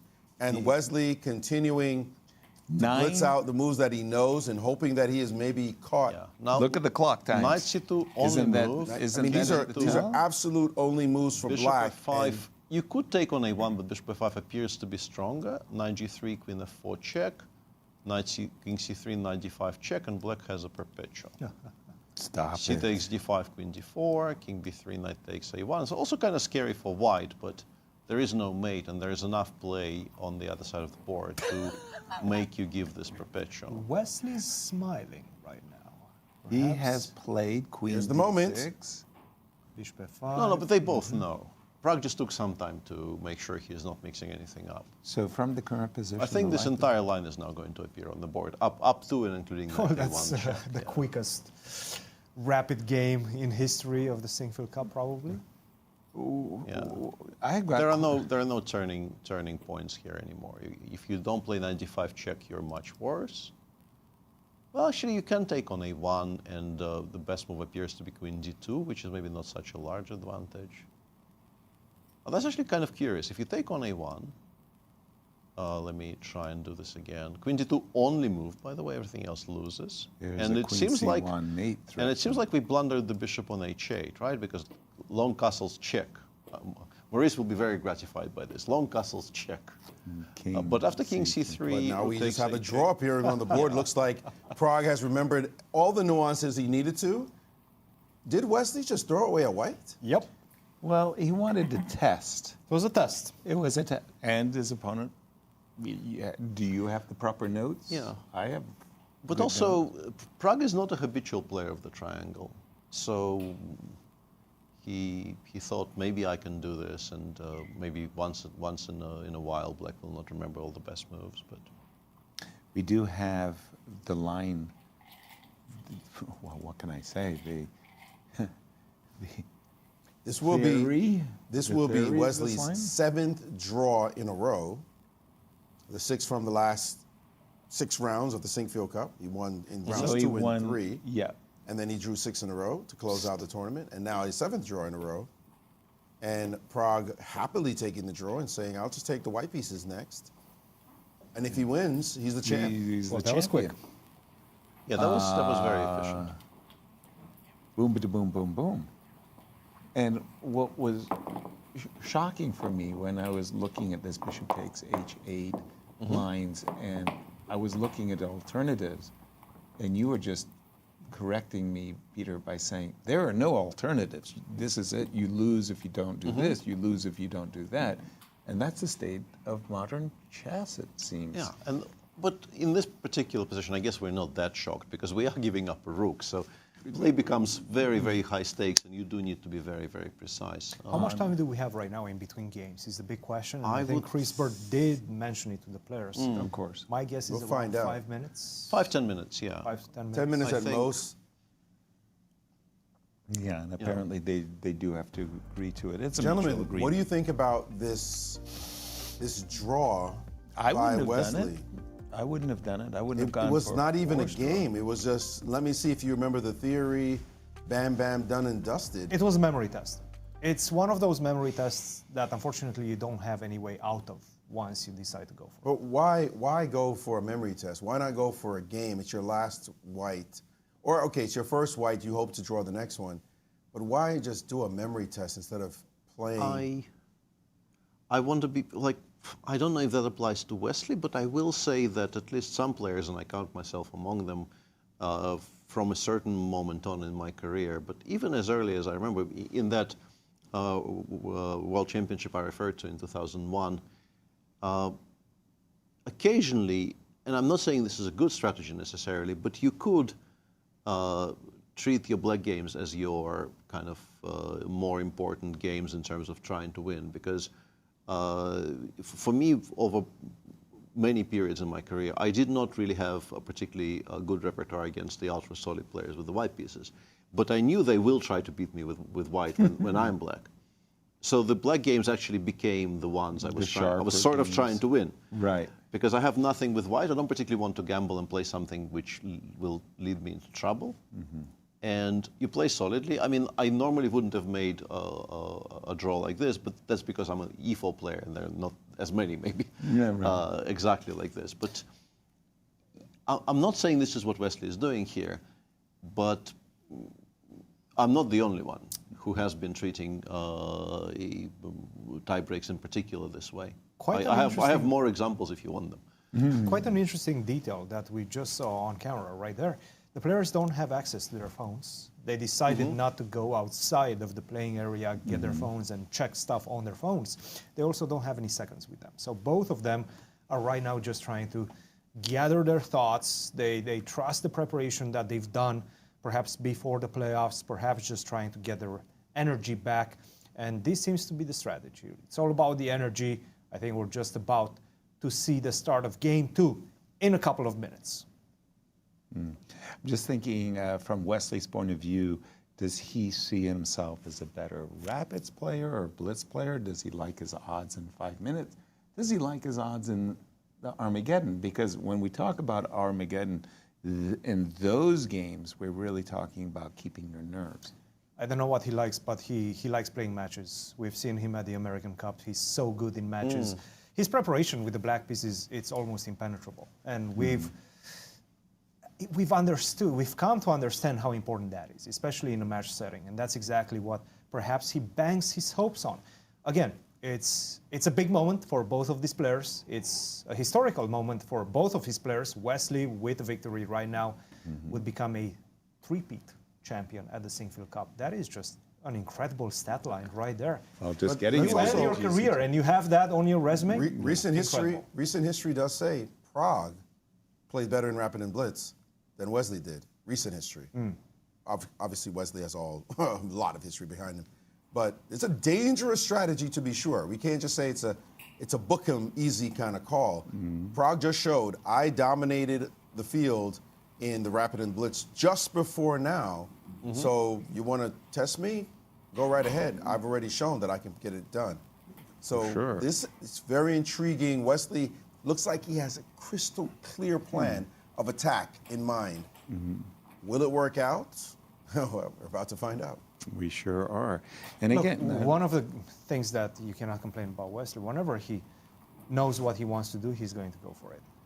He doesn't care about what anybody says. He doesn't care what we say. He just cares about his strategy, his plan, and he's going to follow it. And that's exactly what we're seeing right now. Yeah, I'm just thinking from his perspective, where could he imagine that he has an edge against his opponent? Would it be in a rapid match, a blitz match, or an Armageddon. And again, Armageddons are a very different type of intensity. And keeping your nerves, keeping your calm in those matches, in those games, is really, really hard to do. But they do play 2 blitz games first. Yes, exactly. So but I want to say nobody, I think, consciously aims for Armageddon specifically. I can imagine some people thinking my edge might be larger in blitz than it is in rapid, but I don't think anybody sets out to make 4 draws and get to the Armageddon. I think that's a little bit too random. Timur was Timur Rajabov, I mean, in his World Cup quests. I saw him drawing a lot of games very quickly to get to the faster time controls as quickly as possible. And here we go, E4, E5, and you want to test Wesley in a Berlin? And well, he showed. I think Italian is more likely than Berlin.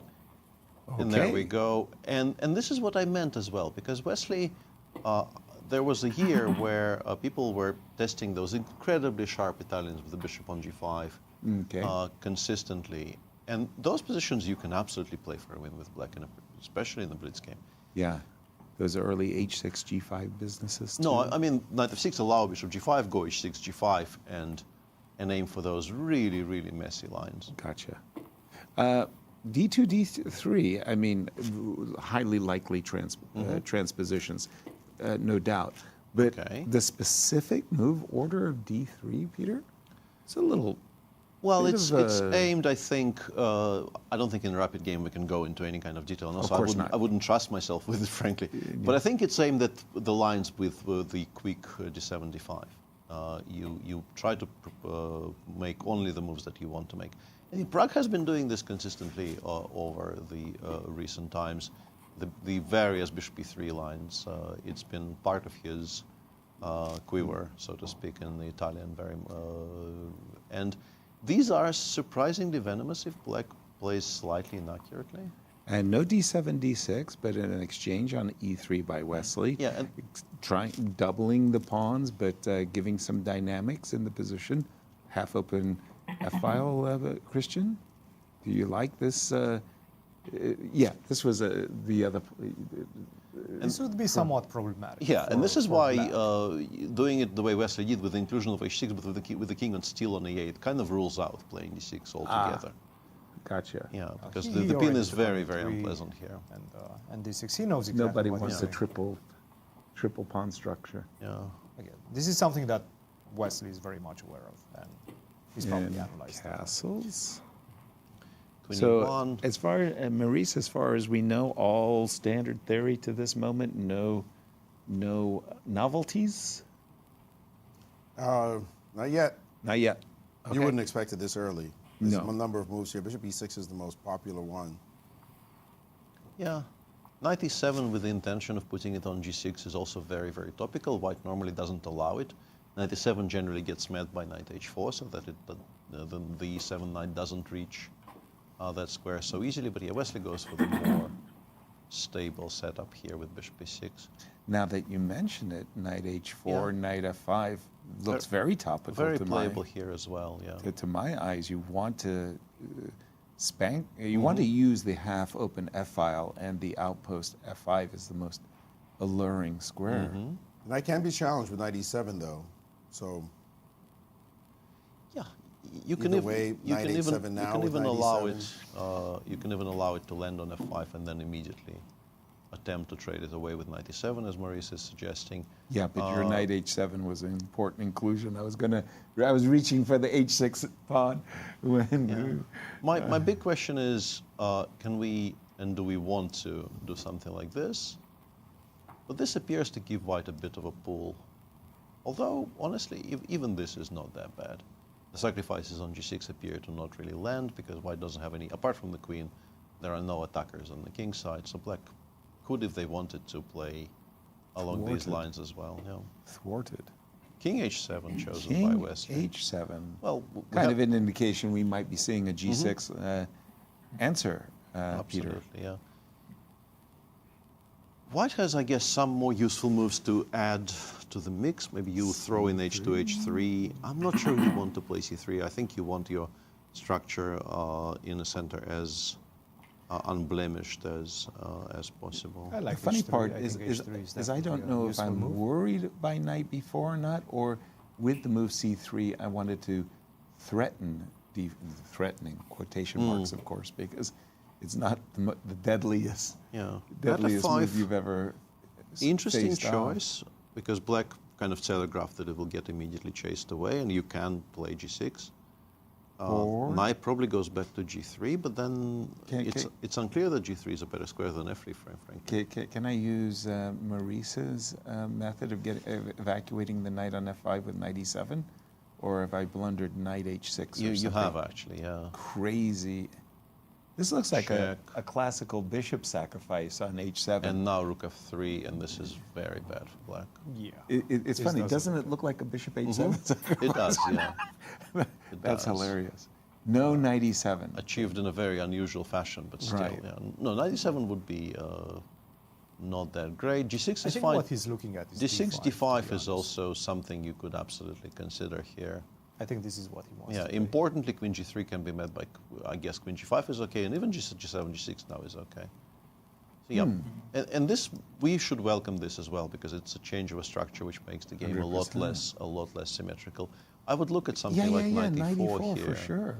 We should point out, by the way, that king h7 does not appear in our database. So Wesley's king h7 was met by this move, knight to f5. Wesley's move is a novelty, and now knight f5, and he played the novelty, saw a natural move land on the board, and he's been thinking for over a minute now. Yeah, honestly, I want to say I'm not sure he knows king h7 was a novelty. This is an obscure enough position. It looks like every other bishop b3 position, but they're all slightly different, and I don't think they're actually repeating notes by this point. I think he just made a move he liked. Knight e4, shockingly, the engine says you can play g6 followed by f5. We're not worried about bishop c5 or anything. And sorry, knight Wesley c5. I thought this was kind of threatening, but the engine says no. Wesley avoided the trap with knight e7. He did not play d5, which I was beginning to think was attractive. Instead, he just said, get out of here, g7, g6, go away. And how did you like that move, Peter? It's fine, and it also kind of passes the question over to white. You invested 2 tempi into getting the knight on to f5. It now has to go back. Back where exactly, first of all? Because and what did you achieve by investing those tempi? What did you mean? Yeah, knight h4, let's say queen e7, and then eventually maybe black will take on c4, or maybe d6, d5 will be back on the menu as well. Just backing up with the knight is sort of a concession, and so Prague is eyeballing something active, and he finally decided to go back, keep his time on the clock. Wesley should be okay here. Yeah, queen e7 completely fine.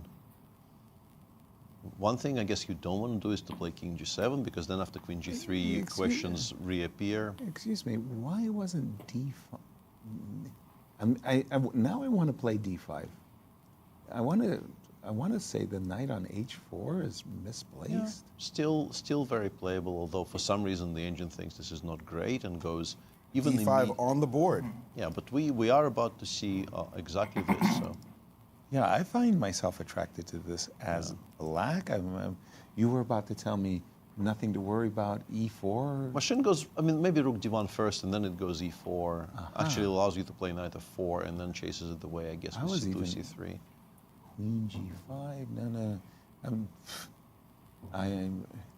Maybe I'm flirting with we can dangers kick it here. away. You'll have to go to e7 anyway. I think it has to be on We e7. do have knight takes d5 on the board, and now comes the question. How do you like what Prague has done? Has he provoked Wesley? Now I sort of do. I thought d5 was not strictly speaking necessary. Black's position was okay without it. it? Yeah, if you play queen e7 for now, I wasn't really sure what white was going to do, because queen g3 always gets chased away by knight h5. Clear. Black has some moves to add to the mix, like rook a d8 or rook a not e8. Not bad. And the white pieces are like, are we going knight hf3? And admitting kind of that we've wasted 3 tempi to provoke g7, g6, which is a move I personally like making in this structure.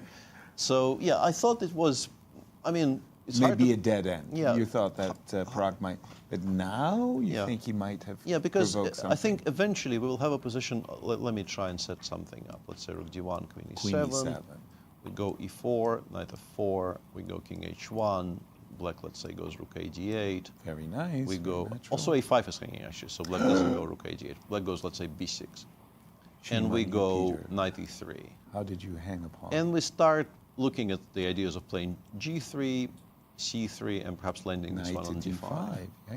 And it doesn't look bad, and it probably isn't bad for black, but at least there's a plan for white to try and realize. Whereas after queen e7, I really did not know what I'm supposed to play for with the white pieces. Gotcha. So maybe something here for Pragg. As we look at the clock times, we see a rather even 6 minutes to 6:40. That's not that even. G4. G4. Whoa, and Wesley recoiled.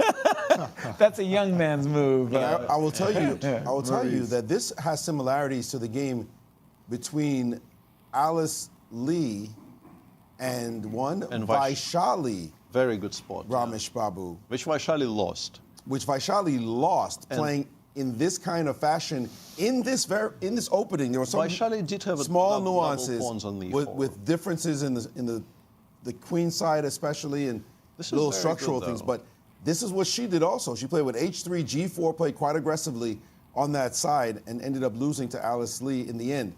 G4 is a serious concession. e5, e4 is pretty strong for Wesley now. But not an easy move to make. No, E4 but a very logical move actually, because you want to open up squares for your pieces. D takes e4, knight f6, you will win this pawn back straight away. It looks very iffy for white. You can't really play d3, d4, because I think queen g5 might Knight b6, by the way, that's a very off move, it feels like. Yeah, that's in a different direction, yeah. This kind of justifies previous play for white. Black is still fine, but e5, e4 was an attempt to immediately change the course of the game. To play for advantage. No, definitely. Knight b6. Please, Maurice. It's one of those things I said. If you've been playing conservatively for the last 6 rounds, you may not sense the moment when it arrives. And Wesley has not been having to fight for his life as other players have. So it may be that the move e4, the more enterprising move, because of the spirit of how he's been playing so far, he just didn't spot what is a very powerful move that he would normally spot. Yeah, maybe slipped a bit, because the more Let's get the live position, by the way. E5, E4 was played. E5, E4. Yeah, the capture happens, and queen g3 seems very logical. I think that's why he played g4. He wanted to give himself a safe square for the king, and now white wants to go rook f2, rook a1, and a kind of a dream scenario would be if we could teleport the knight from h4 to e4. We would be maybe winning. Right. Honestly, if you somehow establish the knight on e4, but it's very far away. It's 3 moves away, and also black can and should immediately start doing something on the other side of the board. Rook a to f1. We go, let's say, queen e7, and c2 is hanging.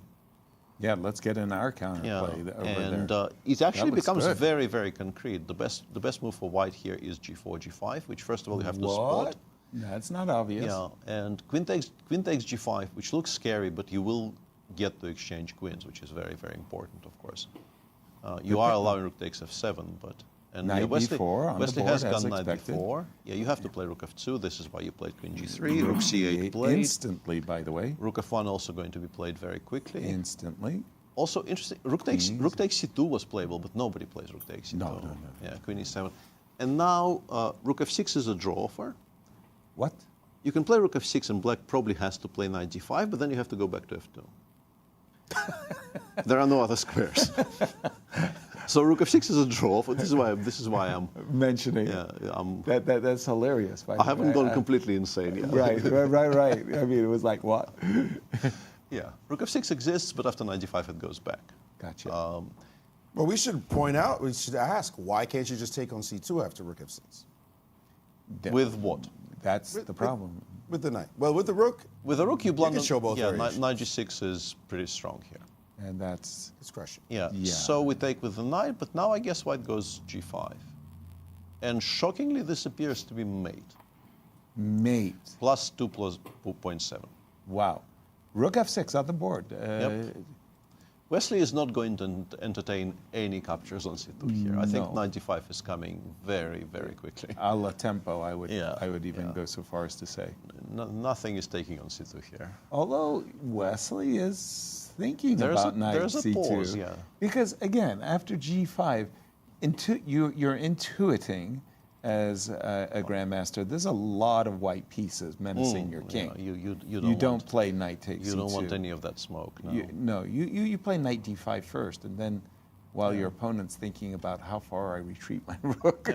Yeah. And once again, there is an absolutely crazy idea here of going e5, e4, and replying to g takes e4 with queen takes e4, allowing rook takes f7 with check, which appears to be fine, but of course Wesley is completely okay with repeating here. It doesn't really feel like black is better, so why not offer a draw?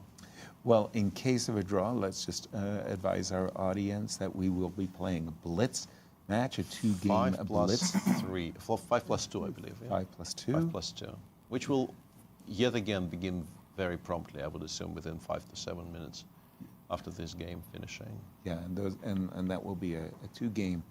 And then I just want to make sure that our so-called Armageddons are singular. We're pretty sure they are. Yeah. Okay. Pretty sure Because that earlier conversation we were having threw me off. There is no other way of defending the c2 pawn. Well, he can play for g5 or he can play for rook f6. Clearly, Pragg now trying to figure out if he needs to just repeat and go on. Is there another way to play? I'm surprised. He played dramatically with the move g4. Let's say that. It may not have been the best move, but he's showing that, hey, I wanted to try to enliven this game and possibly win. So kudos there, but maybe he might have to pull the brakes on this one and just put his rook on f6 and repeat and go to the blitz. g5 is a very decent practical chance, by the way, because I thought h takes g5 might be okay, but then after rook f6 you've lost, actually. This is very beautiful, because in this position we have the discovered shot. So this is gone. Second best move is he's gone rook f6. Yeah, this will now be a draw. Wesley reached for his. The more he thinks, the more likely it is that he's just going to take the draw, the repetition, because 2 minutes. He's way behind on the clock now, more than 2 minutes. Yeah, and there we have it. And Wesley's about to say. And there it is. Yeah. Blitz it is then. G4. You didn't like the move. I didn't like the move. I mean, just advancing the pawn. I wonder if we can listen. Gentlemen, we move on to a one-game Armageddon game. Armageddon? No, the winner of the toss will get to choose whether they want white or black pieces. The time control will be 5 minutes for white, 4 minutes for black. With no increment, there'll be 2-second increment added from move 61. Is he actually? I'm hearing did he say that? Armageddon. Yeah. He's talking about the Armageddon directly. Are we getting Armageddon first? No. Not 1 second. Yeah, correct. No, I'm sure. 1 second. Wesley, go ahead. If you guess where the chocolate is, you get to choose whether you want white or black. And you can have the chocolate if you want it. No chocolate. Chocolate for Pragg. You get to choose whether you want white or black. 5-4. Where's the blitz? You get the choice. And you have to eat the chocolate. 5-4, yeah? 5-4 and then no increment, 2-second increment. When do we at start? move 61. We're going to have a couple of minutes, get set up, and then we'll start the Armageddon. I'll take the white. Take white? Yeah. Perfect.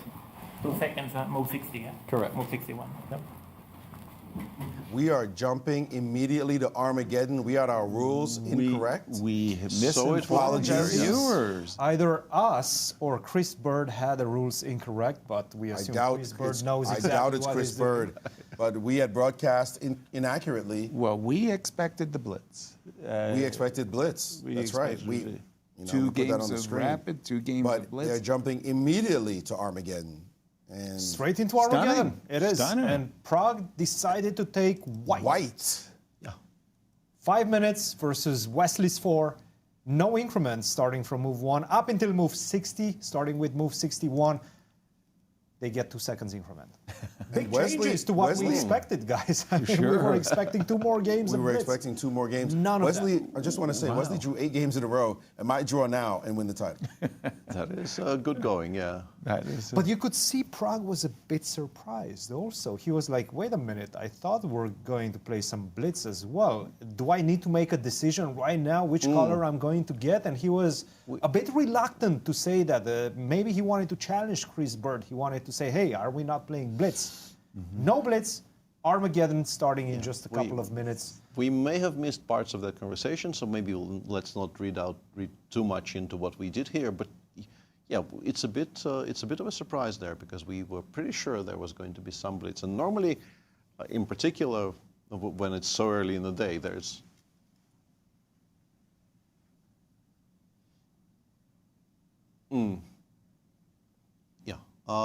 so, I mean, makes our day shorter and makes everything, puts everything into a much sharper focus. You know, you play a couple of games and, you know, if you're still there, enough of that. Yeah. Armageddon. Let's be clear. Yeah. Pragg chose white. Yep. He said, I want to win this game for the title. A lot of people choose black in that situation. You draw odds. Well, the 5 for 4, 5 minutes versus 4 minutes with no increments ever. People were choosing after move black. 60. But now that we get 2 seconds after move 60, black wasn't always chosen. Then people started choosing white more. Honestly, I think there were some people who always chose white.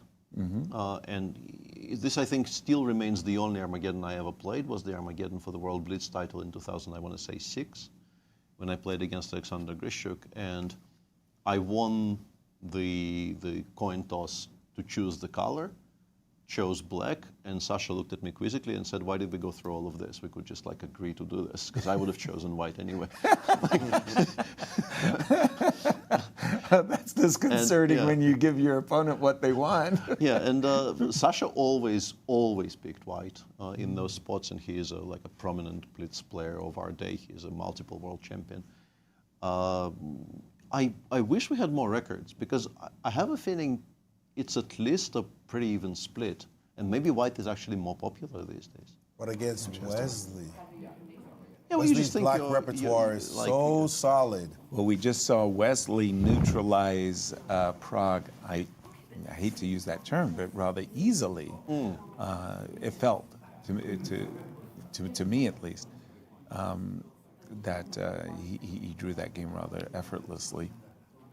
No, that's definitely a gutsy decision by Pragg to take white in that one, because I would rather say to Wesley, you have to win. Wesley's so good with black. Wesley's you so haven't good had at to not win losing games. In 9 games or whatever number you were telling. It's 8 in a row so far. 8 draws in a row. Wesley hasn't won a game in over a week. Make Wesley try to win. So that's what I'm thinking. I am shocked. I am thinking the same. Oh my goodness. I don't know, but let's see. We might be proven wrong. I like it, honestly, but just because I like boldness and kind of we all like this belief in your we all like this until powers. we lose. Right. Well, that's the paradox as commentators. We were absolutely. I see Kevin doing bicep curls with the camera. We love the victories and we cheer them on, and then we're so sad for the person who lost the game. Interviewing Jorden, he was really a great sportsman to come. You know, he had a terrible tournament. You don't want to face the cameras and say, what happened to you? But he came out and he acquitted himself rather well. It was a very nice interview. Yeah. Again, I don't look at this results for Jorden as anything but an aberration. He's going to go back home. He's going to digest it. He and his brother, they'll talk about it. They'll figure out what they need to do. They'll look at everything carefully. What doesn't kill you make you strong. And what kills you? Well, then you don't care. Good point. Nice retort to that one. On that happy note. By the way, Wesley. we should point out that Tan did lose that game. Ooh, but she is still the champion. Congratulations to Stavi. But she did lose to Stavi. Wow. Savrula Solakidu took down both first and second place that finishers. Actually takes a lot of gloss off your win. This happened to me at least once in a tournament where I actually cared about it. And that was the one time I won the Russian super final with a round to spare. And then I lost to Morozevich in the last round. And it was so bitterly disappointing. Was that blemish your only blemish of the event? Yeah. Yeah, See? No, the last round. No, but specifically because of the the last round. And like annoying. this is the memory you take away, because this is the freshest absolutely. memory you have from the tournament. Because if you had lost the penultimate round and then won the last round and got the title, that would have been okay, I think. you would have felt different. And let's set the stage here. We have Prague with the white pieces in a must-win situation. The title of Sinquefield Cup champion is up for grabs. All Wesley needs is a draw. Wesley will have 1 minute less on the clock. Kings are being replaced. Kings are being replaced. That's the first time I've seen that. I have never seen that before. This one is of a different color. But we're resetting the kings. The one on the 8. Unknown. The one on the 8 is different from its army. It's a bit more brown. Yeah, Is it really? It's on the brown side. brownish. Oh, you're right. Brownish king. No, I wouldn't like that. No, genuinely. No. My sense of aesthetics would This be is offended. horrible. Forget aesthetics. Like people. Well, whatever color he's got for the king, we know it's a dark king, and away they go. And Prague has to win this game. He must stay ahead on the clock. This is the point. Must get Wesley to make a mistake somewhere along the line. This is supposedly called the Keymer system. I was corrected by somebody recently. That this is not just the E3, B3, G3. This is just straight up called the Keymer system. Vincent is too young to have something named after him. You would have thought so, but no. It just is.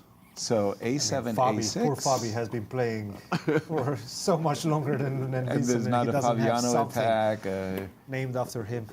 Fabiano opening. And here we go. Well, the Keymer system has been battle tested. Queen A7. Do we worry about Bishop A3, or do we actually like the bishops coming off? Okay, Prague says do not care. Yeah, and Wesley, I think, will grab the opportunity to get some pieces off the board.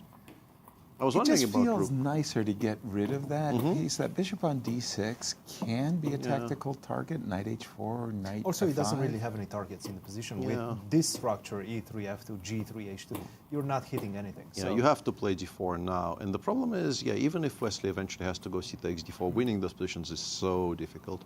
I would like to have the hanging pawns, yes? No, even the Isolani on d5. Rook takes c5.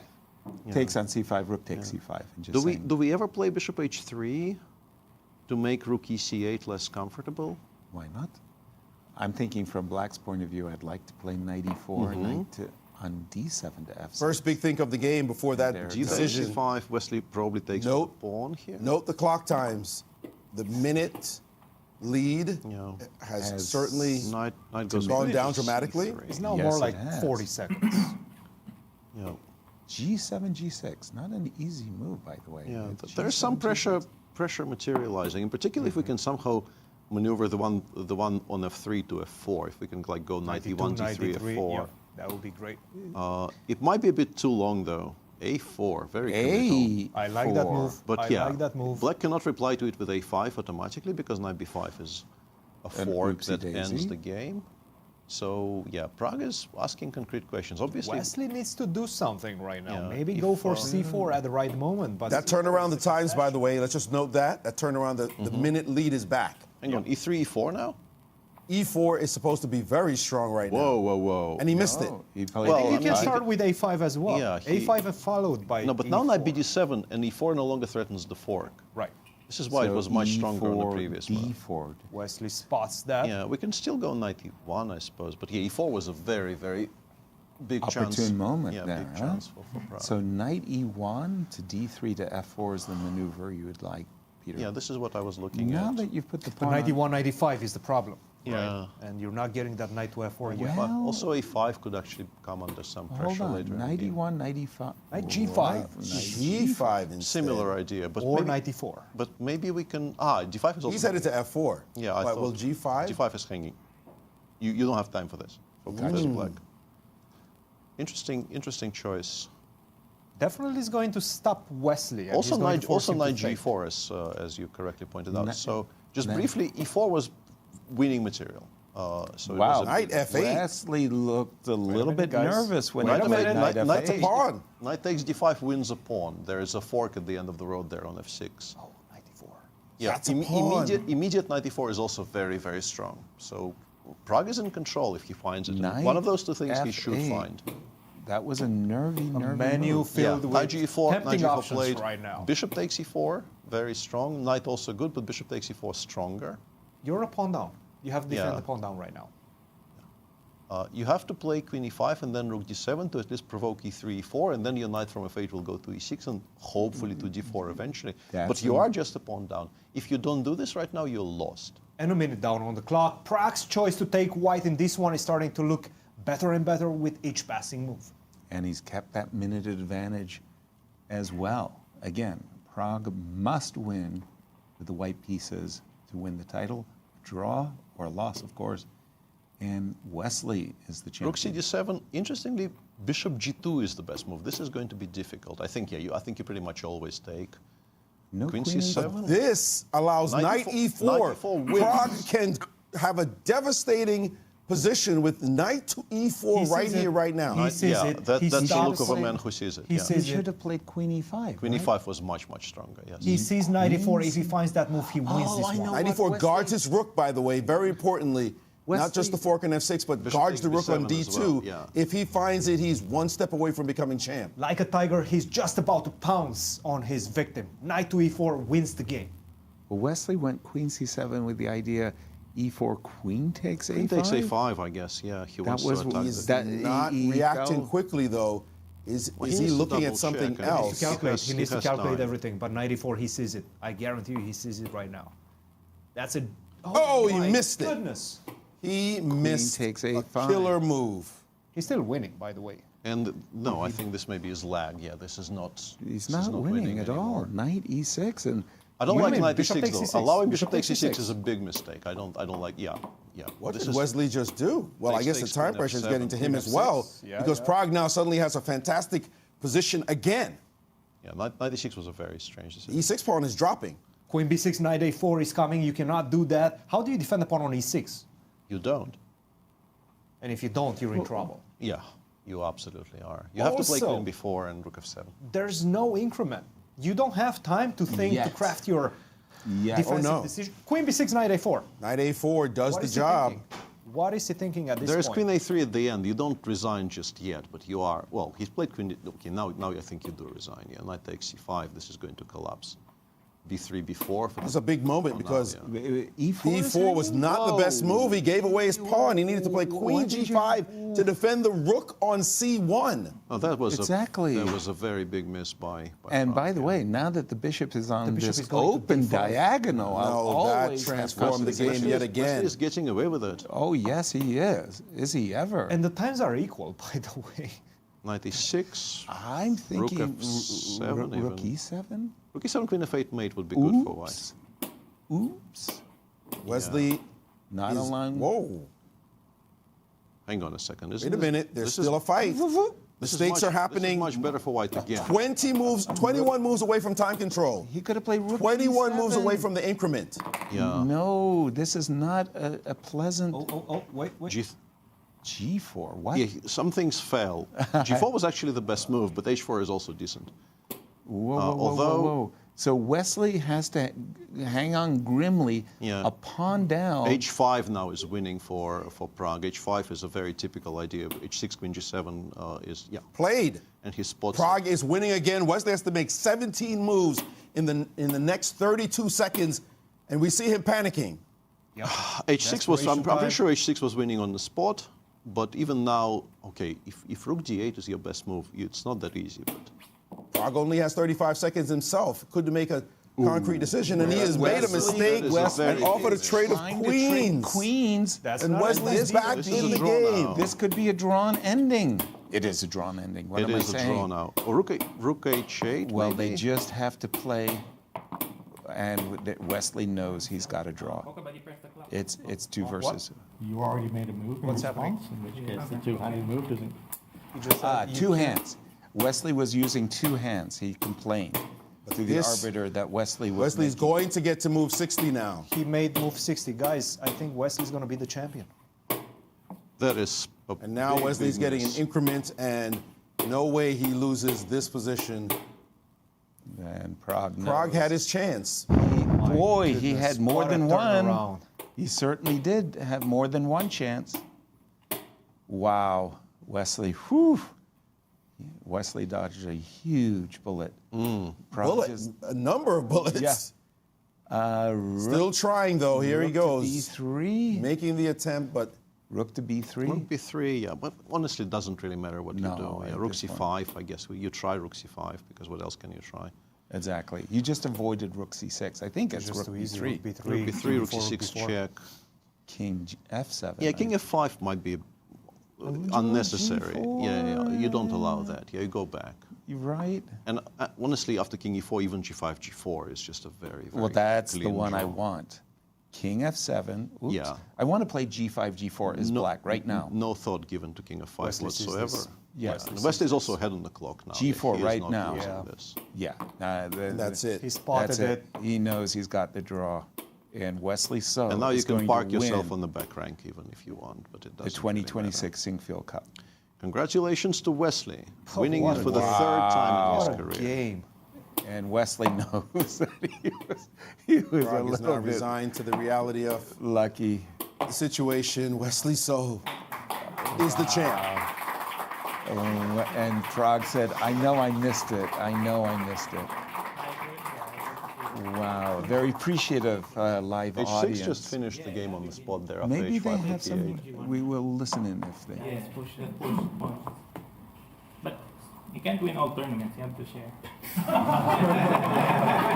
Wesley just told him you cannot win all tournaments.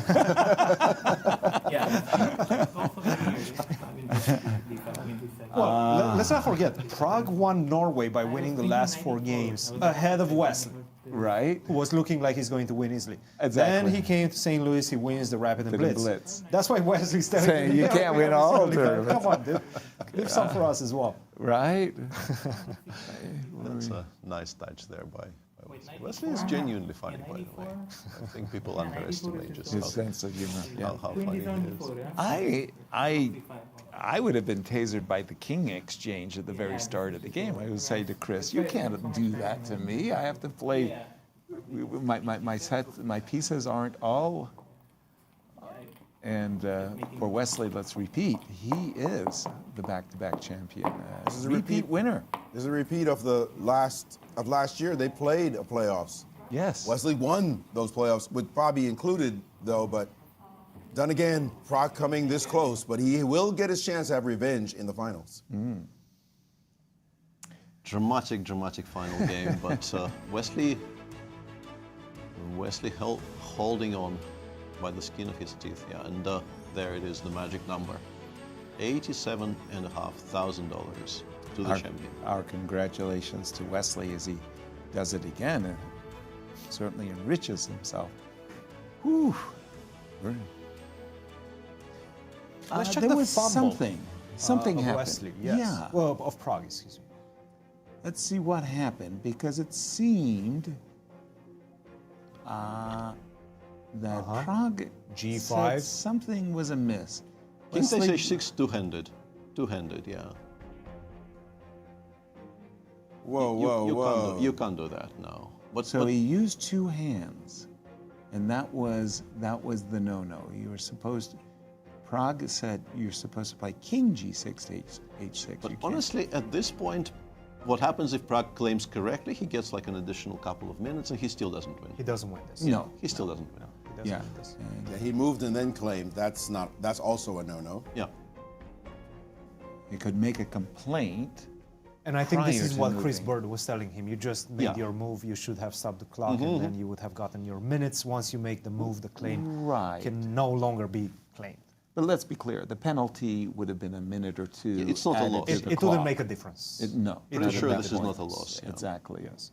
Yeah, you need a lot more pieces on the board than that to make that significant. That was too basic Exactly. of an endgame, and Wesley showed everybody that he knows exactly what he needs to do in order to make a draw. Oh, the missed chances again and again for Prague. 94. 94. The last moment was B4 instead of Queen G5. No, he but got it was the so third one natural. later. But yeah, he still even later with his Queen on D5, he had H6. H6 But was the good. earlier moment with E3, E4 instead of He had A4, at A5. least 4 But big 94 chances. was big. because that's when he stopped for 30 seconds. He thought about it. I'm sure he spotted something. I think he saw around the e4 square. He played the wrong piece on e4, the pawn on e4. Knight e4 would have won him the game. Here's our 2026 Sinquefield Cup wound up. And there you have it, Wesley ending with 11 GCT points and a slightly larger prize fund than Prague, because there has to be something at stake in that playoff. Exactly. So the money is not shared evenly. Javokhir and Vincent ending on 7.5, tied for third, and 42.5k for them.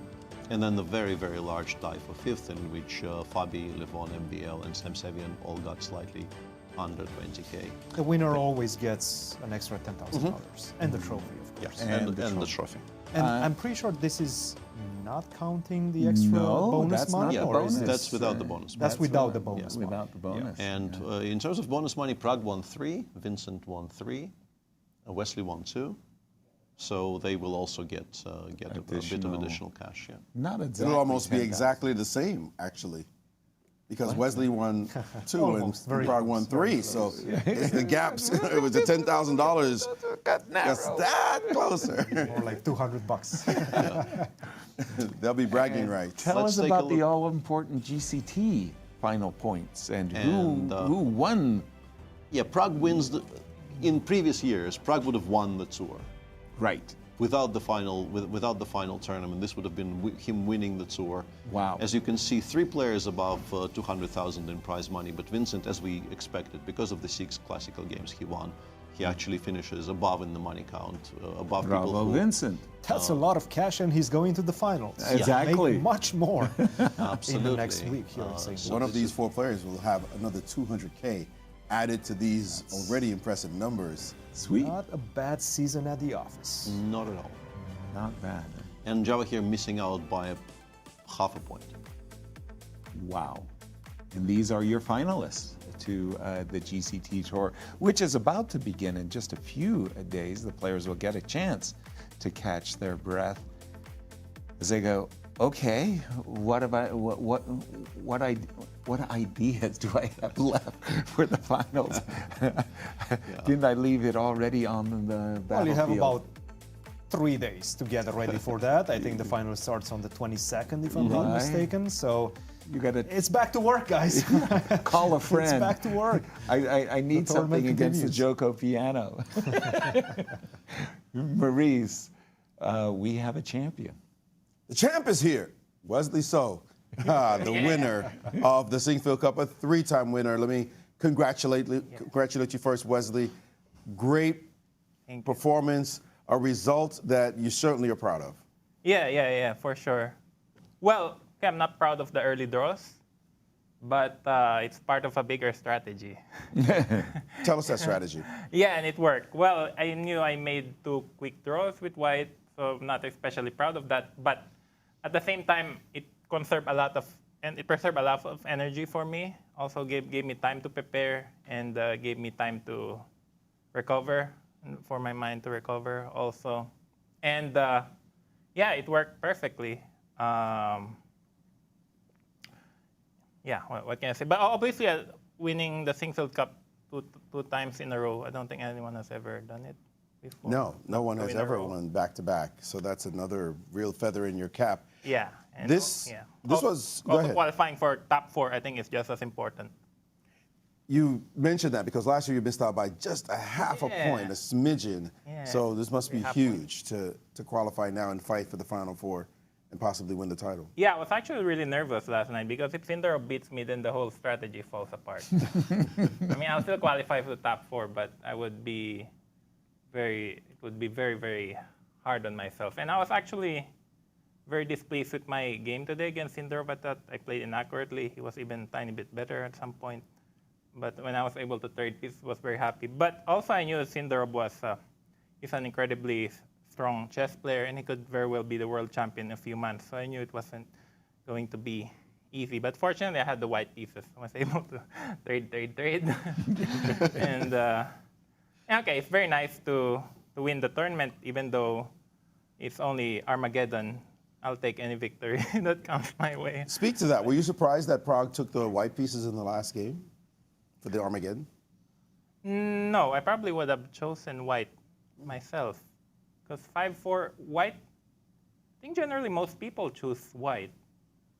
Unless specific players like Hikaru, who's very good at defense. I think Hikaru likes black, but I think most players would choose white because the time advantage is so big. And as you can see, he was winning in this game. And like when you have very little time, it doesn't really matter what you're playing for, what times. But yeah, I was very lucky, but still also very pleasing. And yeah, I'd like to take this opportunity to thank many people who made this, made this event possible. Well, first I'd like to thank Fabiano. Because actually he saved my ring today. So I was washing my hands in the bathroom before the game, and then I left it in the sink. And then Fabi found it. So. And I'd like to thank my mother, obviously, who's the only reason why I have a career. She's in every tournament I play in, and couldn't have done this without her. I'd like to thank Rex and Jeannie Sinquefield, without which we won't have this event. Also, Gary Kasparov and Michael Khodorkovsky and Joy Bray, without which we won't have a Grand Chess Tour. Also, Alexander Onischuk. They've really done a great job. And yeah, I'd like to thank you guys, my favorite commentator, Maurice, Peter, and Cristian, and Yasser. Save me for last, please. Yeah. Save me for last. Yeah, and also I'd like to thank the arbiters, Chris Bird, Brian Yang, and I'm terrible with names. I forgot. I think you got everybody. You got everybody. But yeah, you got a lot of people. Really, I'm very happy to win, but also very grateful to people who made this event all possible. Means, yeah. Well said. You have the finals coming up now. Yeah. What will you do? You got Fabi. You've got. Do you know who you played the first game? Fabi. Yeah. Oh, is that? I'm pretty sure. I think Chris Bird told me. Mm. Yeah, I think Chris Bird so told me. two actually does play 3 and one plays 4. Yes. That's how it was last year. Mm. Yeah, I think 2 versus 3, 1 versus, because otherwise, what's the point of having 1? Yeah, yeah, I think, but I don't know what color I play, so I'm sure he'll be eager for revenge. But that's going to be a tough matchup. Yeah, it's tough either way. Actually, I'm not sure if I have to pick an opponent. I'm not sure who I'd pick because there's no easy. Yeah? I mean, you can't choose Jorden or. Wesley, be nice, be nice. Yeah, I'm saying you can. From the 4 players. Yeah, from the 3 opponents. No, I think they're all equally strong. Yeah, Prague is on fire. Vincent wins a lot of games, so there's no easy pairings. But I'm sure Fabi would be eager for revenge. But I really look forward to it. Also, these 2 next rest days would really help a lot. Restore your energy. Wesley, quick question for you.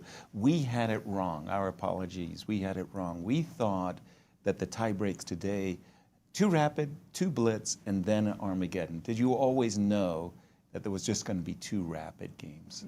No, not until Chris Bird told me a few minutes before the start.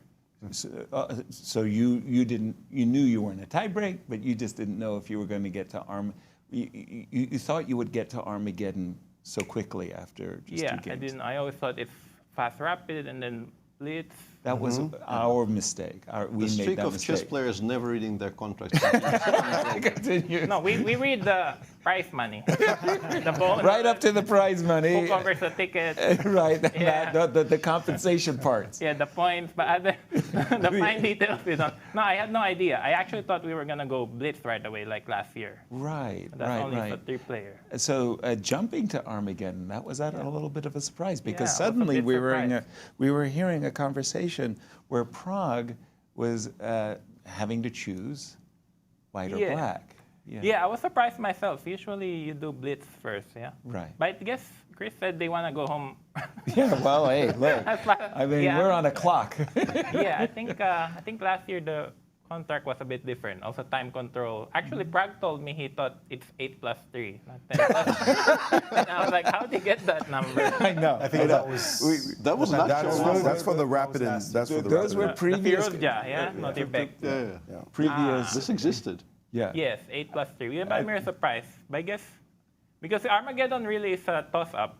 I mean, I was pretty close to resigning this Armageddon game. Right? Did you see those different wins he had, like 94, or when your rook was stuck on the back rank, he could have played 8-6 or rook d8 and all that? Were you? How bad was it? Plus what? It was bad. Oh, bad. Okay. I won't even. You told Prague at the end when you guys were discussing, you cannot win everything. Every single event. Yeah, I got Norway. Norway, he won, I think he won St. Louis Rapid Bleed. I think in Hong Kong he won a gold medal also, that team event. Dang. Yeah, How did he take win. that? Also, we got to defend home court, right? Yeah. He can win in India. And he right? pipped you in the Grand Chess Tour last year from the finals. Dang. You don't have to think about that. It's over. Oh, so I should thank Yasser also. You're the only one that picked me. Well, I mean, I You're a was good doing guy. my best. These hungry wolves, man, they're laughing at me. And No, telling me please. this. We were not. Stop it. I Stop was it. your guardian angel. I was Yeah. their barnacle to a ship. It's not about you, yes. It's not. That's not about It's about you. the team. I get it. And Wesley, well, we definitely want to congratulate you. Winning back-to-back this monster field is very, very difficult. Yeah, for sure. I was very nervous last night, but Well, it worked you well. can relieve all those nerves, relax. You are the champ, the 2026 Sinquefield Cup champion. Congratulations. Yeah, once thank you again. so much again to everybody. Great job. Thank you. And our congratulations Well as well, played. Wesley. Well done. Wow. Joining a Parthenon of two, there is Wesley as a three-time winner of the Sinquefield Cup, as is Fabi. Only two players have that distinction. Final standings, Peter. These are the final standings on your screen. There was a tie for first, which was resolved in that incredibly dramatic Armageddon we just watched, with Wesley coming out ahead, making that draw with the black pieces and earning slightly more money, the trophy and the bragging rights. Tie for third is between Javokhir, Sindarov and Vincent Keymer, which propels Vincent into the final four, and Javokhir is left outside looking in. Fabi tied for fifth, but that was enough for him to book a spot in the finals as well. Qualify indeed. Ooh. Just catching our breath as there he is, our 2026 Sinquefield Cup champion, Wesley So. Great congratulations to him. Absolutely. As he books his ticket to the Final Four as well. Again, a very consistent season by Wesley and by all the participants in the finals, in the grand finals. And they fully deserve it. So congratulations. And Maurice, you have another guest. Yes, we are with Praggnanandhaa, who gave it a big run. First of all, congratulations. And also, we appreciate your coming in despite a disappointment. That just shows how big of a person you are. This was a tough fight at the end with the different ways of going. Were you surprised by how the match went in the beginning? He played the bishop f8, the triangle variation, made a quick draw. And also, next question is, you picked white in the Armageddon. If you can speak to both of those. Yeah, I was a little surprised that the first game was just a well-known draw. I was just making sure that I remember it correctly. But yeah, this is a well-known one. I was surprised, but it's there. I mean, a lot of times I think Wesley is really good at taking chances with black, because this is something that I think he's the best when he's provoked. When you're pushed too much, he's always there, ready to pounce on you. So I tried to be little solid with white as well. I didn't do too much. Maybe at the end, I don't know how was the position, but I felt like it should be fine for both. G4 was pretty aggressive, though. Yeah, you can't really control your instincts sometimes. I could have played something solid there, but G4, I felt if I get 2 moves, then it should be really good, like Queen G3, Rook F2. With this Knight B6, I thought it was really nice, and then creating counterplay. Then Armageddon, honestly, I didn't think that I'll win the toss, so I wasn't ready to pick anything. So, and then suddenly, if I had to choose, it's just my gut said to go with white. I thought if I pick black, I'll probably get flagged at some point. So I just pick white and try to flag. But I think at the end you can see I probably anyway almost got flagged. So you had some great positions, though, great opportunities. Yeah, I had probably multiple opportunities. But it's just that it's tricky in Armageddon. You're never sure about the moves, how many moves you have made. Also about the time, how much to spend and all these things. At some point, if I had spent 2-3 seconds, then I would have just clinched it. Some point, I could just push H6 and it's just over. But it's easy to say all these things, but I don't think it makes so much sense to analyze the Armageddon game. It's just it's just a toss-up. So today it didn't go my way, but it's fine. All right, well, you still did tie for first, and Wesley had that joke. He said, you can't win everything. You guys had a good moment right there. Yeah, I didn't mention that. But still, it's always a little disappointing when you're close, when you're so close and miss it. But I think overall, it's great that managed to make it to the finals, and finals will be the more important one than this. You can't win everything. You can say, why not? First of all. And secondly, now you can win the finals. You go up against Vincent. Your thoughts there? Okay, I wasn't sure who I was going to play. Yeah, I mean, it's going to be interesting. I think anyone in the finals is thoroughly deserved, like especially when you play so many tournaments, so many fighting moments. So everyone who's there is, has shown consistent performance, and it'll be a fight. We'll see. I mean, he won on demand against Fabi, which shows that he's a fighter. So we'll see. I'm excited for it. Well, we know you're a tremendous fighter as well. Incredible champion as you build your resume, and also, once again, great character for coming in despite disappointment. Good luck in the finals. Thank you. And our good luck to you as well, Pragg. Fantastic performance, fantastic tiebreak. It was a pleasure watching. But now let's throw the ball over to the Cairns Cup with Almira and Nasi, who will have a wrap-up of that great event. Over to you, Nasi. Thank you, guys, and our tournament is officially over. Almira 41 last time. Show us the final standings. Thank you, Nazi. So the tournament winner is Tan Zhongyi. She scored 6.5 out of 9, and this is her second Cairns Cup victory. Alice Lee is in clear second. She scored 6 points out of 9, and she achieved her first Grandmaster norm.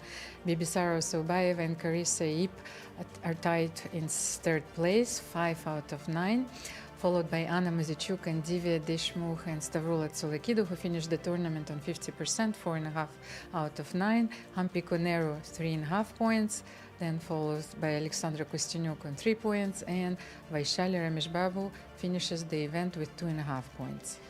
And how incredible. Tan Zhongyi won the event, but she lost the last round, but she was lucky that Alice didn't win and she didn't force the playoffs.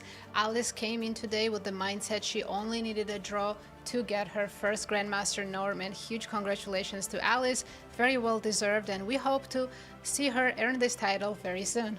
Of course, and to be the recipient of the Cairns Queen's Award. Absolutely, and once again, congratulations to the champion, Tan Zhongyi. She wins the Cairns Cup for the second time. 2026 Cairns Cup champion takes home $65,000. She really dominated this event. Yes, Nazi, $60,000 for the first place, and she also gets $5,000 winner's bonus for the crown. And this was a great show. Cairns Cup players fought with all their heart, gave us very interesting games. It was fantastic calling the action. Almira, your final thoughts? Well, it was such an exciting event. I think the classical chess is very much alive. We've seen so many interesting ideas in the openings, sacrifices, blunder. So I really hope to be here again next year. Absolutely. We will see you next year for the Cairns Cup. For now, back to you at the Sinquefield Cup. Thank you, Almira and Nasi. It sure looks like a great deal of excitement in that one as well. Our congratulations to Tan, as well as Alice Lee. We get final words on this 2026 Sinquefield Cup. But, oh my goodness, before we do that, let's honor the man. I don't even know why we're doing this. No. You know what? Let's honor the man. He gets a pick. Yasser needs the ego boost. I'm going to say Vincent Keymer, great pick, Cristian. He's going into the finals. That was a good Fabi going into the finals. My guy fell short, but he showed what kind of player he is. So congratulations, Yasser. I hate to say that, but you got it this time. Well, okay. Now, final thoughts. Whoa. As we get to the Grand Chess Tour finals. August 27th, 2nd, to the 27th. That's what it all comes down to. That's where the big money is as well. The Grand Chess Tour and $200,000 to the eventual winner. And now, Maurice, wrap up. I'm thinking about the players in this. You've got number 3 in the world, Fabiano Caruana. He slipped below Hikaru, but Hikaru is not active. Neither is Magnus, by the way, so much in classical chess. You're number 3 in the world. Vincent. You've got number 4 in the world. Wesley? No, Wesley is not. Wesley's 5th I think now. Javokhir. Oh, okay. Slip past him. You've got number 5 in the world, Wesley. You've got number 6 in the world, Vincent. What? Yeah. Ding, ding, ding, ding. The top classical players on the planet are going to be playing in the final. Wait a minute. No, I'm missing somebody. We got Fabio, we got Wesley, we got Vincent, and then Prague, who is now up to number 8, I believe, but has been winning everything, as we've seen. So this is really where the cream rises to the top. Absolutely. And so this is just a brilliant situation for us to have, and can't wait for it to happen. And I just want to say it's been great fun. The Fabulous Four joining you 3. I don't know about the 4 horsemen, but it felt it felt like the apocalypse was upon us. There was a lot of testosterone in the room, but it was a lot of fun being with you guys and all the teasing and the joshing. Yeah, incredible. Having this opportunity. And Cristian, well, first of all, I have to thoughts? echo those sentiments of Maurice. I had a lot of fun with you guys. I didn't think it's going to work, but somehow we survived, and I think it definitely worked. I've had a lot of fun, and also the players really helped us with the games. I mean, the games were absolutely amazing. Sure, in the final round, you got all draws, but even though we had so many storylines to tell all the way until the end, and I think once again, just the players regaled us with their games. And now you guys are going into the finals. I'm going to take a break. I think Nazi is joining you guys for that one. So nice. Uh, I'm sure I'm going to be watching. All right. That's for sure. And again, I want to say thank you to the St. Louis Chess Club, Rex and Jeannie, and everybody in the production for making us look good as well. So see you guys in the next one. Big requirement. And Peter, lasta. Well, I think it was, in my memory, I think maybe the most exciting Sinquefield Cup in recent years, maybe not ever, with the 7 out of 7 and other things in the history of this fantastic tournament, but definitely a fantastic edition this year. Lots of fighting chess, lots of storylines to follow. I really like this new batch of players. I think with the new generation coming in, the tour has become, it's always been the pinnacle of tournament chess, but it's a lot more alive, a lot more fun in recent years with these youngsters comprising half the field. I had a lot of fun casting it. We will miss you, Cristian, and 2 days to catch our breath, and we'll be back. Off we go again. Yeah, and we will be back. Thank you all for watching. Be sure to tune in to the finals, and meanwhile, we will take a break, enjoy our rest, and good night from St. Louis. Woo.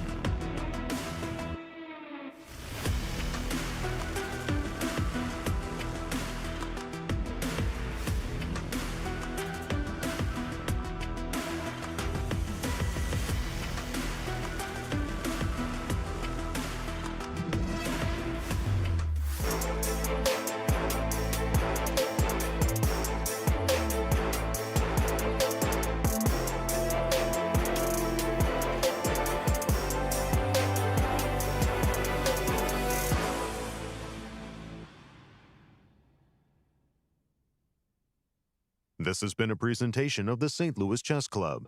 Any reproduction or distribution of this content without the express written consent of the St. Louis Chess Club is prohibited.